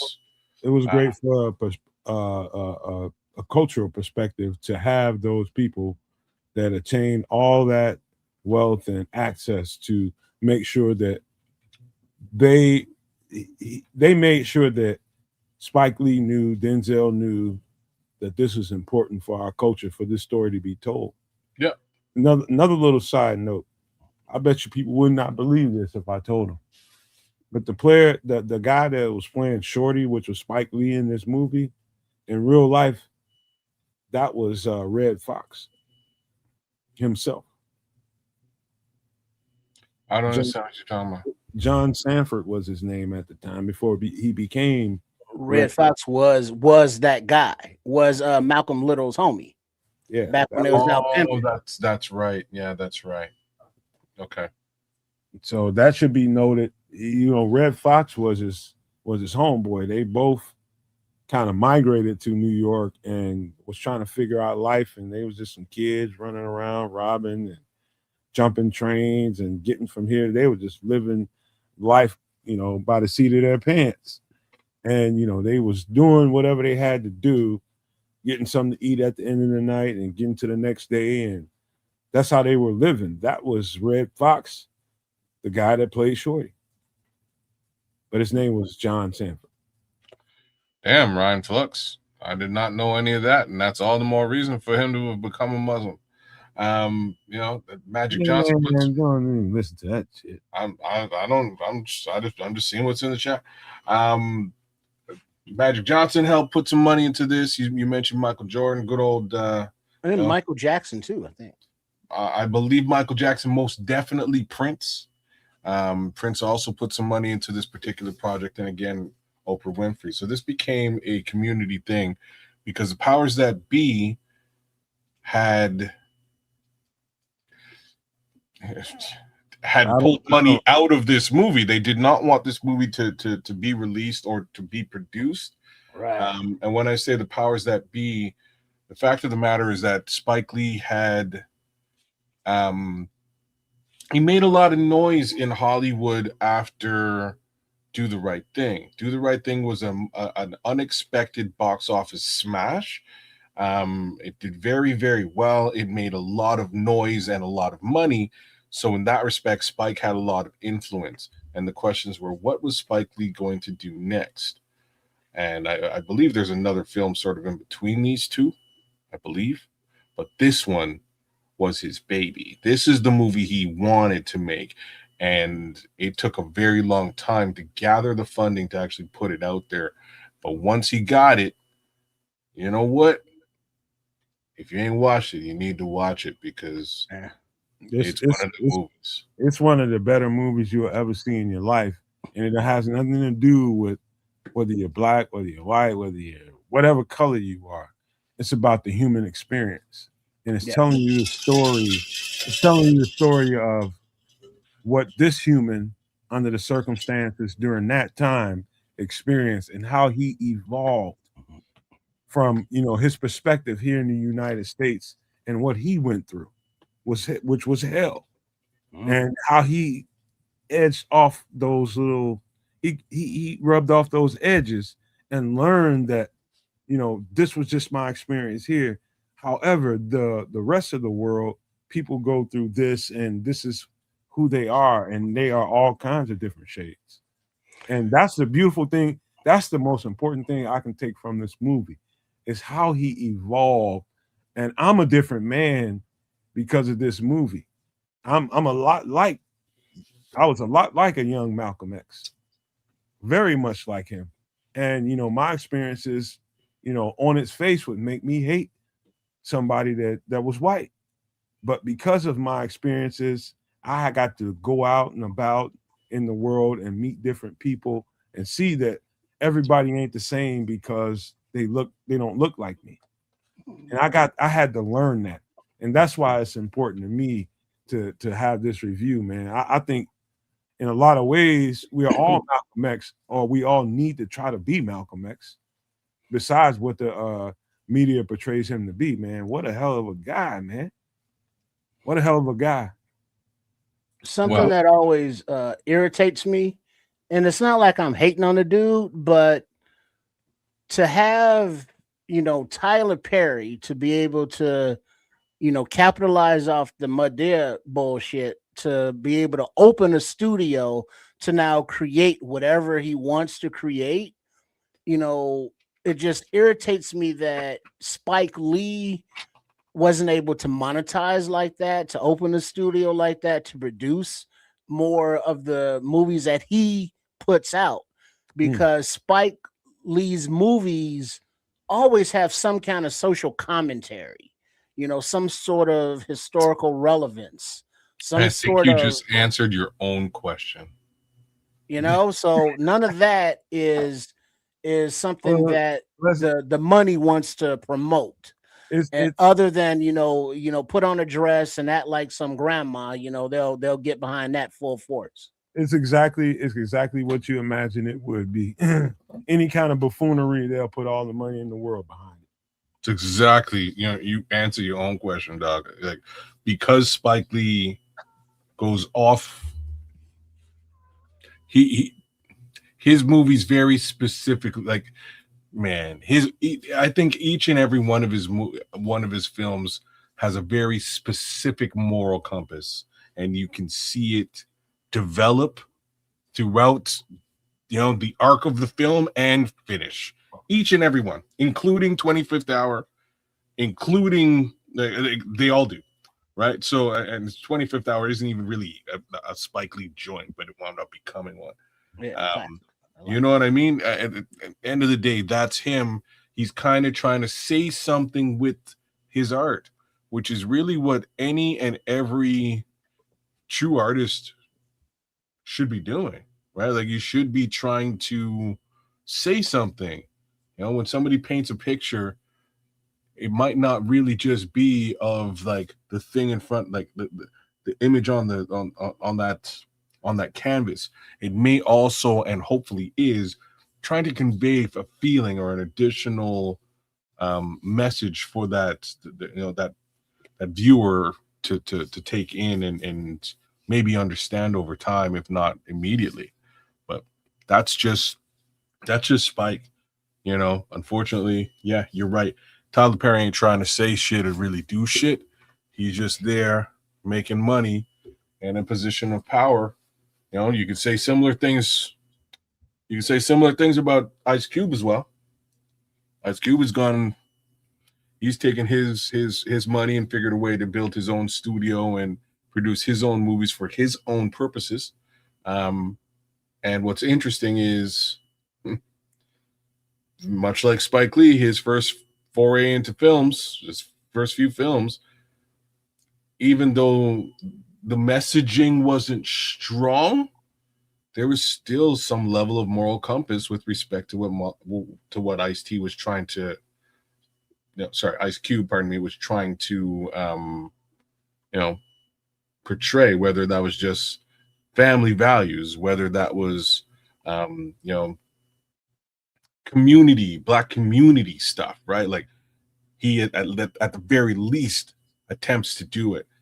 It's just, I think we're at a plateau where maybe he doesn't have the money to do that stuff any longer. I really haven't seen much come out of Ice Cube's studio as of late over the last, maybe 7 years. Well, he Big Three, that cost a lot.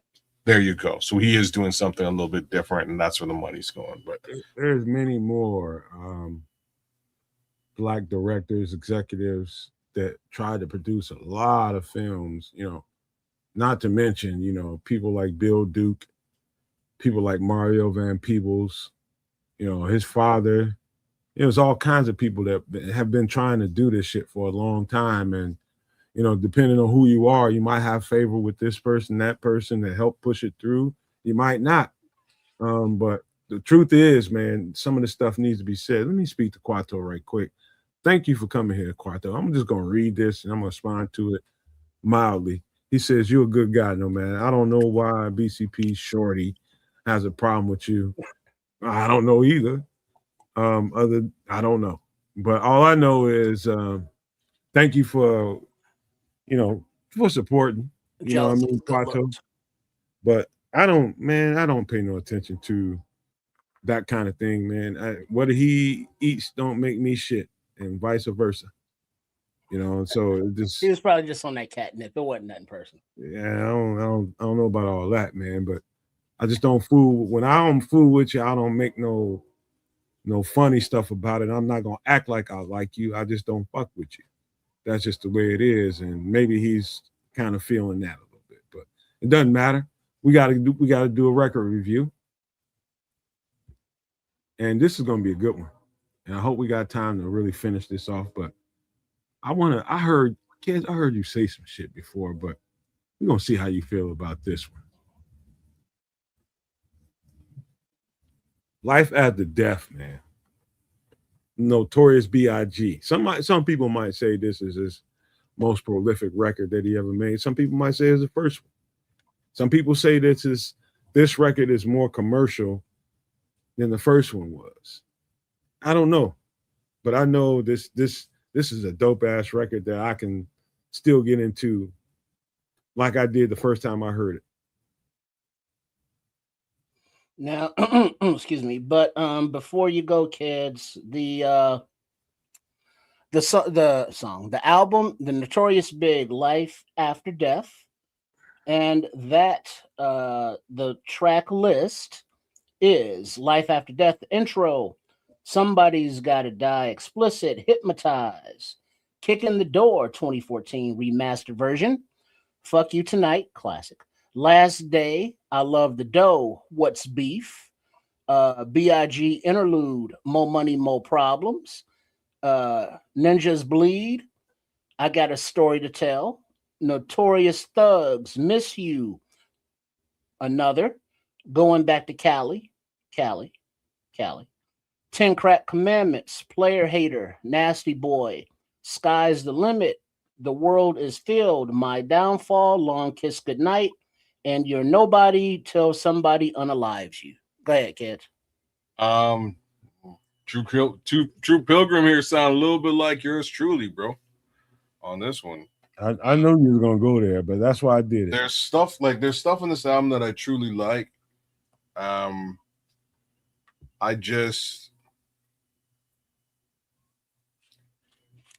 This is like the height of commercial rap era for me, and a lot of at that point, I really moved away from the more obvious, the hot 97 rap. I kind of moved away from. Like I just put it like that. This album was a very clear and obvious commercial success, but it was also a clear and obvious commercial effort with which I have little to nothing to relate to. For me, this album was a very large departure from that young Jamaican kid who. True Pilgrim. By the way, kids, True Pilgrim is in here tearing this shit up. This one, late 90s was when hip hop started going downhill. Downhill, bro. Yeah, you're right there with me, bro. That's exactly. I feel exactly the same as you. For me, I Hypnotized is a little bit different, like as a song. I love that song because it's written different than most hip hop songs, and I'll try to break some of that down in a minute. For me, this was a departure from that young, bright-eyed, Jamaican youth who was very like, this kid, in my opinion, is again has a very similar upbringing as I do, and I can feel that and relate to it in full capacity on album number 1, right? Born to Die. That album for me resonates very closely with the person that I am. Once we get to this level, this is a whole other guy. No longer that, look, ma, I made it, young kid anymore. This guy, this is a whole different thing. This is a persona that he's now. This is Frank White. Right. This dude ain't eating at the Waffle House. No, this is Frank White. This ain't Biggie Smalls anymore. Right. And that's sort of where I kind of depart on this, but I'll get into the song Hypnotize. As a song,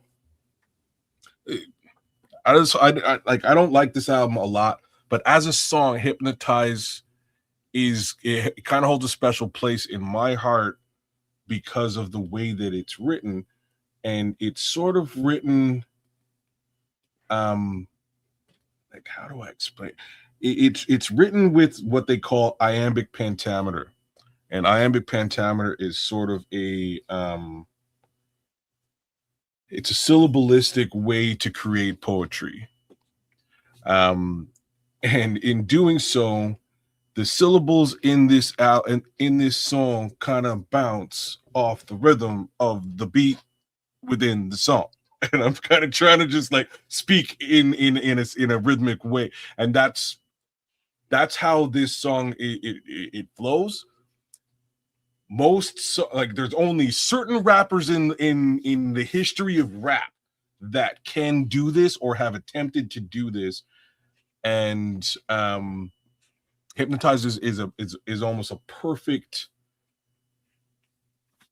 a perfect iambic pentameter written rap that again you just don't see from most MCs. I'll try to like there's only a few guys who can even, like Slick Rick kind of does it. Rakim does it on a few songs. Mos Def has done it on a couple of songs. Mad Skills. Can I interject here? No. Can I interject here, kids? Yeah, sure. Because you're going the long way around of saying that the truth is Puffy did try to make this the most commercial album for him. You know, the lyrics were done and probably most of the music was done before he died. You know what I mean? But how this was marketed was to really take it and go mainstream with it and use it in a way that he used it. Now, I'm gonna tell you the greatness of Biggie. Even though I guarantee you, if he was still here and he had something to say about how this record was produced and how it all came about, he wouldn't have. I'd just say 30 to 40% of what was in this record, production wise, he probably wouldn't have been with. Yeah, but I think what's great about Big is lyrically, he owned it like no other. Lyrically, he just destroyed whatever was put in front of him. He owned it. Like even the songs that I care less for, I listen to it lyrically, and I'm just like, man, nobody else really could have done that like that. You know what I mean? Like Sky's the Limit is a weak ass song to me. It's a terrible song. And I know he probably wouldn't have been with it, but he did it because that was his contractual obligation. It was a terrible fucking song. But Puffy had to get that sample in there. And he owned it lyrically the best way he could. But there's other records in there when he's talking about, scheming on a player from the New York Knicks that lyrically was the bomb, bro. I can't think of the name of that song right off the top of my head, but I got a story to tell. That shit was dope. That shit was dope. How he did that lyrically and put that story together, you felt like you were there. This album, I like 5, maybe 6 songs of it, but overall, it's like, damn, these tracks are whack. And it seems as though, not to be a conspiracy theorist or anything, but at the time, it seems as though Big was starting not to pause in advance, but wasn't starting to feel Puffy like that no more. And that's, right before, the trip to Cali that Big never returned from. So, would anybody really put, something like that past, Puff, knowing the kind of character he is? I wouldn't. And so it seems as though this album here was like a precursor to Puff cashing in and milking the cow for the rest that it's worth before the cow could leave him. Look, there was a bunch of shit going on, right? There was a bunch of shit going on. True Pilgrim. I also feel the same way about Nas's second album too. Almost identical. That commercial era really rubbed me the wrong way and pushed me so deep into like backpacker underground rap, and that's kind of where I lived for a little bit. Now and Southern rap and some West Coast shit. That was true, real West Coast. I did not really have an appreciation for East Coast stuff. That was kind of trying to be West Coast. I just lost my shit.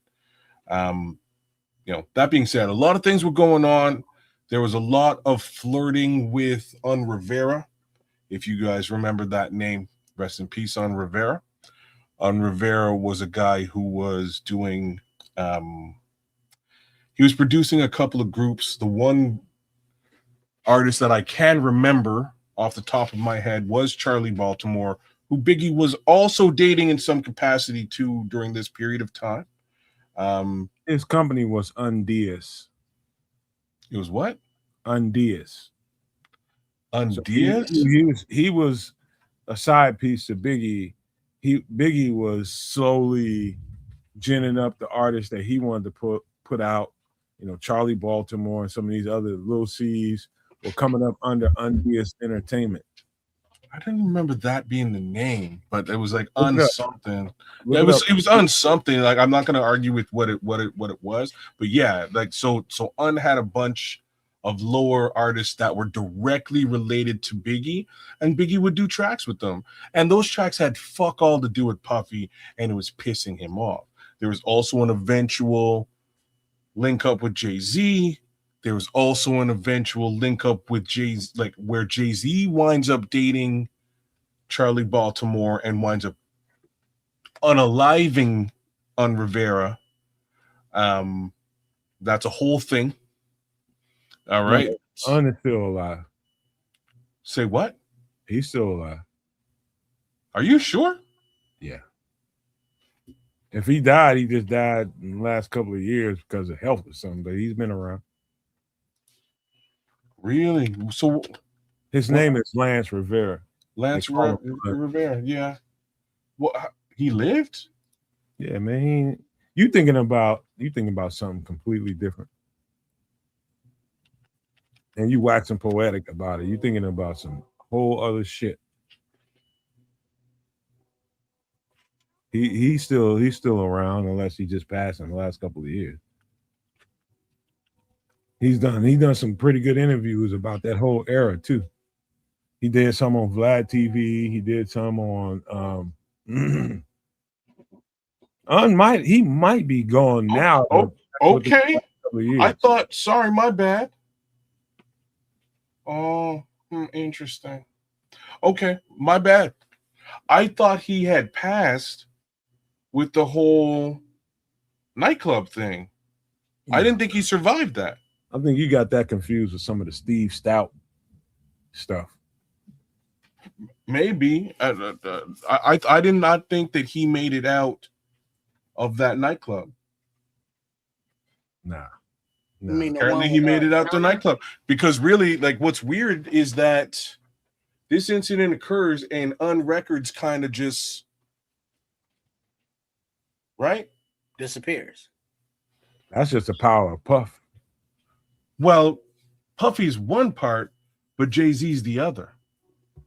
He didn't have no juice. They had Rockefeller wasn't even a thought in somebody's daddy's nutsack at that time. No, it was him and Jaz-O then, wasn't it? So when I say what happened in the nightclub, do you know what I'm talking about? The one with Shine? No. You talking about the Steve Stout incident. You got the wrong executive, bro. No. So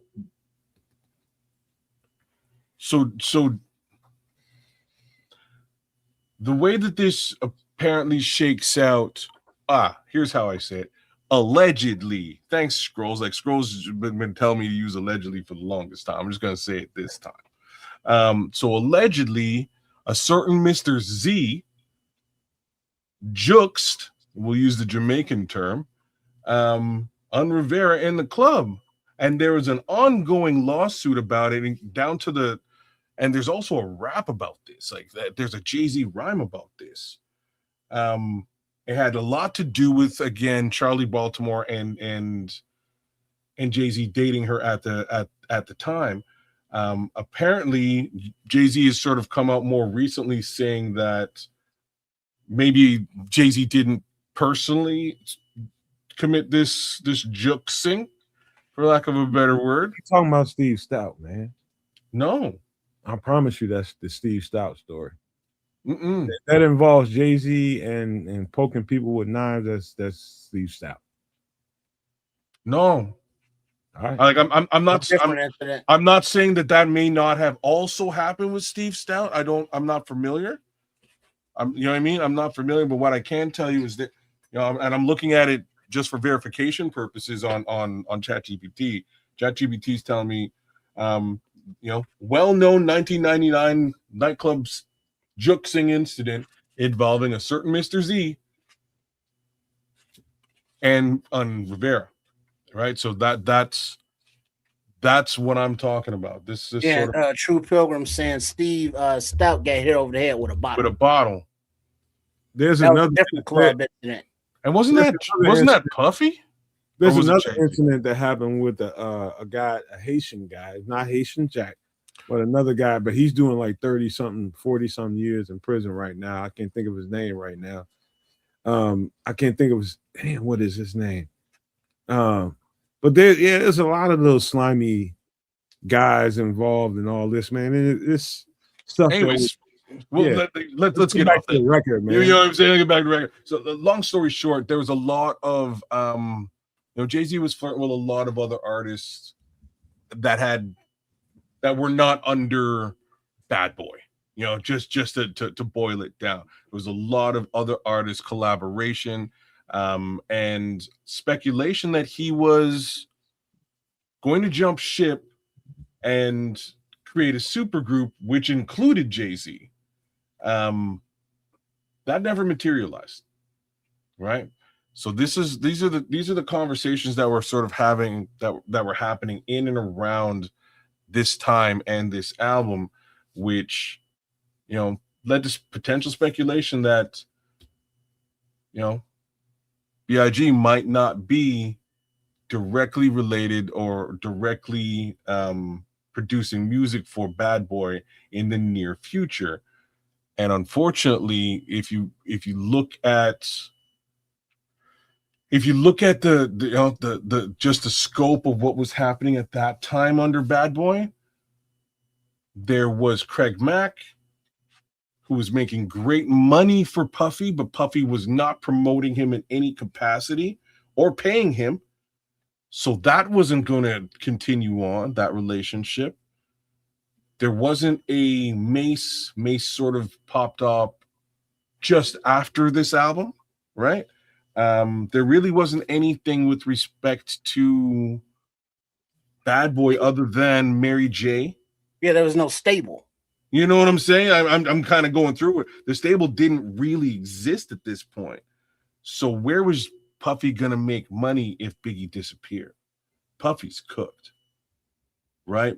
So it's just sort of an interesting look at this time frame. And again, unfortunately, it does point.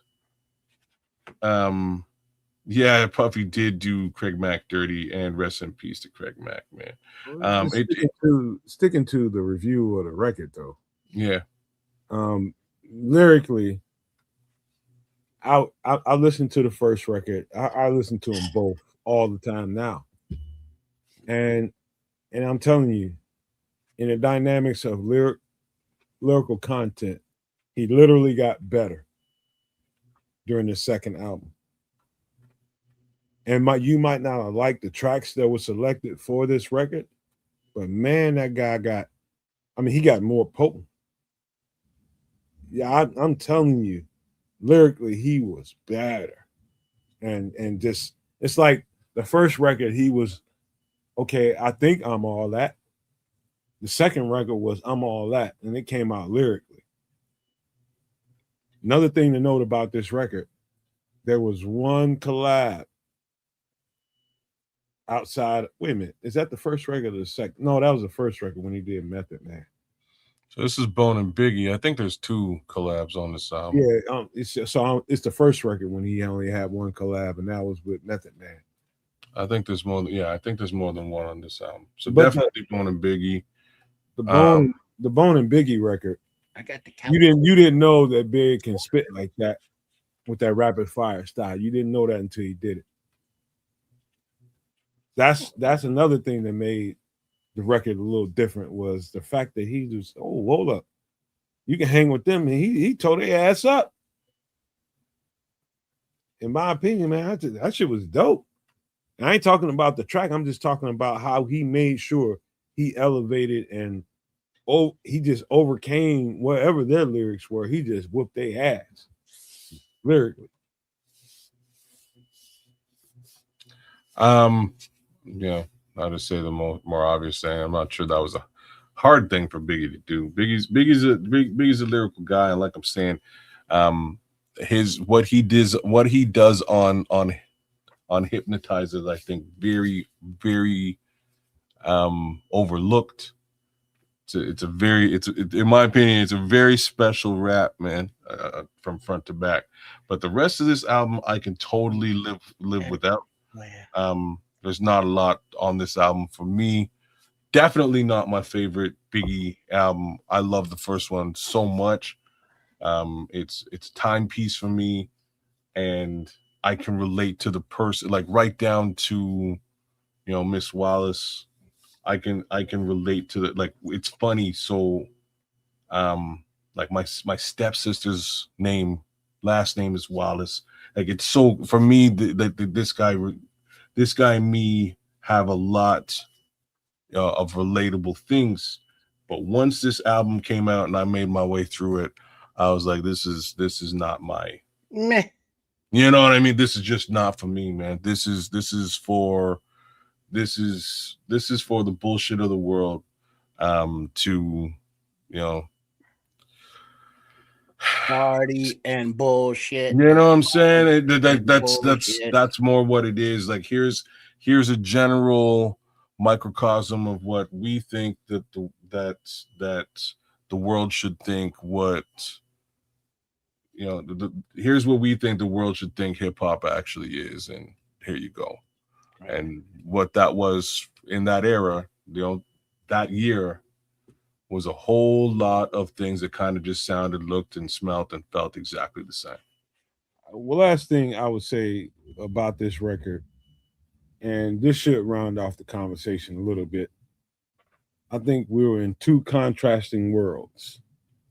I think we were in the world and in the mind of a street rapper that's truly, truly, and bluely hip hop versus somebody that's trying to climb the corporate ladder and trying to do anything that he could to bring it up a notch as far as his corporate access was concerned. That's Puffy.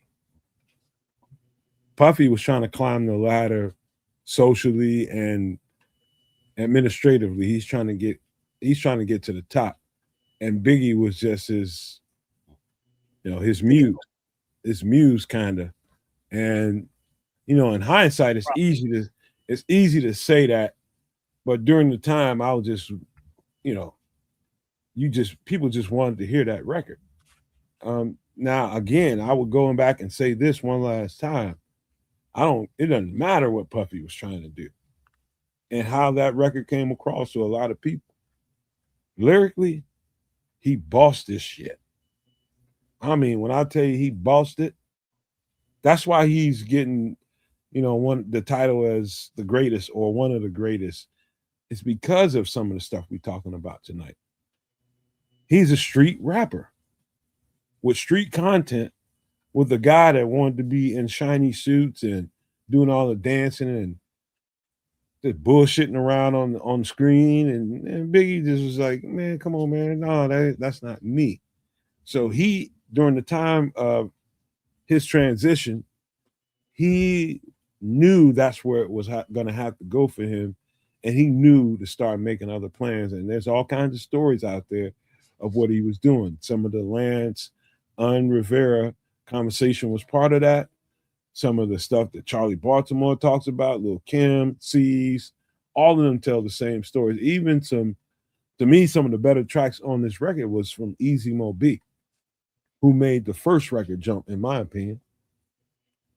But Easy Mo B also produced Flavor in Your Ear. He produced a lot of dope stuff at that, in and around that time frame.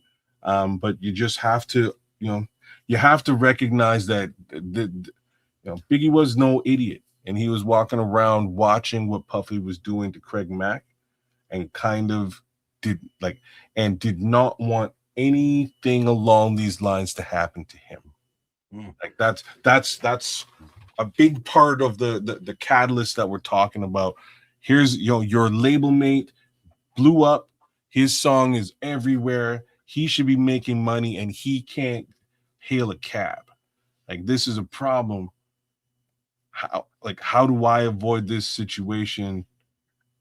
I don't know how I avoid this situation, right? And that's and it as a business person, I get it, but Puffy never had any dope rhymes. He couldn't do shit. Puffy never made any beats. Other people did that, but he would interject himself on the stuff to be in the spotlight. He would interject himself to be, I am Bad Boy Records, and these are my people. These are my employees or property, if you will. And Big was like, he appreciated Puff for putting him on, but Big was maturing. He was developing as an artist, as a person, as a human being. Like Keds was saying, he, came from the streets and, and know how Puffy was getting down and treating people. And so it just seems as though that Biggie was trying to spread his wings and fly away, and Puffy was like, "Nah, we can't have that." He was a muse, man. He was a muse for Puffy, and it became clear and obvious, like that. The next record that came out of Bad Boy could have went, and I'm gonna end this right here so we can give a good close before 5 hours. But it was clear and obvious what the whole plan was in the first place. Big built him up to set Puff up, because after this record and Big passed away, it should have been the next artist up. Instead of that, it became Puff and Puff only. And that was it. It was all a setup for him to be the star. I wish I could argue with any of that. Like, I will say that Mace got a lot of shine. Mace and the Locks wrote a lot of his lyrics. That wasn't the next record that came out. No. That's why I said I can't argue with what you're saying, because the next album that came out was Puff Daddy's album. It was more. And it sucked. It was like terrible, horrible. We're talking about Puff Daddy here. He's never been really actually a rapper in any capacity. Mind you, even in I can never remember the name of the song, but the first song with Biggie Smalls on it. Huh? What are you talking about? What are you talking about? The first song for who? I'll try to explain it to you. So the first Puff Daddy record was not a Bad Boy record. Just remember, man, we only got a couple more minutes, man. Don't worry, we'll finish it off here. The first record included Puff Daddy, a gentleman named Third Eye, Biggie Smalls, and Mary J. Blige, and Supercat, the reggae singer. That's the first. Yeah, that's Supercat. And Dolly, my baby. Is that the name of the song? It's not Dolly, my baby. Yeah, but that is the song. That's not the name of it, though. Yeah, I can't remember. I can't remember what the name of this track is, but that's the first one. And on this track, Puff Daddy comes out and he busts a rap, and it is absolute garbage. And this is the first time he did it. And he kind of took a step back for the next maybe 2 years and didn't come out as an MC again after the reception that he received on everybody. You hear the song, it's like, yo, Biggie's killing it, Mary's killing it. Who's this Third Eye guy? Yeah, he's all right. He's doing and like Supercat's dope. But who's this guy? This guy sucks. Why is he on the song? And somehow, maybe 7 years later, he figures his way back onto an album with a whole different style. And the shiny suits apparently suited him and worked, because in the end, he had some level of music longevity, which I'm yet to understand. But such is commercial hip hop, I suppose. All right, man. You know what? This is one for the ages, man. This record right here, I still love listening to it and evaluating what I heard to this day. I can turn it on right now and go from beginning to end and listen to each one of those tracks. Think about the producers that made those tracks. Think about the time and space that Biggie was in, Puffy was in, and why those tracks came about. You start thinking about some of the trends of the time and knowing what those were, like the record kids is just talking about the reggae record with Supercat. You know, that was a trend at the time. You know what I mean? And the way they were rapping on there, I might have missed something in that part, but that was some ridiculous. That shit was terrible, but he was right about that.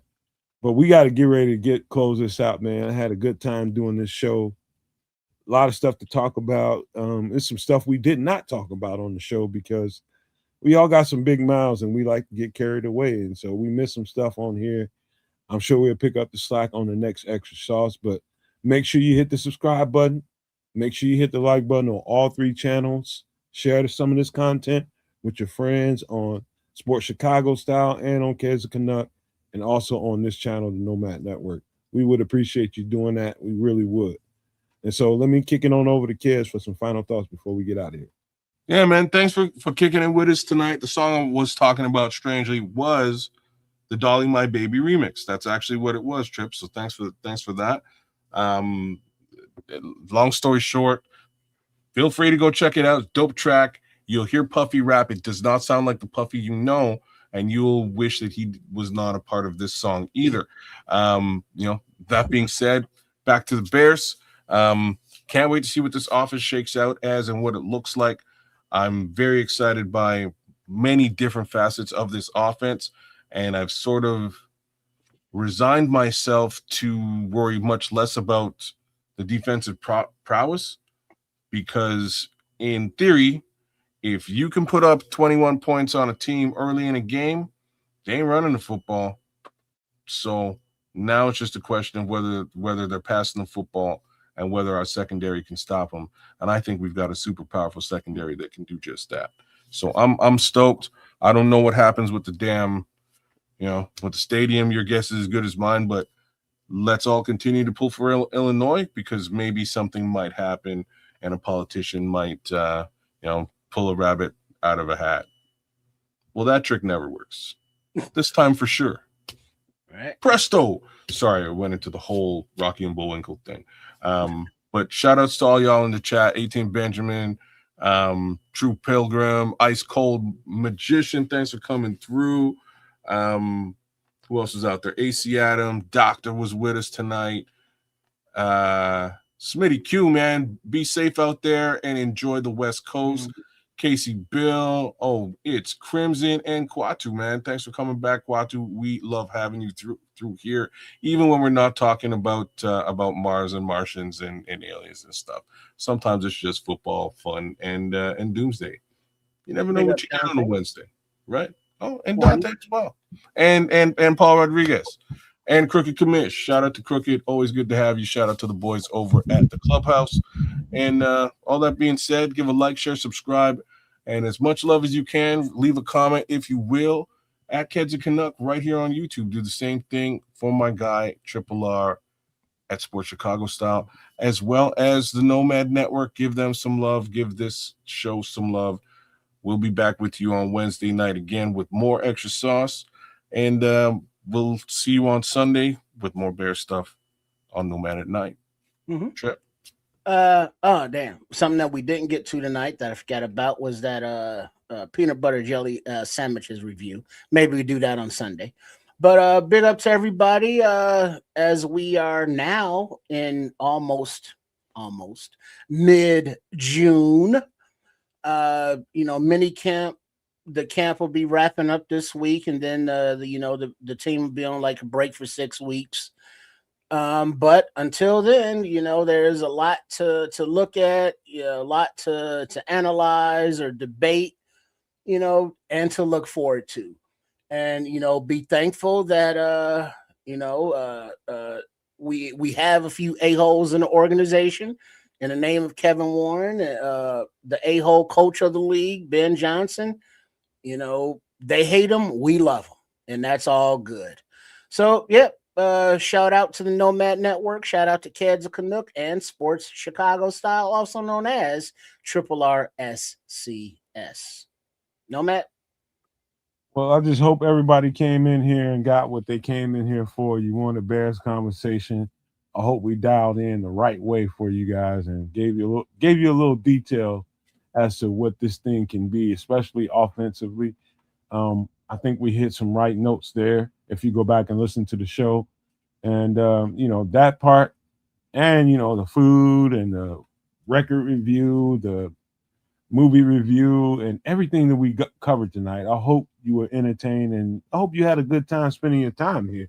And that's the whole point of doing the show, is so that you have an outlet and you got people that will pour into you, because we need a community to be able to exist, man.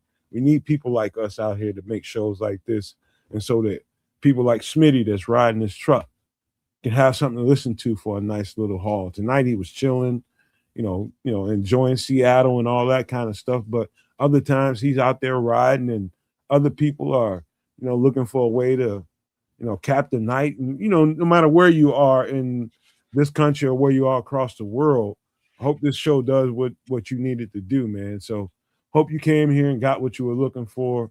We love you guys. Keep supporting the community. Keep supporting what we do. But I want to leave you guys with these famous words: love, peace, and hair grease, y'all.